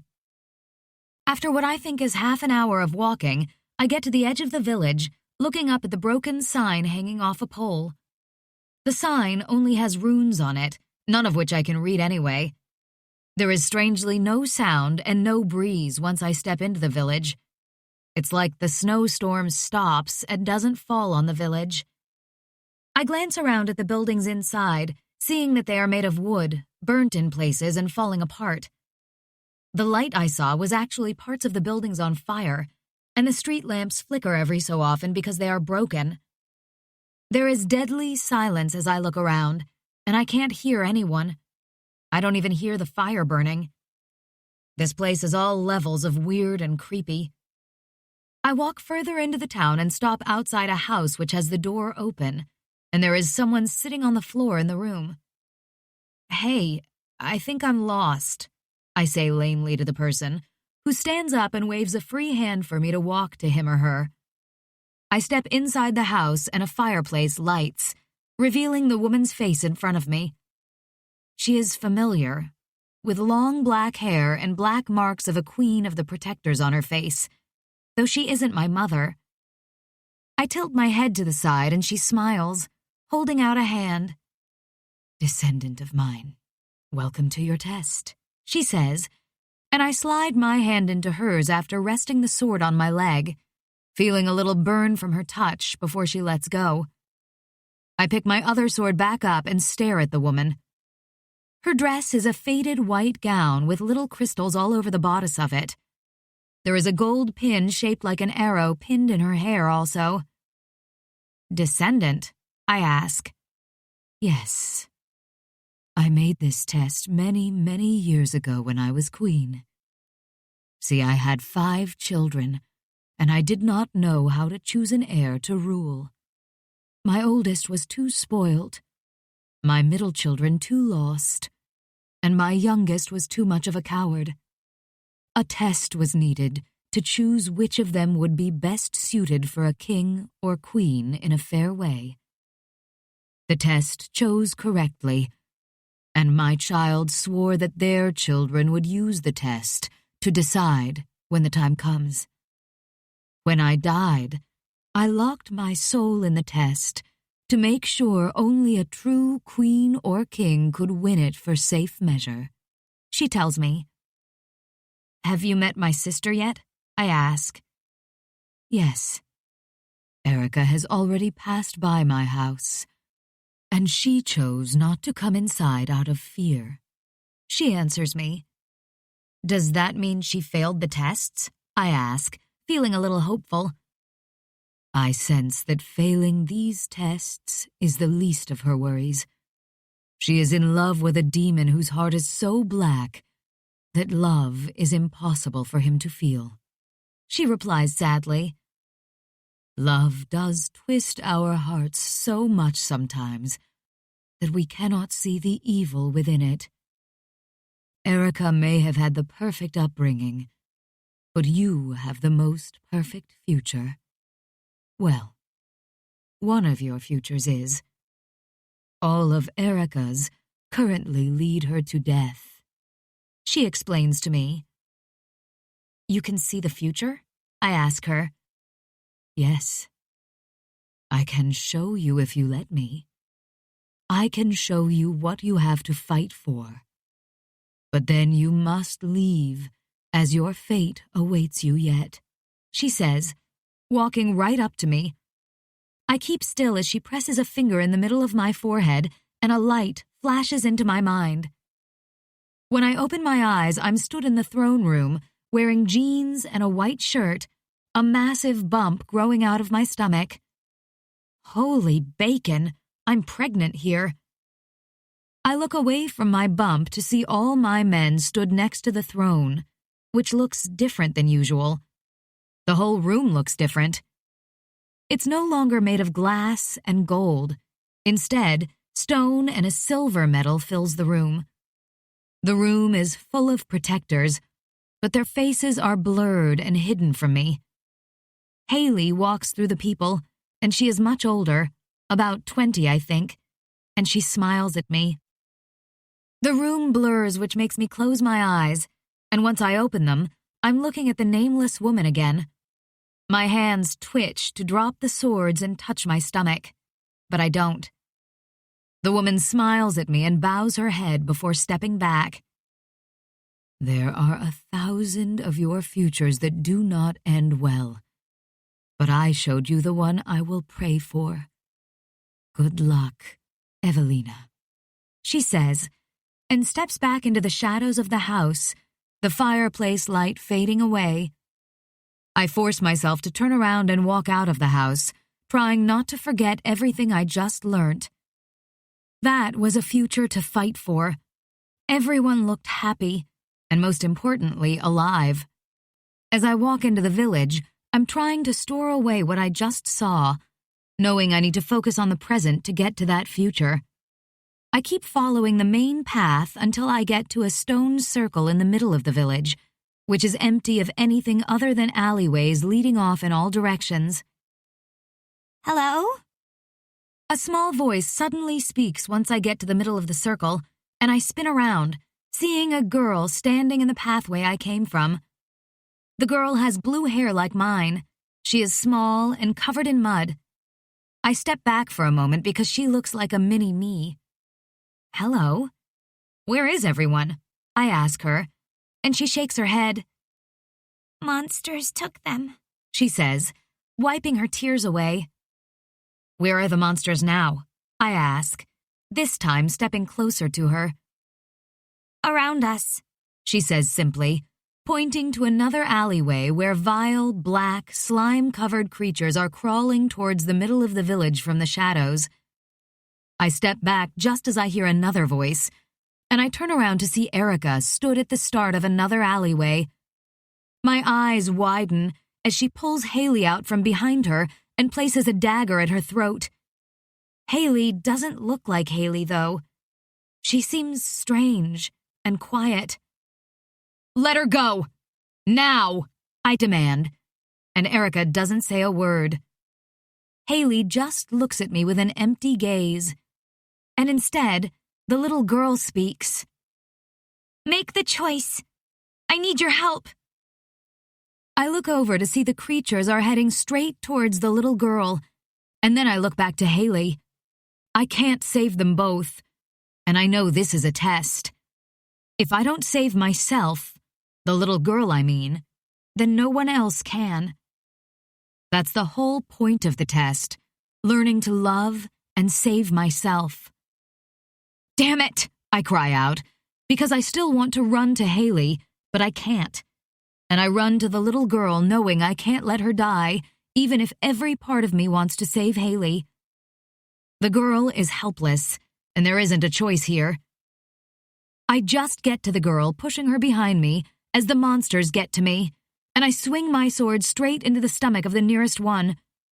A blinding light blasts out from the monster, sending me flying backwards in the air, and everything is just white for a long time as I land on something soft. When I open my eyes, I am no longer in the village, and it's not night anymore. Instead, there is grass in front of my face that smells sweet. I sit up, looking around at the green grass field I am in, and spotting Erica stood on the other side of the field looking around as well. There is a loud clicking noise, and I look up, seeing a white sparkling ball of light floating down from the blue cloud-covered sky. The ball stops just above the ground and fades away, revealing a gold crown with a glowing blue stone in the middle of it. I run towards the crown at the same time Erica does, and smirk as Star jumps out of nowhere, slamming into Erica and knocking her to the ground. I just get to the crown as pain shoots through my chest, and I look over to see Erica holding a dagger inside Star's thigh. She pulls the dagger out and holds it over where Star's heart is. Star growls, but she isn't strong enough to push Erica away, as Erica freezes her to the ground. "Stop!" I scream, making Erica pause to look back at me. "Walk away from the crown and I will stop. Or she dies," she warns me, and there is nothing but cruelty in her gaze. I have a feeling this isn't the test anymore. If I walk away, Star lives, and Erica wins. If I don't do what she asks, I will lose Star, and I can't do that. I love her. She is my familiar and family. If I let you win this test, everyone will die. You will destroy the world, I whisper, tears falling down my cheeks and landing on my arm, which is stretched out, inches away from touching the crown. The throne belongs to me, and I will do anything to get it and give my one true love the power he needs, she demands, looking frantically between me and the crown. Kex will kill you when he is bored of you. I hope you know that, I warn her. I could have been real to you. I would have been your sister if you didn't choose to be so jealous and crazy. This all could have been different, and now we will both suffer for your actions. No, he won't ever kill me, she screams back at me, shaking her head as I'm clearly getting to her. We could have never been real sisters. You would have always outshone me because of who you are. Now make the choice. I stare over at Star, and just as I am about to step back to let Erica have the crown, I feel a wave of love and acceptance from her. She wants me to take the crown. I can sense it. Tears stream down my eyes as I meet Star's gaze. She knows as well as I do that there is only one choice here. No matter how much it breaks my heart, I cannot let the world die and burn. This is just another test, and I have to pray Star will survive this. I wish I could take the dagger for her. I reach for the crown at the same time Erica slams the dagger into Star, making us both cry out. The crown glows a bright gold as I fall to the ground with it, hearing a voice inside my head as the world fades away. Welcome, new Queen of the Protectors. You chose correctly in each test, and we will honor you as Queen until death. Chapter 23. Evie. Wake up, our Queen. Keeper Gray's voice echoes in my mind on repeat, making me slowly wake up, feeling groggy as hell and confused about what happened. I'm confused about what is real and what is not. I blink my eyes open with a gasp, feeling my forehead and cheeks burning slightly. I place my hands on my face, feeling little raised marks like swirls all the way from the side of my cheeks past my eyes, and they meet in a big swirl on my forehead. I open my eyes to see Keeper Gray kneeling next to me, looking very relieved. The marks of a queen have been blessed to you. They truly suit you, Queen Evelina. Queen? I won? I question, and then it rushes back to me as I sit up, looking at the empty space next to me and the blood on the stone. I gasp in pure pain, until I feel Star's bond rush to life inside my head, and I know she is alive, just resting somewhere nearby. The keepers healed Star during the test. I sent 2 of my keepers to take her somewhere to rest, while they continue to heal her, and we welcome the new queen. Keeper Gray explains to me. I shake my head, feeling like I owe Keeper Gray a massive debt for saving Star when I could not. I don't think I could have lived with losing her. Thank you. I thought I lost her, I whisper, wiping away a tear. The test is, and has always been, brutal to our loved ones. That is why keepers are kept close, as there is no need for death to visit the tests. Keeper Gray further explains, just as I hear movement in the room. I look over to see another keeper helping Erica up, and the moment she sees me, she gasps. No! She screams at me, shaking her head as I stand up straight, glaring at her. Every little part of me wants to jump at her, strangle her until she feels the same pain she put my familiar through. Though as I watch her getting more and more angry, I feel a sense of acceptance about her and who I am now.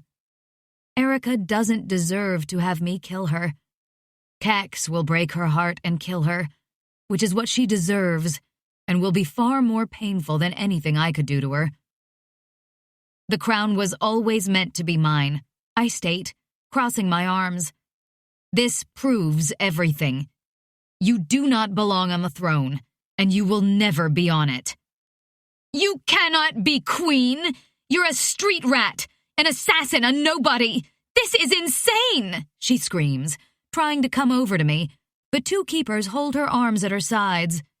Erica tries to fight them off, but keepers are stronger than they look, it seems. I am queen, though, despite my past. I look at my past as experience that taught me what is right and wrong. You are wrong, Erica. You will be shown to a court and held accountable for high treason, among other things. You will be locked up for the rest of your life. Every part of me wants to kill you for everything you have done, but I know that is not what our mother would have done. You can live as a prisoner instead of meeting death, I say, keeping my head high as she shakes her head. I highly doubt I will actually have to keep to my word on locking her up once Kex finds out she isn't queen. But it felt good to be the bigger person. Never! I will kill you and take what is mine, she screams, wriggling to get free of the keeper's tight grip. She calls holy fire, and the keeper's hands glow white on her arm and the fire burns away. Didn't know they could do that. Enough, Erica. This is your queen. Do not threaten her if you know what is good for you, Keeper Gray warns. It's not me she has to worry about. Erica grins suddenly as she holds her hand out and calls a portal which burns into the room before anyone can stop her. I step back as Kex walks through the portal. The sounds of screaming heard on the other side of the portal sound awful. What the fuck is going on? I try to look through the portal as Connor jumps through it just before it closes. Connor is covered in dust and blood, and his clothes are burnt in places. Something is really fucking wrong. Before I can even say anything, Connor rushes at Kex with a hand full of holy fire. I can't do anything to stop Kex turning and grabbing Connor by his neck like a doll, lifting him into the air. Don't kill him, I plead, getting Kex's attention as Connor tries to shout my name. I don't look at Connor as I focus on Kex, who looks away from me to Erica for a brief moment, his face full of pure fury. You had one job. Get the crown while I destroy the protectors. How could you fail in such a simple task, you useless woman? He spits out at her, and she shakes her head. Kex waves a hand, slamming a wave of white-looking energy into Erica and the keepers, sending them all into a wall, collapsing to the floor with a loud smack. We must leave, Queen Evelina, Keeper Gray insists, going to call a portal. But Kex sends a blast into him before he can do anything, sending Keeper Gray flying across the room into a wall, knocking him out. If you leave, I will kill him. Then I will go back for the others you are so close to, like my brother, Kex warns, holding a choking Connor higher in the air. Connor tries to say something to me before he passes out, and I know I love him too much to let him die. This isn't a test. There isn't anyone to heal Connor.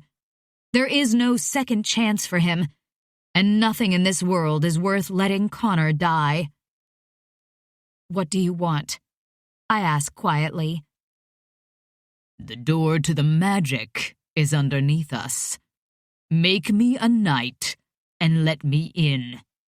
Now, he demands, shaking Connor a little to make his point before throwing him across the room. I wonder for a brief moment if I make a portal near Connor, could I run and drag him through it if I distracted Kex somehow? Make no mistake. You wouldn't get far if you try anything, Queen Evelina. I know that, I spit out, as Kex gets to me, grabbing my arm with my black rune on it. But I do not know how to make you a knight. I do, and it is simple. Your dim-witted sister told me everything I need, he replies, and pulls out a dagger from his belt. He lets go of my arm to cut his wrist, and then grabs my arm again, pulling me closer to him before stabbing the dagger into my black rune. I scream, trying to pull away from him, but nothing budges me from his grip as he pulls the dagger out, throwing it across the room. Kex puts his wrist on top of my black rune, and I cry out as he bonds with me. I feel all his power, his dark and disturbed mind for only a moment, until he pulls his arm away and I can open my eyes. Kex whacks me across the face, sending me flying across the room, and I roll across the floor. I turn my head to the side to see Kex punch the stone ground in the middle of the circle, casting a bright blue light into the room. The ground falls away to make a hole as Kex steps back. He jumps into the hole without looking back, and I pull myself to my feet, ignoring the burning pain in my arm and cheek. "Evelina, run!" Keeper Gray pleads, but I ignore him as I walk to the gap. "As your queen, I demand you heal Connor and get out of here. Do not follow me, Keeper Gray," I tell him. "He will kill you. Please don't order me to do this," Keeper Gray pleads with me as he pulls himself to his feet. "I am the only one who can stop him. If he wants black magic, he will have to kill me first. Do as your queen asks." I ignore Keeper Gray's protest of fear as I jump into the cave and start to fall. Chapter 24. Evie. I gasp as I fall into freezing cold water, sinking straight in, and the cold water burns my eyes. I swim straight up towards the surface and the light I can see just above as I hold my breath, feeling the water burning the back of my nose, which I really hate. I gasp as I break out of the water, shivering as it's bloody freezing. Keeping my head low, I look around at the strange place I just fell into. There is an island in the middle of lots of water, where there is a massive tree that stretches to the dark cave above. The tree is glowing a dark red color across all its branches, which are empty of any leaves or flowers. Just dark, dead branches. At the bottom of the tree is a row of black-colored stone angel statues, holding hands around the tree. Kex is walking up to the tree when I spot him, dripping water onto the sand with every step until he gets to the angels. He hasn't even noticed me fall in the water, thank God. I need every bit of help I can get. Kex grabs hold of the angel statues and pulls hard, smashing them to pieces on the ground, which he just steps over like they are nothing. Kex pours a massive vial of blood all over the tree trunk, which makes the tree glow brighter, and there is a cracking of wood noise that fills the room. I swim to the shore as quickly as I can, pausing only to see Kex place both his hands on the tree and start to glow a bright, dark red. Once I can stand, I run in the water and climb onto the shore. I know what I have to do. I just don't know if it is possible that I can survive it. Either way, this is my price to pay. I have to do this, and it is best I don't overthink it too much. I run straight up the shore and jump over the stone, stopping next to Kex, who doesn't even notice me. "If you want black magic, you'll have to share, Kex," I say coldly, and he turns his red eyes on me, reaching for me with one hand, but it's too late to stop me. I press my hands on the tree over the blood near Kex's hands and scream as a power like nothing else I've ever felt slams into me. I close my eyes, feeling overwhelmed by the sheer force of the black magic pushing into my body, into my soul. I don't know how long I scream, how much magic I end up taking, until suddenly it stops like a power switch being turned off, and I gasp. My throat feels raw, broken from all the screaming, and I feel like my body is even worse. I open my eyes to see my arms glowing red like Kex's are, and the tree in front of me disappears into ash, raining all around. "You stupid girl! I want the rest of the power! Now!" Kex shouts, reaching for me, but I hold my hands out, releasing a large amount of red energy that blasts Kex a good distance away. Damn, that's some power. Kex growls, standing up off the sand and hitting me back with the same energy, sending me flying into the water much further than I hit him. I fall deep in the water, but rather than swimming up, I call a portal. I don't know if calling portals underwater works, but it's my only chance.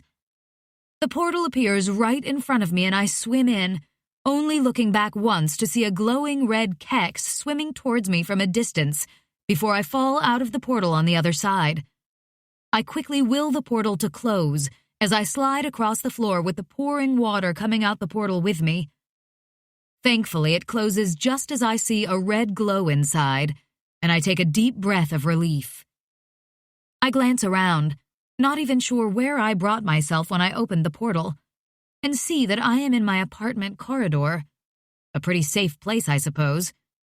I quickly stand up and open my apartment door, getting inside and pacing for a moment before knowing I need to go to the throne room to find my guys. Kex needs to leave the city or I do. He is too powerful now, and I'm the only thing in the way of him destroying the world. As I walk to the door, it bangs open, and Nyx walks straight up to me, covered in blood and dust. "Evie," he sighs in relief and shock, pulling me into his arms, and I gladly hold him back. I place my hand on his cheek, calling my healing rune to fix all the cuts I can feel throughout him as he tries to explain what is going on when the building shakes suddenly and my eyes must widen. "The Protector's city has fallen. The city is evacuating as Kex brought an army with him to destroy us. Trex and Connor are helping the people escape with the Keepers. Ozzy and the guards are fighting off the demons to buy the others some time. My job was to get Star, though I can't find her. We were going to wait for you as we couldn't get in the room you jumped into," Nyx says, looking less than impressed. I may have taken at least half of the black magic that Kex was taking to stop him. I don't know what the cost of that will be yet, but he cannot do what he wanted without killing me now. We need to leave and get as far away as possible, I explain, rubbing my arms. "We leave then. Where is Star?" he asks, and I search my bond with her, only sensing a general feel for where she is. "Come on," I say, moving my hand away and running out of the door with Nyx close.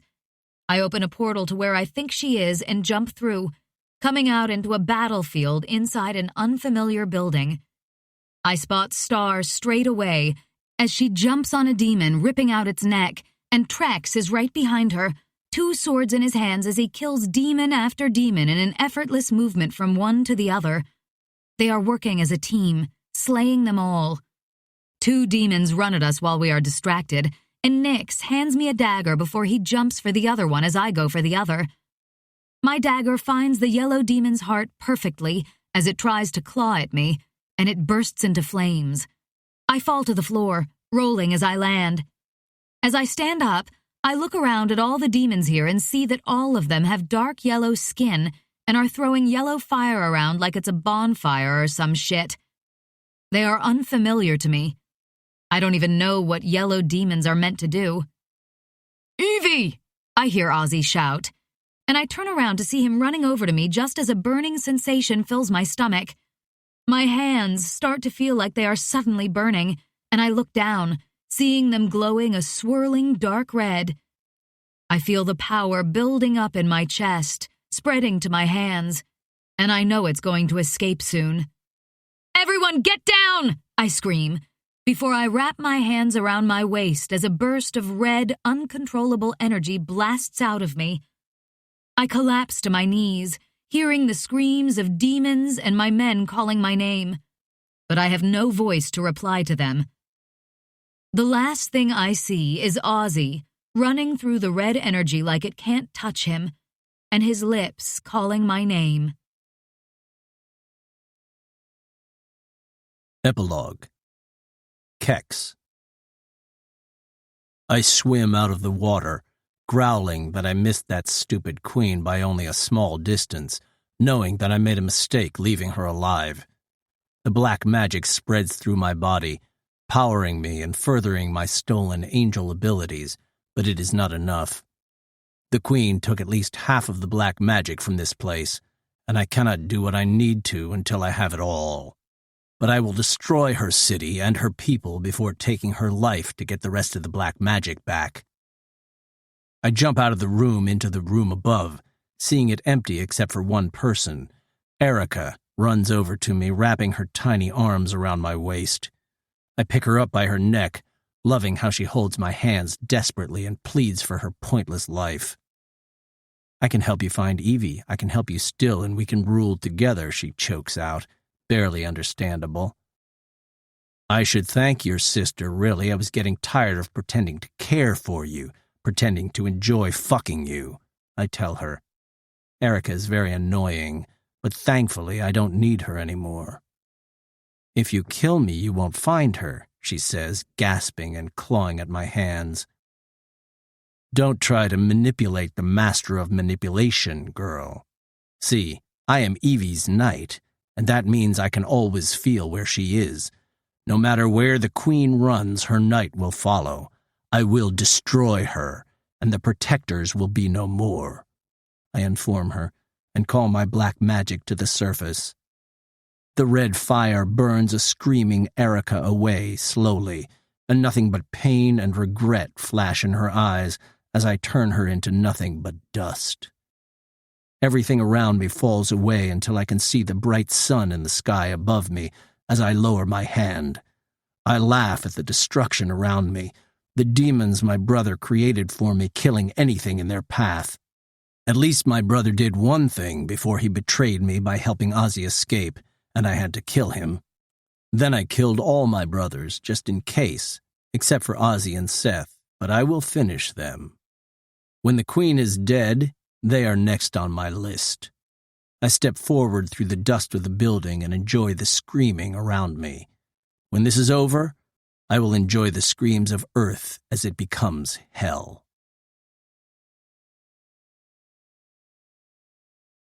This recording of Runes of Black Magic was presented by Dreamscape Media, LLC. Text copyright 2018 G. Bailey. Sound recording copyright 2020 Dreamscape Media, LLC. Thank you for listening. Please check dreamscapeab.com for Dreamscape's latest releases.